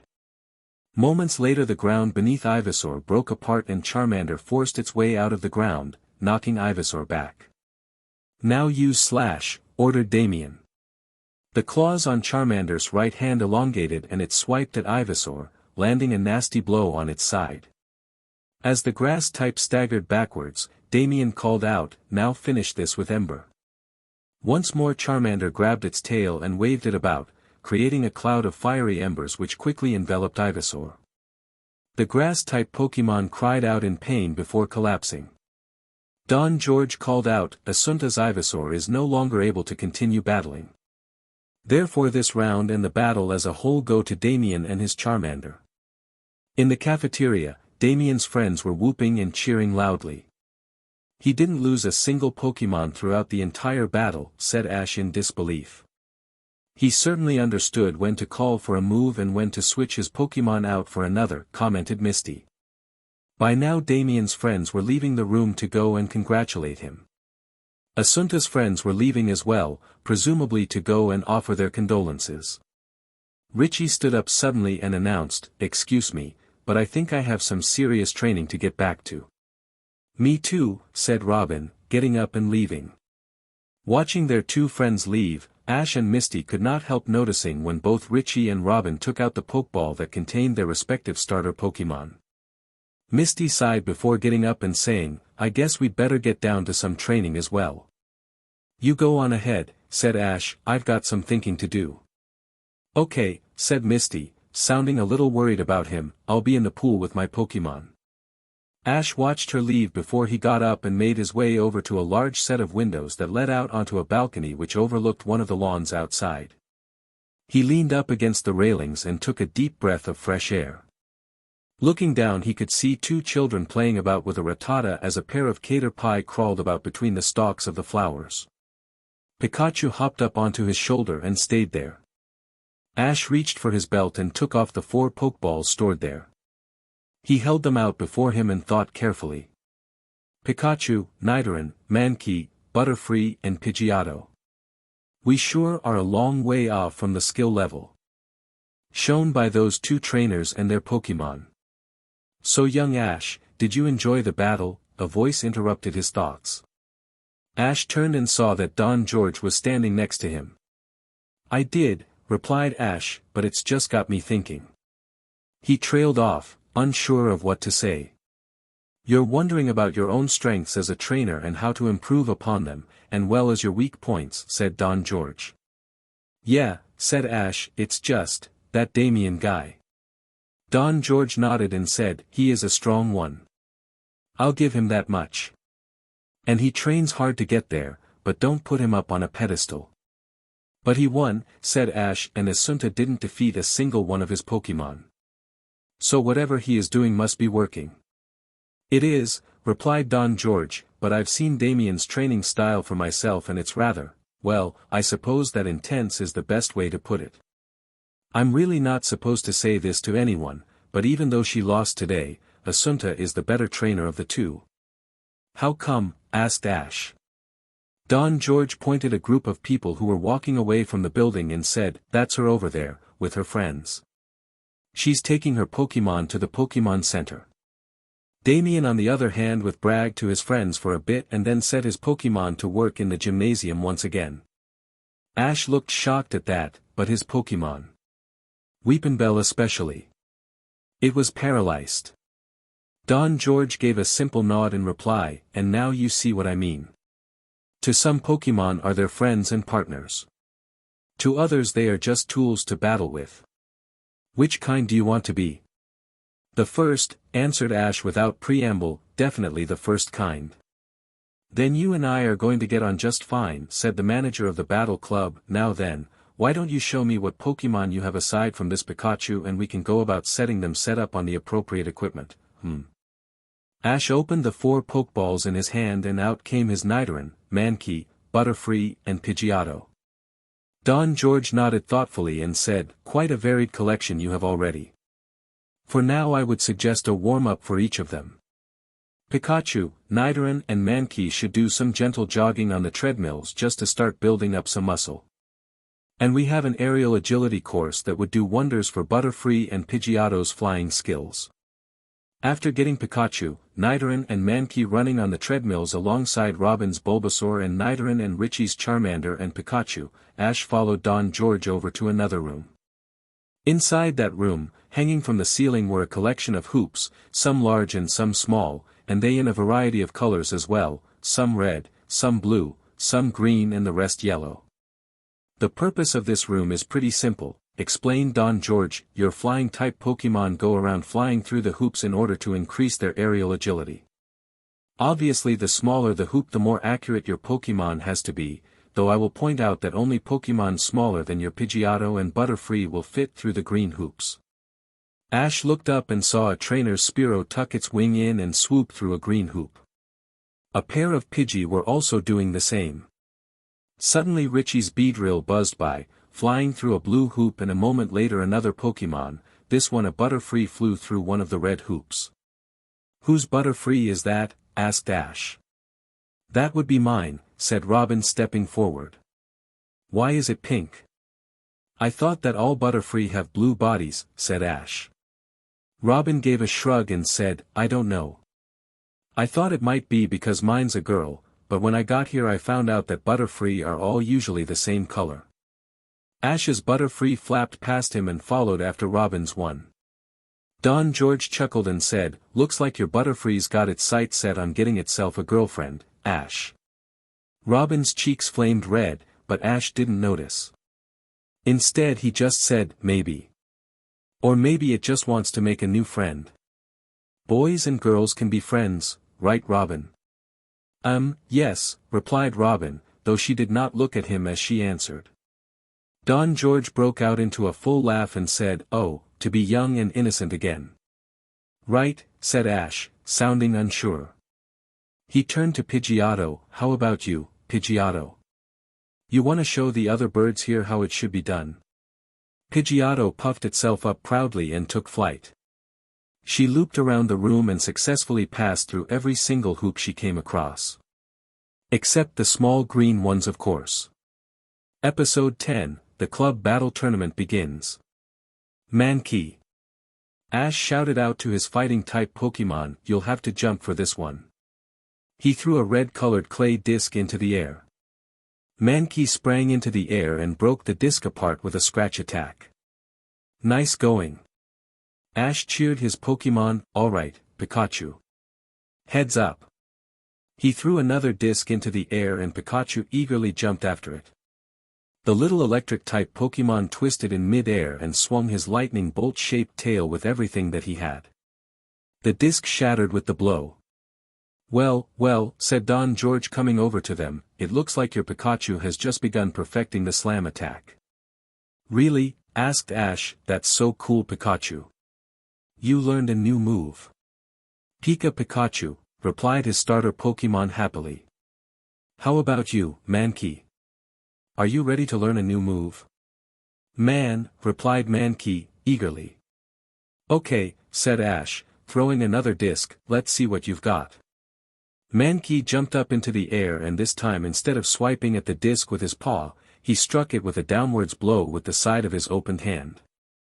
"That's Karate Chop," announced Don George. "That's a pretty strong move that can sometimes land critical blows." "This is great," said Ash. "Two of my Pokemon have learned new moves, and we've only been training here for a day." Don George nodded and said, "The Battle Club is the perfect place for Pokemon to learn and perfect new moves, as well as practice increasing their power, defenses and speed. Let's leave these two to perfect their new moves and see how the others are doing." Ash followed Don George out of the room. Behind them, Pikachu used his tail to pick up a clay disc and threw it for Mankey to strike down with Karate Chop. Mankey then took another disc and threw it for Pikachu to break apart with Slam. In the next room, Richie was busy training with his Charmander, Pikachu and Poliwag. Along one side of the room, there was a display of wooden scenery depicting a hill, a tree, two large boulders and a group of white flowers. From behind each of these, a target would spring out at random, and the Pokemon had to hit them before they disappeared. This was to help Pokemon with the timing of their attacks as well as their aim. Richie's Charmander was practicing using Ember, his Pikachu with Thunder Wave and his Poliwag with Water Gun.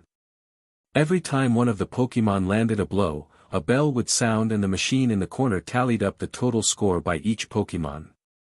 On the machine there was a set of red lights, a set of yellow lights and a set of blue lights. Every time Charmander scored a hit, a red light would light up. Every time Pikachu scored a hit, a yellow light would light up, and every time Poliwag scored a hit, a blue light would light up. "How's it going?" asked Ash. "Their aim is definitely improving," replied Richie, "and they're all getting much quicker at responding as well." A target went up and Charmander scored the hit.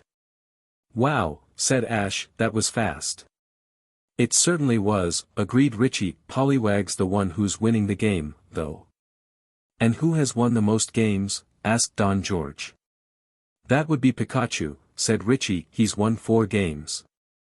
Charmander has won 3. If he wins this game, it'll be the first win for Poliwag." "So Poliwag is finally catching up to your other Pokemon," said Don George. "That's good to see. You'll be challenging Brock in no time." "I hope so," replied Richie. "We've got to get a lot more training in first though. I want Poliwag to be able to handle the whole battle, but the other 3 need to be able to hold their own, just in case." Another target went up and this time it was Poliwag who scored the hit. Ash and Don George left Richie to it. In the next room Robin was overseeing her Bulbasaur, Nidoran and Ash's Nidoran as they bounded along on a treadmill. As opposed to the one set at a slight uphill climb that they were all using yesterday, this treadmill was a special one that featured a small hurdle. Every time it came around, the Pokemon were expected to jump over it, something that they were now doing very well at. Robin herself was not just standing and watching. She had changed into a pair of black shorts and a red t-shirt and was jogging along on a treadmill near to the Pokemon. "Come on, catch 'em," she shouted to him. "Get jogging." "Maybe later," replied Ash. "I'm going to check on Pidgeotto and Butterfree." Ash and Don George came to the room containing the aerial agility course where Ash's Butterfree and Pidgeotto were once again in the company of Robin's Butterfree and Richie's Beedrill as they all practiced their aerial acrobat skills as they swerved, swooped, dived, and looped through the many different hoops that were either hanging from the ceiling or were mounted on the walls of the room. Pidgeotto and Beedrill seemed to be locked in some kind of race. The two Butterfree, on the other hand, appeared to be content with flying along side by side at a more sedate pace. "You guys doing okay?" Ash called out to them. Each Pokémon cried back enthusiastically. So far the time spent in the Pewter City Battle Club had been hugely worth it. All of the Pokémon seemed to be getting faster, stronger and more agile, with better reflexes. Each Pokémon was clearly enjoying each activity that it engaged in, each relishing the chance to improve upon their strengths and learn new skills. Robin entered the room, a white towel wrapped around her shoulders and a bottle of fresh water in her hand. "Wow! Those guys are really getting good," she said, referring to the flying Pokémon racing around through the loops above them. "Yeah, they are," replied Ash. "I wonder how Misty is getting on down at the pool." They went down to the pool room where Misty was training with her water-type Pokémon. Misty was wearing a two-piece swim suit, red in color but with white stripes on the sides. She was in the larger pool with her Pokémon, guiding her Magikarp around the pool as her Stereo and Poliwag swam around in circles, each taking turns to try and strike the other while the other did its best to dodge. Sparring like this, both of those Pokémon had already learned a new move. Stereo had perfected the swift attack, whereas Poliwag had come to utilize its tail for the double slap attack. Magikarp, sadly, was failing to keep up. The fish Pokémon knew only Splash and Tackle, with Splash being a completely useless move that was incapable of doing anything at all. According to Misty, that was all Magikarp would ever learn unless it evolved, and that did not seem like something the water type appeared to be set to do at any point in the near future. Misty trained Magikarp intensely every chance she got. She loved all water Pokémon, but unless it evolved there was little to no chance of Magikarp ever becoming a powerful asset to her team of water types. Richie suddenly came running into the room, clutching a piece of rolled-up paper and called out, "Hey, guys! Did you see this poster?" "No," replied Ash. "What does it say?" Richie unrolled the poster and read out, "Don George and the Pewter City Battle Club are proud to present the Club Battle Tournament. This tournament is for newer trainers who are eager to experience tournament battling. Entry requires a minimum of 1 Pokémon, but there is no limit on how many you use throughout the tournament. To sign up, please see the reception desk." "Wow," exclaimed Misty, "that sounds so cool." "I'm entering," stated Ash. "Me too," agreed Robin. "I wonder if there's a prize." Richie examined the poster and read out, "First prize at a gift pack containing essential items for trainers, including 5 Great Ball, 6 Revives, 10 Full Heals and 10 Super Potions." "Sounds good," commented Misty. "I'm in." "Same here," said Richie. "Come on, let's sign up." They all collected their Pokémon from the various rooms and then headed over to the reception desk. "Excuse me," said Ash to the woman sitting behind the desk, "we're here to sign up for the Club Battle Tournament." "You're in luck," replied the woman, "we have 5 places left to fill before the tournament begins this afternoon." "It starts this afternoon?" asked Robin in surprise. "It certainly does," replied the woman. 16 trainers will battle it out this afternoon, with the 8 winners having their next battles tomorrow morning. The 4 winners of those battles will have their next battle tomorrow afternoon, with the final taking place the following morning. "Oh man," exclaimed Ash, "we gotta go practice some more." He turned to hurry off, but the woman called out, "Hold on. I need to know which Pokémon you plan on entering with."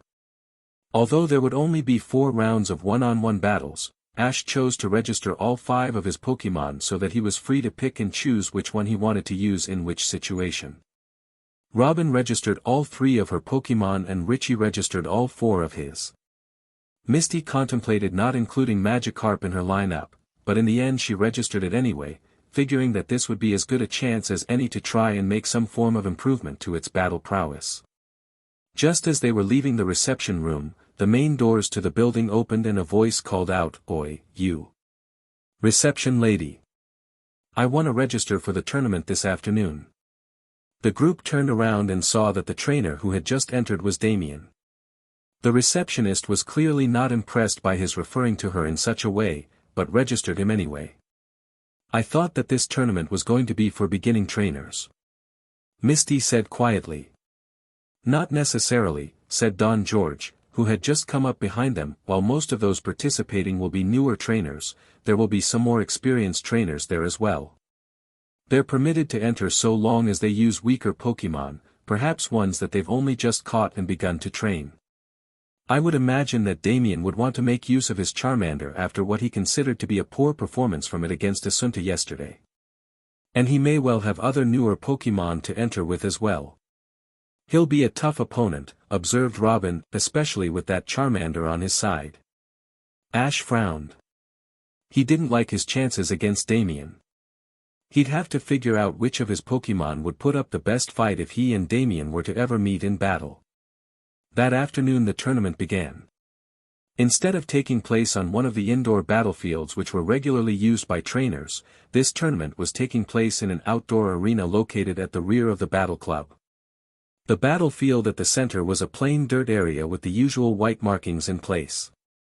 On the south side of the battlefield, and to the west and east end, there were many seats rising up on 5 levels.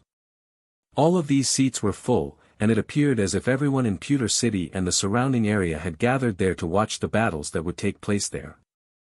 The north side was home to a gigantic screen where the scoreboard and close-up shots of the battle would appear.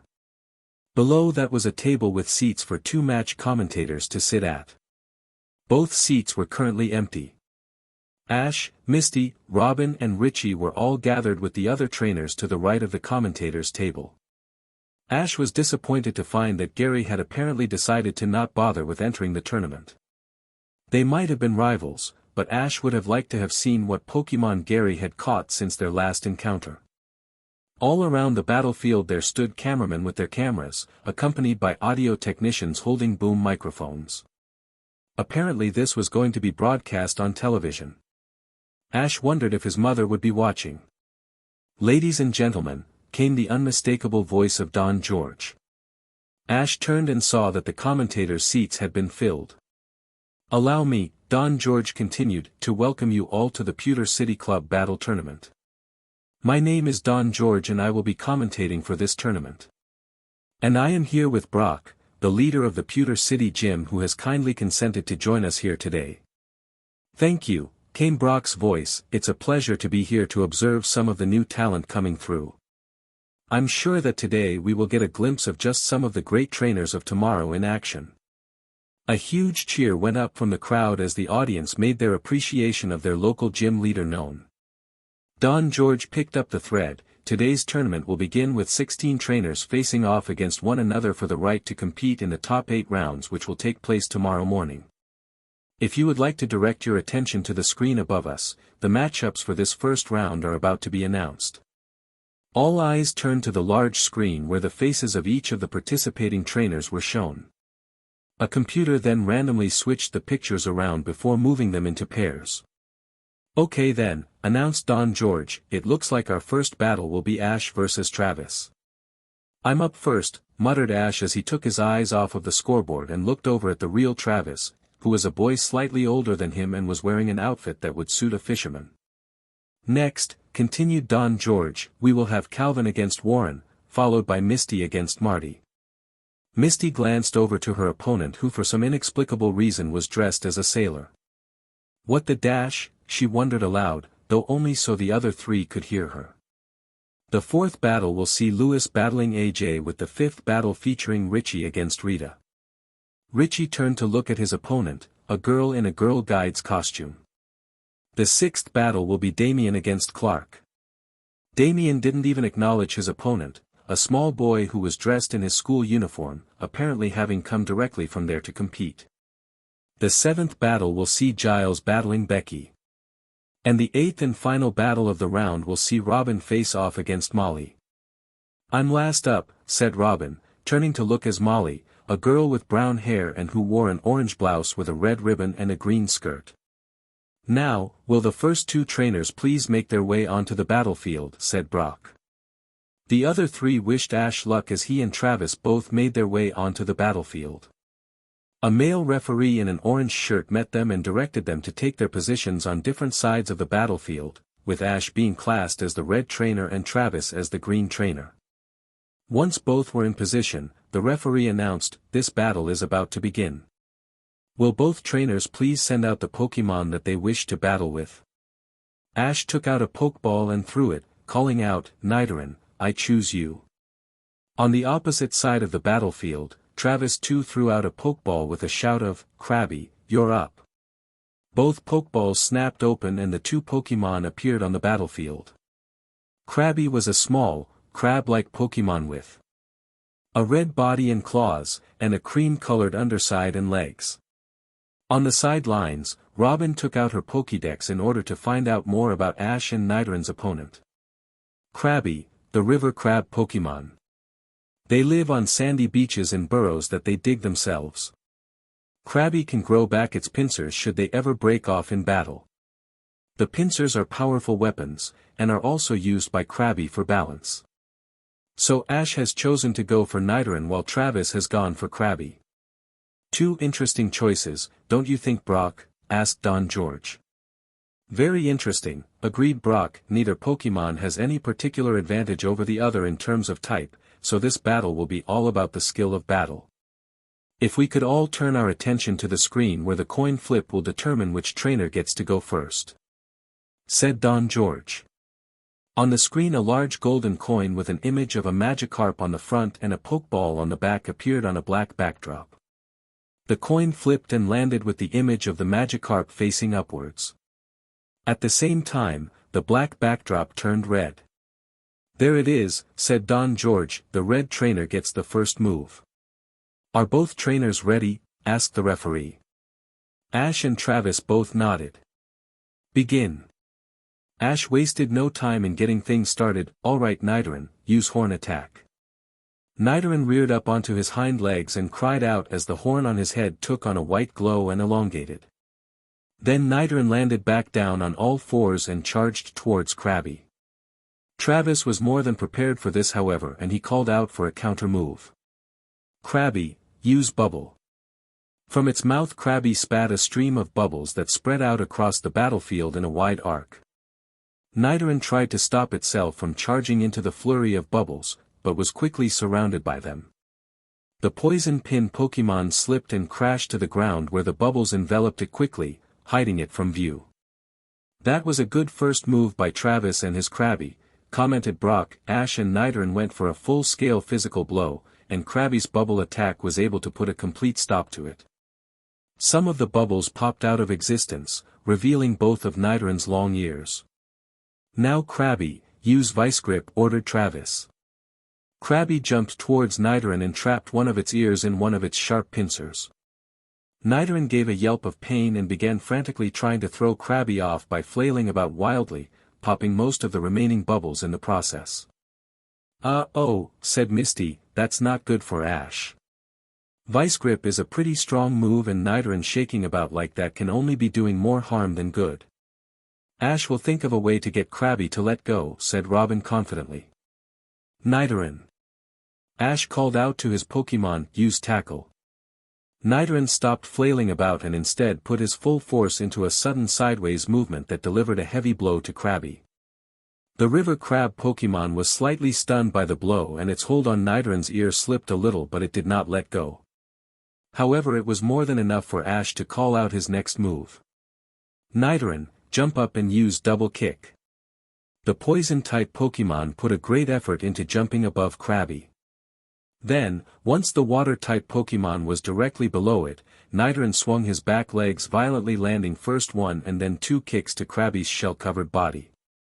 Krabby relinquished its hold on Nidoran and scuttled away from it, reeling from the double blow. "That was quite a surprising turn there by Ash," observed Don George. "Yes, Nidoran managed to not only throw off Krabby but also do some heavy damage at the same time," added Brock. "This may have just changed the flow of this battle completely." "Oh man, that was such a cool move," said Richie excitedly. Misty, Robin and Pikachu all nodded in agreement, their eyes not leaving the battlefield. "Alright," said Ash eagerly, "Nidoran, use Poison Sting." Nidoran turned its back to its opponent and then reared up on its hind legs. On its back the collection of 10 spikes all took on a nasty purple glow. From this a flurry of small purple needles were suddenly released. "Krabby, protect yourself with Harden," shouted Travis. Krabby crossed its pincers in front of itself as though bracing itself against the oncoming attack. At the same time its body took on a very slight glow. The collection of purple needles slammed into Krabby. The water-type Pokémon did well to resist the blow, but the fact that it was clearly pushed back a couple of inches by the attack was a clear indication of the force that hit it. "Krabby!" Travis shouted worriedly to his Pokémon, "You okay?" Krabby raised its 2 pincers and gave a defiant cry. This cry however quickly became one of pain as a crackle of purple energy shot across its body. Krabby slumped onto the ground, breathing heavily. "And Krabby has been poisoned by Nidoran's Poison Sting," announced Don George, "that will really tip the balance heavily in Ash's favor." "We're not beaten yet," shouted Travis. "Krabby, use Bubble again." Krabby pushed itself to stand up and spat a wave of bubbles at Nidoran, but Ash was more than ready. "Use Poison Sting one more time." Once again Nidoran turned its back to the opposing Pokémon and shot a flurry of purple needles from the spikes on its back. The needles shot through the bubbles, popping each one as they themselves burst from the impact. Another crackle of purple energy coursed through Krabby's body as the effects of the poisoning weakened it still further. "Now use Horn Attack," ordered Ash. Horn once again surrounded by a white glow, Nidoran charged towards Krabby, who by this point was simply too weak to defend itself, despite calls from its trainer to use Harden. Nidoran delivered its blow to Krabby and the water-type Pokémon was thrown back. It crashed to the ground several feet away and did not get back up. The referee raised his flags and announced, "Krabby is unable to battle. Nidoran wins. Ash will continue on to the next round." Cheers went out across the stadium as Nidoran turned and jumped up into Ash's arms for a hug. Opposite them a dejected Travis recalled Krabby to its Pokeball and then walked off of the battlefield. "I think that we can all agree that that was a stellar performance from both trainers in this first battle," said Don George. "Absolutely," agreed Brock. "One trainer lost, but both should be proud of the fight that their respective Pokémon put up. I hope that the second battle will be just as exciting.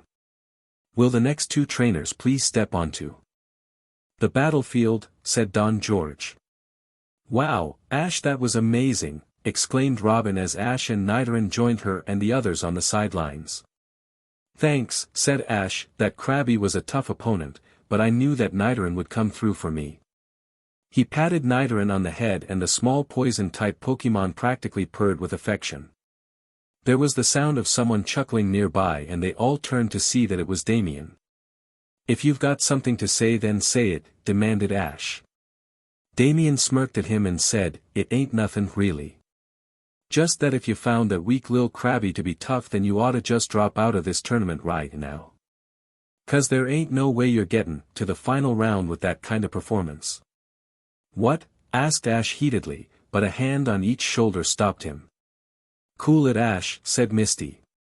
"Yeah," agreed Robin, rising to his bait is just what he wants. "Pika," said Pikachu by way of agreement. "Neato," put in Nidoran. Damien chuckled again and turned away. "That JRK," muttered Ash. "Just ignore him," said Misty. "Ash, you'd better pay attention to this battle," said Richie in an attempt to divert Ash's attention elsewhere. "Whoever wins will be the person that you face in the next round."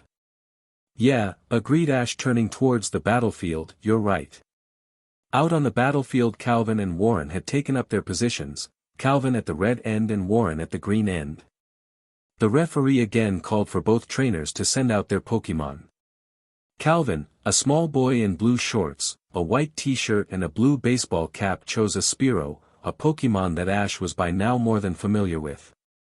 Warren however sent out a Pokémon that Ash had seen before, but only in battles that he had seen on television, as well as in a couple of books. He took out his Pokédex to find out more. Raticate, the rat Pokemon, is the evolved form of Rattata. It uses its whiskers for balance. Raticate can gnaw on anything using its tough fangs, even concrete buildings. If attacked, it stands up on its hind legs, bares its teeth and hisses intimidatingly at the opponent. Sounds like a tough opponent, stated Richie. I gotta say my money is on that one, added Robin. The coin flip allowed the green side to go first. Raticate, use quick attack, ordered Warren without preamble.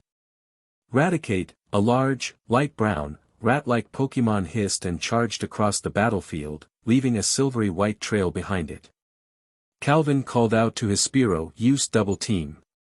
With a cry, Spearow flew up and its body shifted rapidly and a series of several other Spearow appeared.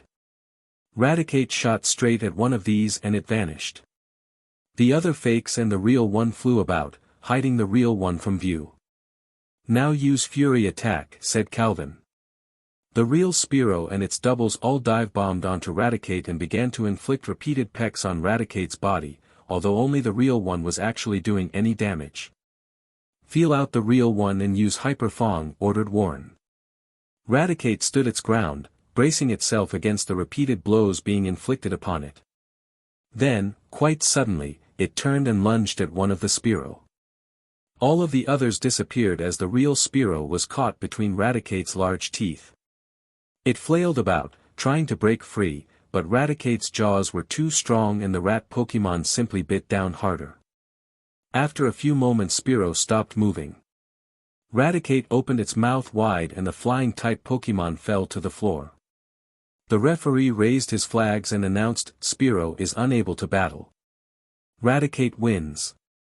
That means that Warren will be advancing to the next round. That was so quick, commented Misty as the crowd in the stadium broke out into cheers. Yikes, said Richie. Yeah, agreed Ash, looking worried. There you have it folks, said Don George, the second battle is over, and in record time to boot. Okay, will the next two trainers please step onto the battlefield? That's me, said Misty, stepping forwards. Good luck, said Ash.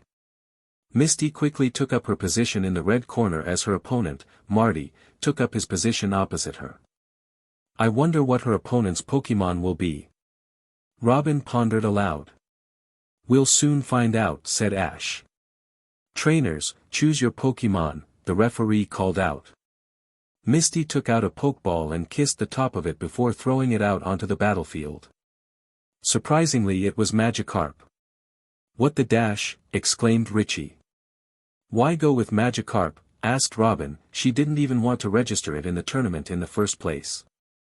She's trying to train it up though, said Ash, maybe she's just using it now because if she gets knocked out now it won't matter. Doing so later would just be an insult to any other Pokemon she uses.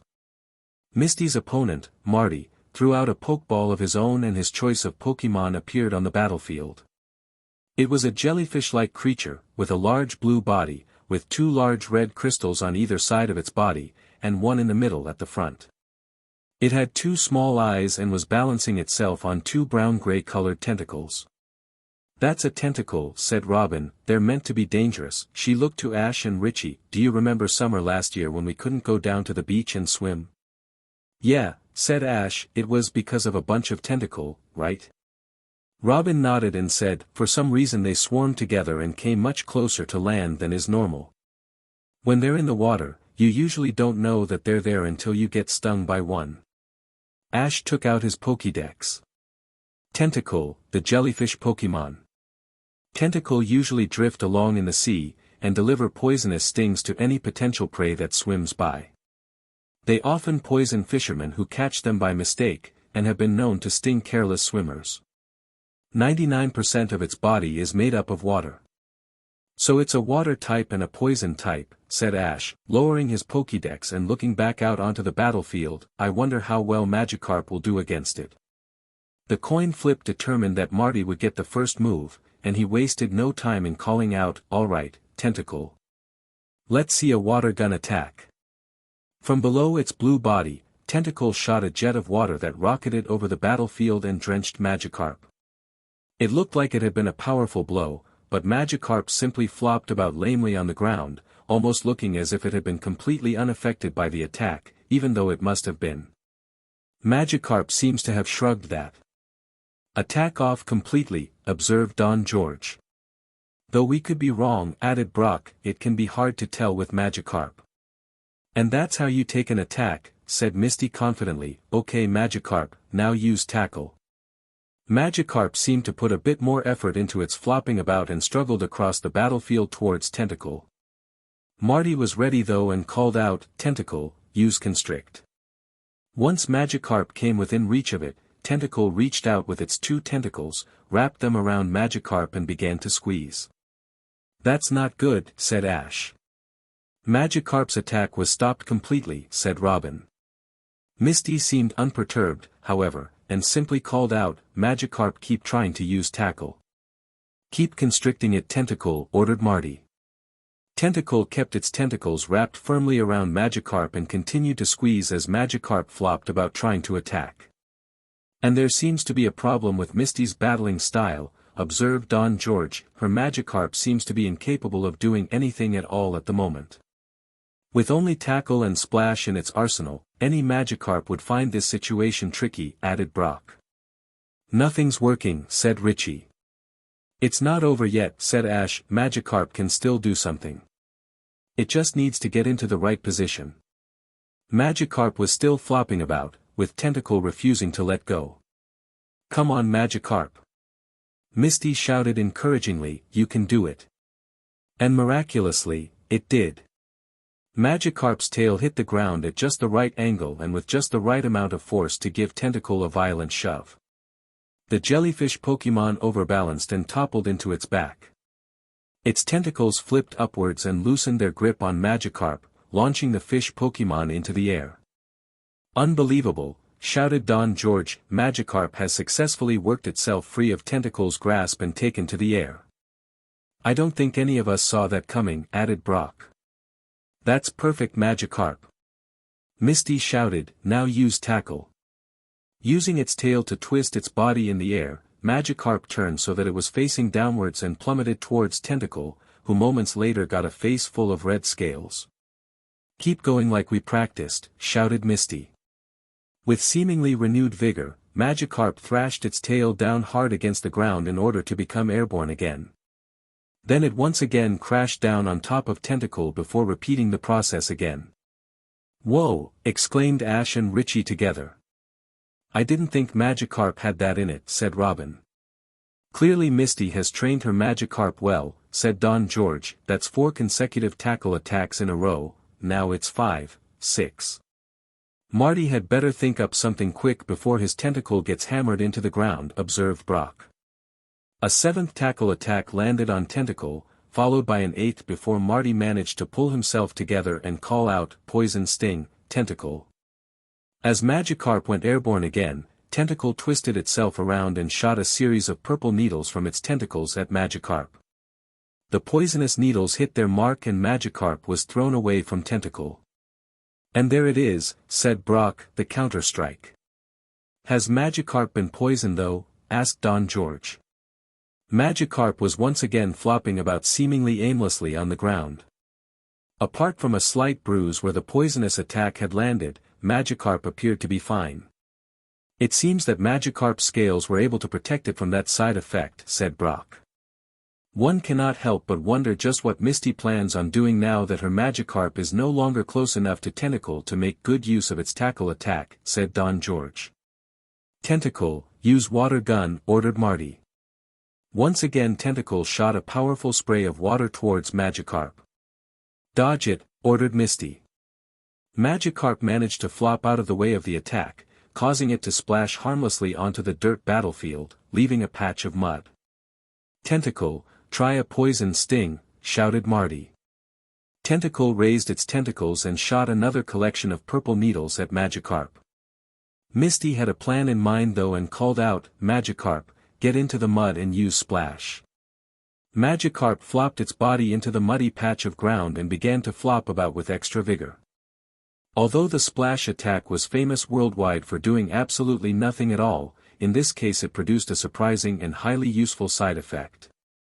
As its body flailed about uselessly, it did manage to kick up a lot of the mud. Tentacle's poison sting attack collided with this mud and effectively neutralized. "And would you look at that," exclaimed Don George, "by making use of a change in the surface of the battlefield, Misty and her Magikarp have been able to turn a completely useless move into an effective counter for Tentacle's poison sting attack." "Now that strategy," said Robin, clearly impressed. "Wow," said Ash, "trust a water-type specialist to bring out a Magikarp's true power." The entire stadium watched as the cycle repeated itself once again before their eyes. In an attempt to get back at Magikarp, Marty had his Tentacle use Water Gun. Misty had her Magikarp dodge again, resulting in more mud. Marty called for a poison sting attack, but Magikarp blocked the attack but splashing about in the mud again. "Of course," exclaimed Ash, "I get it now." "Care to explain it to the rest of us?" asked Richie. "Misty knows that her Magikarp is only so good so long as it is close enough to Tentacle to land a tackle attack. But she also knows that it is too slow to get close enough on its own, so she is trying to make Marty have Tentacle move in closer by making both Water Gun and Poison Sting ineffective. But Marty won't send his Tentacle in closer as he knows that it'll mean that Magikarp can actually attack," said Robin. "Then it's just a matter of whose patience lasts the longest," said Richie. Ash nodded in agreement and said either Marty will get fed up and order Tentacle to use Constrict, which would leave it open to attack from Magikarp, or Misty will give up and send Magikarp in to use Tackle, at which point Tentacle will probably finish it. Misty was clearly enjoying herself as her Magikarp did an excellent job of dodging Tentacle's Water Gun and blocking Tentacle's Poison Sting, so there clearly was only going to be one outcome.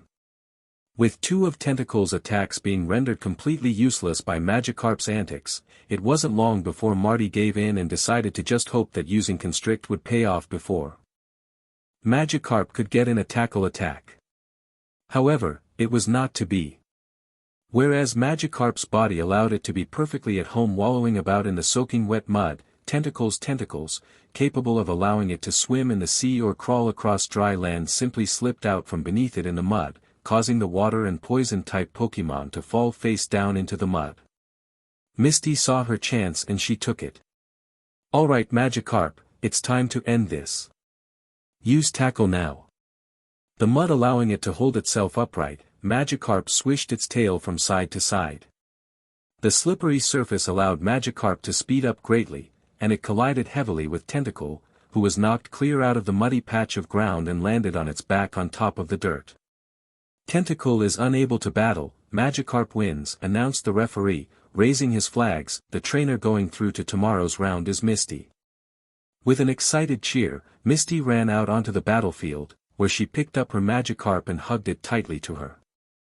She returned to the sidelines where her friends congratulated her on her win as Don George called for the next two trainers to come out onto the battlefield. Of the two new trainers, Lewis was dressed in a straw hat, string vest and blue shorts. AJ had spiky green hair and was wearing an orange and black shirt. The fourth battle did not take long.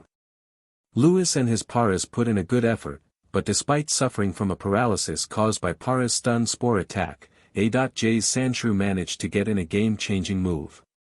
"Sandshrew," shouted AJ, "use Fisher." Sandshrew jumped up into the air and then dived towards the ground. It drove its right paw deep into the ground and a jagged line of light shot out ahead of it.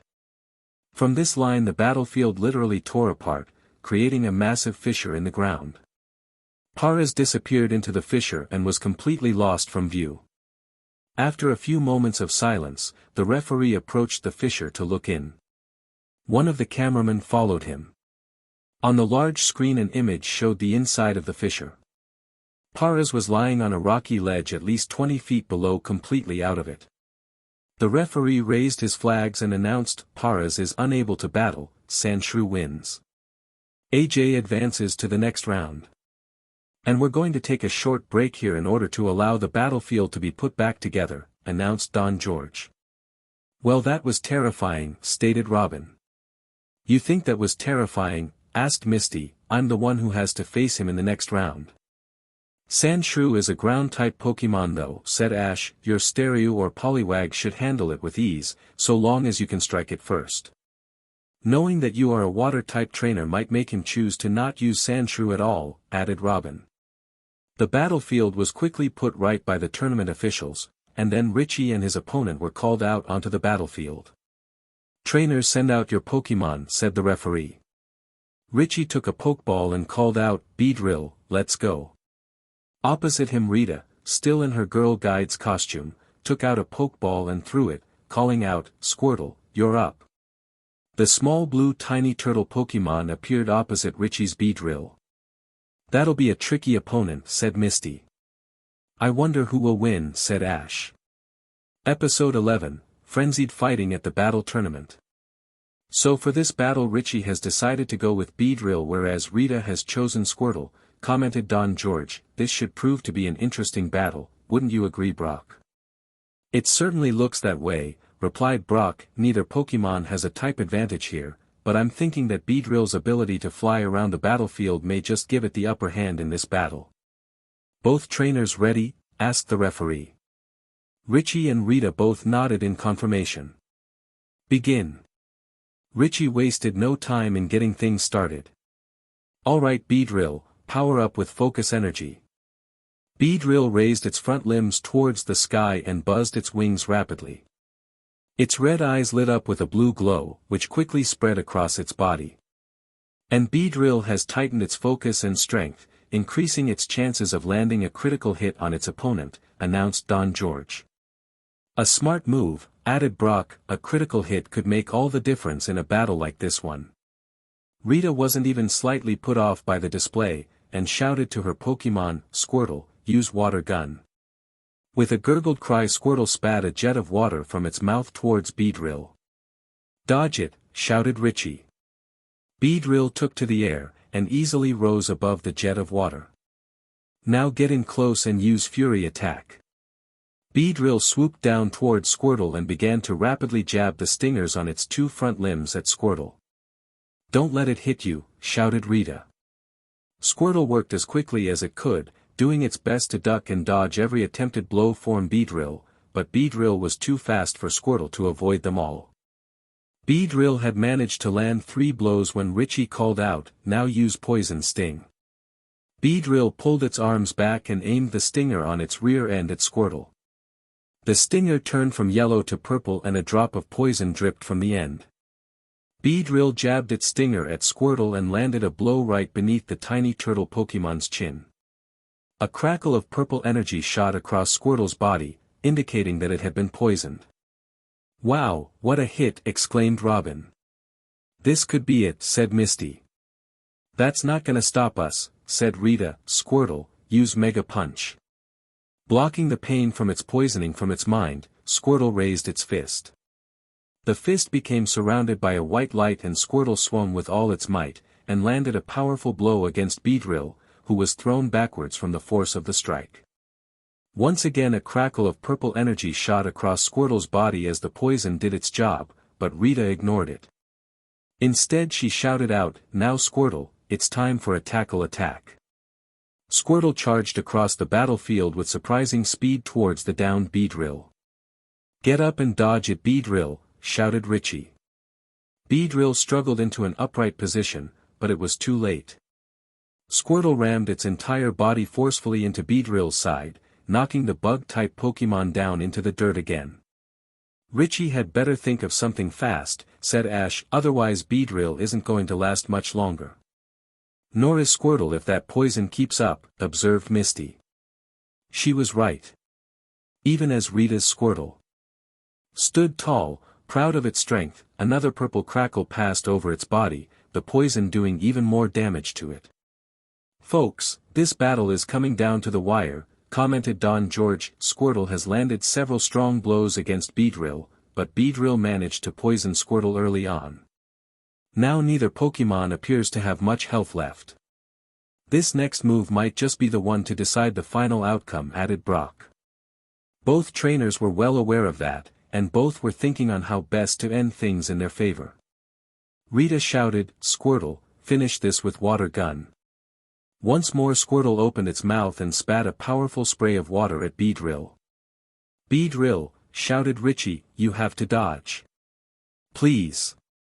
The bug and poison-type Pokemon pushed itself up onto two legs again and turned its head towards the incoming attack. For a second the water appeared to hit its mark, but somehow, miraculously, Beedrill managed to avoid the blow.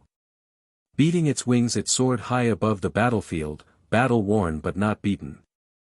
The poison crackled across Squirtle's body again, causing the water-type Pokemon to wince in pain, and Richie saw his chance. "Beedrill, use Fury Attack." With great speed, Beedrill dive-bombed Squirtle. The water-type dodged the first blow, but the second stinger jabbed into Squirtle's body, and another blow drove the damage home. A fourth blow followed, and a fifth came after that, both hitting their mark. Squirtle teetered on the spot for a moment, then the effects of the poison coursed through its body, and the battle was settled. The water-type Pokemon fell forwards to land face down in the dirt. The referee raised his flags and announced, "Squirtle is unable to battle. Beedrill wins." The trainer going on to the next round is Richie. The stadium broke out into applause as Don George's voice came over the loudspeaker, and there you have it folks. Rita and her Squirtle put up a good battle, but ultimately succumbed to the power of Richie's Beedrill and its poison. Rita recalled her Squirtle to its Pokeball and left the battlefield looking dejected. Richie recalled his Beedrill to its Pokeball as well and made his way back over to the group. "That was a great battle, Richie," complimented Robin. "Thanks," replied Richie, "but I think it was mostly down to luck. I was nowhere near prepared for that mega punch." "But you still won," retorted Ash, "so that must mean that you were the better trainer."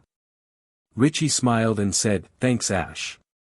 "Guys," said Misty, "that Damien guy's up next." They turned and saw that the arrogant Charmander trainer was already making his way out onto the battlefield. His opponent was walking out there too, headed towards the opposite end of the battlefield. He was a small kid, apparently having come straight from school, and was still wearing his uniform. "The sixth battle of the first round is about to begin," announced the referee. "Trainers, choose your Pokemon." "Charmander, go," shouted out Damien as he threw out a Pokeball.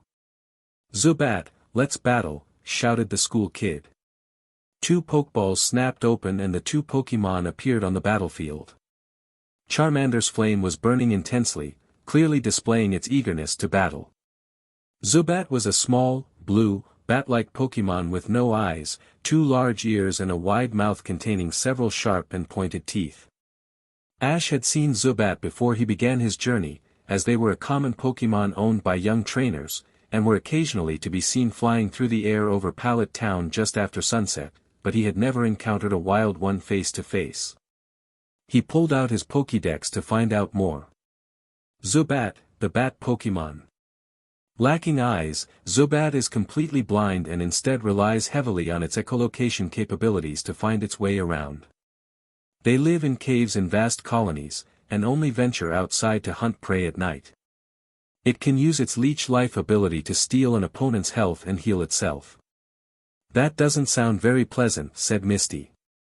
"No it doesn't," said Robin in agreement, "but I don't think that Zubat will provide much trouble for Damien's Charmander."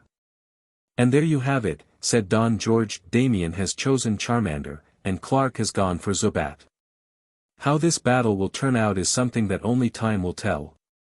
"Here comes the coin toss to determine which trainer starts things off," said Brock. The coin on the screen flipped and landed on tails, giving Clark the first move. "Come on Zubat," said Clark eagerly, "let's win this and then get started on our homework. Start off with a supersonic attack." Zubat opened its mouth wide and emitted a strange wave of sound, sending several small blue rings towards Charmander. "What's supersonic?" asked Ash. "It's an attack that uses strange noises to confuse the opponent," explained Misty. "Charmander, wrap this up with Dragon Rage," ordered Damien calmly. The flame spouting from the tip of Charmander's tail suddenly grew to a great size. With a cry Charmander opened its mouth and a yellow ball of flame quickly appeared there. The ball grew and turned white, with bursts of orange flame crackling across the outer layer. Charmander launched the orb towards Zubat and it slammed into the other Pokémon's face, causing a massive explosion that seemed to swallow Zubat completely. "No, Zubat," shouted Clark. Something small dropped down from within the cloud of smoke that now hit the air, and hit the ground with a dull thud. Zubat lay flat on the ground, the tip of one of its wings twitching feebly. Apart from that, it hardly moved. The referee raised his flags and announced, "Clark's Zubat is unable to continue battling. Charmander wins. Damien progresses to the next round." "Well, how's about that, folks?" asked Don George as the crowd around the stadium cheered. Not only did Damien defeat his opponent in one move, he also won the battle in record time. "I think we have a new front-runner," said Brock. Damien recalled Charmander to his Pokeball and arrogantly swaggered off of the battlefield as a dejected Clark returned Zubat to its Pokeball and walked off. "That was brutal," said Robin. "That was Dragon Rage," said Misty. "It always deals a set amount of damage if it hits the opponent. If that opponent has less health than the set damage, then it doesn't stand a chance." Ash and Richie were both staring at the point where Zubat had hit the ground. Both were wondering the same thing, whether any of their Pokémon were strong enough to take that kind of hit and keep going. Richie was especially worried. Looking at the table, his opponent in the next round would be Damien. The seventh battle began. A boy named Giles and a girl named Becky met out on the battlefield. Becky sent out a Geodude, and Giles sent out a Pokémon that looked somewhat like a wilted daffodil. Ash took out his Pokédex and examined the Pokémon. Bellsprout, the flower Pokémon. Bellsprout is carnivorous and will trap and consume small insects. It uses its roots as feet in order to walk around, and also buries them into the ground to seek out and absorb moisture. "That's the unevolved form of Weepinbell," said Misty. "Remember? Damien used one in his battle against Assunta." Ash nodded his head. He remembered all right. The following battle was over rather quickly. Although Becky had taught her Geodude a few good moves, like Seismic Toss and Dig, there was no getting past the Rock and Ground type's severe weakness to Grass type moves. Giles's Bellsprout had to only land 2 Vine Whip attacks and the whole thing was over. "Looks like Giles will be your opponent in the second round," Robin observed Ash as the two trainers recalled their Pokémon and vacated the arena. "I've gotta win my first round battle yet," replied Robin, making her way out towards the battlefield. Her opponent, Molly, was already waiting for her. "The 8th and final battle of the first round is about to get underway," announced the referee. "Trainers, choose your Pokémon." Robin snatched up a Pokeball and threw it. "Butterfree, battle time." Opposite from her, Molly took out a Pokeball of her own and tossed it out onto the battlefield. "It's show time, Jigglypuff." Jigglypuff was a round, ball-like, pink Pokémon, with ears like those of a cat, 2 large, round, blue eyes and what appeared to be a tuft of hair on top of its forehead. It had 2 arms which appeared to be rather short and stubby, especially when compared to its large feet. "That's a pretty cute Pokémon," observed Misty. "Looks kind of strange to me," said Richie. Ash took out his Pokédex once again. Jigglypuff, the balloon Pokémon. It has large, friendly eyes and likes to sing songs that make others feel sleepy. It is capable of inflating its rubbery body to a great size in order to float into the air and travel with the wind. "So it can sing its opponents to sleep?" asked Ash. "Sounds like it," said Richie. "Robin had better watch out." "And there it is," said Don George. "Molly has decided to go with Jigglypuff, and Robin is going with Butterfree. And a rather unusual one it is too." "Indeed," agreed Brock, "you don't normally see one of that color flying about. It's truly a beautiful sight." On the screen the coin toss was shown. The coin flipped and landed on heads, giving Robin the first move. "Alright Butterfree, let's see how well your aerial training paid off. Use Tackle." Butterfree beat her wings elegantly to take on and then gain height before she folded them into her sides and plummeted straight towards Jigglypuff. The normal type Pokémon took the hit and was knocked onto its back. However, its rubbery body allowed it to easily bounce back onto its feet. Now Jigglypuff, allow them to hear your beautiful voice, called out Molly, you sing. In response to its trainer's command, Jigglypuff's large eyes seemed to grow bigger and began to quiver. And then it opened its mouth and started to sing. Jigglypuff Jigglypuff. Jigglypuff Jiggly. Jigglypuff Jigglypuff Jigglypuff Jigglypuff. Does anyone else feel tired? Asked Misty. Sure do, replied Richie. I could do with a nap right now, added Ash. Pika, murmured Pikachu contentedly as he curled up next to the wall of the arena. And there yawn it is, said Don George, Jigglypuff's famous yawn sing attack. It sure can put yawn just about anyone to sleep, said Brock. He was right. Just about the only person in the entire stadium not feeling even slightly sleepy was Molly herself. Of course, with Jigglypuff being her Pokémon, she had trained herself to tolerate the effects of the song. Butterfree was faring worse than everyone else, and soon fell to the ground, sound asleep. Alright, Jigglypuff, said Molly, use double slap as many times as you can while Butterfree is still asleep. Jigglypuff inflated itself slightly, allowing it to lift up off of the ground and bob through the air towards Butterfree. It landed, reached out with its arms and began landing multiple slaps to Butterfree's body. And now that Butterfree is sound asleep, Jigglypuff can press its advantage, said Brock. Butterfree, shouted Robin, wake up and fight back. The bug-type Pokémon didn't seem to respond. Why won't it wake up? Asked Ash, who was once again wide awake now that Jigglypuff had stopped singing. Jigglypuff's sing attack puts the opponent into an enchanted sleep, answered Misty. It's harder to wake up from that than it would be in normal sleep. Even all those hits from Jigglypuff aren't enough to wake it up. Butterfree, wake up, shouted Robin, but it did no good. Jigglypuff kept landing blows, and Butterfree remained asleep. If this keeps up, Butterfree's going to lose without waking up, commented Ash. Keep those slaps coming, Jigglypuff, said Molly to her Pokémon.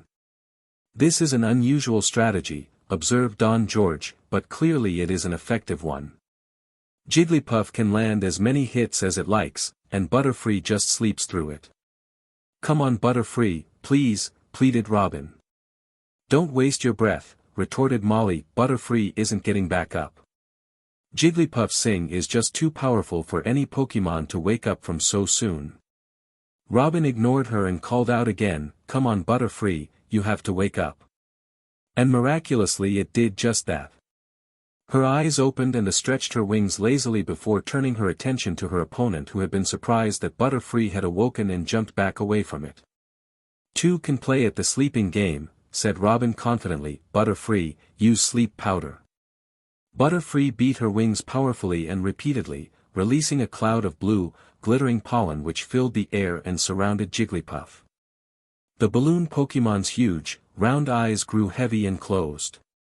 The little pink Pokémon fell asleep. Oh no, exclaimed Molly. Jigglypuff, please wake up. Turnabout is fair play in my book, said Robin. Butterfree, use tackle repeatedly on Jigglypuff. Butterfree flapped her large wings in order to become airborne and then flew at Jigglypuff, colliding forcefully into it. Jigglypuff bounced across the ground, but it did not wake up. And it seems that Molly is now being given a taste of her own medicine, observed Don George. Let's see how she copes with her own tactics being turned against her. As Molly made another desperate shout for Jigglypuff to wake up, Butterfree turned in the air and flew back towards Jigglypuff and landed a second blow. This was quickly followed by a third and a fourth. Then Jigglypuff woke up. Haha, cheered Molly. Alright Jigglypuff, you sing. Not again, Ash. Jigglypuff opened its mouth to begin singing again, but... String shot, shouted Robin. Butterfree spat out a spray of silken string which quickly wound itself around Jigglypuff's middle and sealed its mouth shut. What? Exclaimed Molly in disbelief. Well, would you look at that, said Don George. It appears that Butterfree's string shot has sealed up Jigglypuff's mouth, preventing it from singing its lullaby, said Brock. Now to finish this, shouted Robin. Butterfree, use tackle one more time. Butterfree sped across the battlefield towards Jigglypuff. Defense curl, now, yelled Molly. Jigglypuff tucked in its arms, legs and ears as though bracing itself, and a slight glow of yellow appeared around it. But it did no good. Butterfree rammed into Jigglypuff with its full force, and the balloon Pokémon sailed through the air and crashed to the ground at Molly's feet, out cold. The referee raised his flags and announced, Jigglypuff is unable to battle. Butterfree wins. The trainer going through to the second round is Robin. Butterfree flew over to Robin, who hugged it as her friends cheered from the sidelines. That's it for today, folks, announced Don George. Join us again tomorrow morning when the 8 trainers who made it through will battle it out in the second round. Just to show you what you can look forward to seeing tomorrow, here are the matchups that we will be seeing, said Brock. Up in the screen, photographs of each of the 8 remaining trainers appeared and were paired together. To start things off, Ash would face off against Warren, the guy who had used his powerful Raticate to win his round.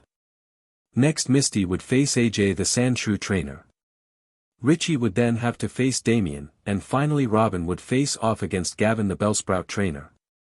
Well, looks like I've got an easy win in the second round too, said Damien. He shot a smirking look towards Richie before turning and leaving. That JRK, muttered Richie. Don't worry, Richie, you'll beat him, said Ash. All of them were worried, however. In the second round they would be facing off against trainers who were a lot stronger than those that they had faced off against today. Each would have to choose their Pokémon extremely carefully for the battles that would begin the following morning. Later the group were all sitting around a table in the Battle Club's cafeteria, each of them having a large plate filled with an assortment of food in front of them. Oh, man, I'm starving, stated Ash. Me too, added Robin.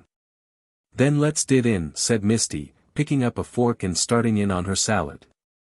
As they ate, Robin asked, so, does anyone have any ideas for how they'll handle the battles tomorrow? I don't know, responded Ash. Apart from his Raticate, I have no idea what Pokémon Warren has. And I can't just assume that he'll use the same Pokémon again. Will you use Nidoran again? Asked Richie. Ash shook his head. No, I think I'll give someone else a go. Although I wanted to train Nidoran to get strong enough so that he'll be able to handle the Pokémon at the pewter gym better, I don't want to just use him. If I put too much effort into training Nidoran and Mankey, then the others will get left behind. That makes sense, said Robin. I won't be using Butterfree again tomorrow. I know that it would do well against Giles and his Bellsprout, but like you, I can't just assume that he will use the same Pokémon again.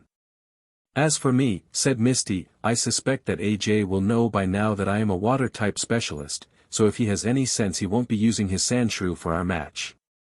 That means I'll have to be prepared to face anything. It was fun using Magikarp today, but there's no way that I will use it tomorrow. The strategy one used with Magikarp today was the only one I have for it, so everyone now knows it. And it only worked because that tentacle was a water type. So it's a choice between Staryu and Poliwag then? Asked Ash. Yes, agreed Misty. Staryu might be best though, at it have a wider range of moves. If AJ sends out a grass type, then Staryu can use Tackle and Swift. Poliwag would have to rely on Double Slap. How about you, Richie? Asked Robin. Well, I think that it is pretty safe to say that Damien will be using his Charmander again, replied Richie, so I just have to come up with a way to beat it. So Poliwag must be your choice then, said Ash. I don't know, replied Richie. Yes, Poliwag's water-type attacks will give it a major advantage over Damien's Charmander, that's for sure, but... He trailed off. You're worried about Poliwag being able to handle a Dragon Rage attack, aren't you? Asked Misty. Yeah. I haven't been training Poliwag for that long and it can't take too much damage. Not only that, but it's also not that quick on its feet, so that'll make dodging a problem. Well then, why not use your Pikachu? Asked Ash. It's pretty fast, and its Thunder Wave attack will slow Damien's Charmander right down. Maybe, yeah, said Richie, not sounding too sure. Well, whatever happens tomorrow, I'm sure we'll all make it through to the third round, said Ash confidently. You do realize that if that happens, your next opponent will be me, right? Asked Misty. "Oh yeah," said Ash, "well, don't worry. I'll go easy on ya." In response Misty raised her hand and knocked him on the side of the head, causing the other two to laugh. "Of course," said Robin, "if we all go through, then Richie and I will be each other's opponent in the third round too. And," added Richie, "whoever wins those battles will face each other in the final." "Don't get too ahead of yourselves there," said a voice. They all turned around and saw that Damien had come over to them. "What do you want?" asked Ash. "I just overheard you guys talking over here and thought I'd come over and point out that I'm gonna be the one to win this little here tournament." "Oh yeah? Says who?" demanded Ash. "Says me," retorted Damien, "none of your pathetic little Pokemon can even hope to defeat my Charmander, so stop kiddin' yourselves." Ash went to retort, but Damien had already turned away, laughing to himself. Ash sat down and turned to Richie. "Wipe that smirk off of his face tomorrow, Richie." "I'll do my best, Ash," the other boy replied. The sun was setting, casting an orange glow over the city below them. Standing on the side of the mountain, Meowth asked, "So which one of dem buildings are we gonna be breaking into?" "That big one on the outskirts of the city to the north," replied James. "According to the boss they've been conducting some very intense research. Obtaining that will allow Team Rocket's own research to progress by anywhere up to 10 whole years." "Not only that," added Jesse, "but we've also had orders to obtain as many samples as possible as well." "Samples?" asked Meowth. "Fossils of Pokemon that died a long time ago," explained Jesse, "among other things." "Any Pokemon?" asked Meowth. "Reports from our inside man suggest so," replied James, "some very rare samples indeed." Meowth rubbed his paws together eagerly. "All right then. Look out Pewter City, and sleep well tonight, because tomorrow you guys ain't gonna know what hit ya." All three members of Team Rocket began to laugh. Episode 12, Second Round Rumble. The noise in the stadium was loud, but Don George's voice coming over the loudspeaker system quickly quietened down the spectators. "Ladies and gentlemen, good morning and welcome back to the Club Battle Tournament, coming to you from the Pewter City Battle Club. My name is Don George and I will be commentating today, joined by Pewter City's very own gym leader, Brock, the Rock, Harrison." Brock joined in at this point. "Thanks Don George.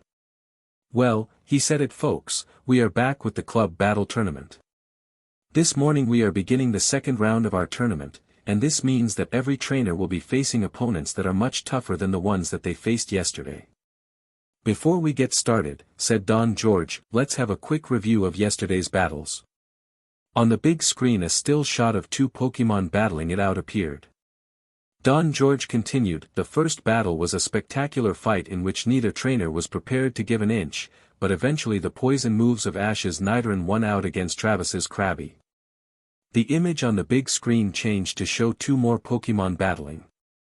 Brock took over, then we had a surprisingly quick battle for our second match. Calvin Spearow had been trained well, but it just wasn't good enough to stand up to Warren's Raticate for long. The image changed again, and Don George took over. Misty used her usually frail Magikarp in an ingenious battle style in order to secure a highly unexpected win over Marty and his Tentacle. Brock spoke for the next image, and in a frightening display of pure power, AJ and his Sandshrew literally tore up the battlefield in order to secure a victory over Lewis and his Paras. Don George took up the tread again. After an intense battle, Richie and his Beedrill managed a win against Rita and her Squirtle. Brock went next, then Damien and his Charmander won against Clark and his Zubat in a one-hit wonder. Giles used his Bellsprout's type advantage over Becky's Geodude to get an easy win, added Don George. And in the final matchup there were a lot of sleepy eyes as Robin and her Butterfree put their sleep powder attack up against the Molly and her Jigglypuff's Sing attack. In the end Butterfree won out, and our eighth battler for today was decided, finished Brock. Don George continued, "Today our battles will go as follows." Up on the big screen, the photographs of the 8 remaining trainers were shown. They then moved about on the screen until they were in pairs. "First up," said Don George, "we will have Ash against Warren. Next it will be Misty against AJ followed by Richie against Damien, and finally Giles will face off against Robin. All of our trainers will be competing for a place in the semi-final matches which will be held this afternoon, said Brock, so I think that it's safe to assume that they will be pulling out all the stops today as they and their Pokémon aim for victory. Now let us begin, said Don George, if the first two trainers could please make their way out onto the battlefield. That's me, guys, said Ash, stepping forward from his position near the sidelines. Ash, do you have any idea how you'll beat that guy's Raticate if he sends it out? Asked Misty. Sure, replied Ash, I've got the perfect strategy in mind. And with that he walked out onto the battlefield, Warren already taking up his position at the opposite end. So what do we think his plan is? Asked Robin. It can't be Pikachu. They all turned to look at the little electric-type Pokémon, who smiled back at them. Nah, said Richie, I think he's saving Pikachu for a battle with Misty. Well, at least he's using his head, said Misty. I'd say he's gonna use Mankey. It's one of the Pokémon he wants to train up to battle Brock, and it'll have a type advantage over Eradicate. I agree, said Richie. Robin shook her head. I don't think so. Mankey might have type advantage, but it doesn't have the greatest defense right now. Raticate has a good amount of power, especially that Hyper Fang move. And it's quite fast. Ash will go for something that can dodge Raticate well, and take a couple of heavy hits. Suddenly the match referee announced in a loud clear voice, this match between Ash and Warren is about to begin. Both trainers may use only one Pokémon each. Trainers, choose your Pokémon. Warren took up a Pokeball and threw it out onto the battlefield. Alright, Raticate, let's brawl. The Pokeball snapped open and Raticate appeared out of it, baring its long fangs and twitching its whiskers. Ash took a Pokeball as well and threw it with a shout of, Pidgeotto, I choose you. Prigu, chirped the flying-type Pokémon as it appeared on the battlefield and soared into the air. What? Exclaimed Misty, why Pidgeotto? It's a good choice, said Robin. Pidgeotto is an evolved Pokémon and is fast. It should be able to outfly Raticate's moves. But its moves aren't all that powerful, replied Misty. Ash will have to rely on landing repeated hits while taking few himself. Are both trainers ready? Asked the referee. Getting two nods in response, he called for the coin toss, which landed in Warren's favor. Begin. Alright, Raticate, let's get this battle started with a quick attack. Raticate sprang forwards and charged right at Pidgeotto. Pidgeotto, you use your quick attack too. Ash shouted.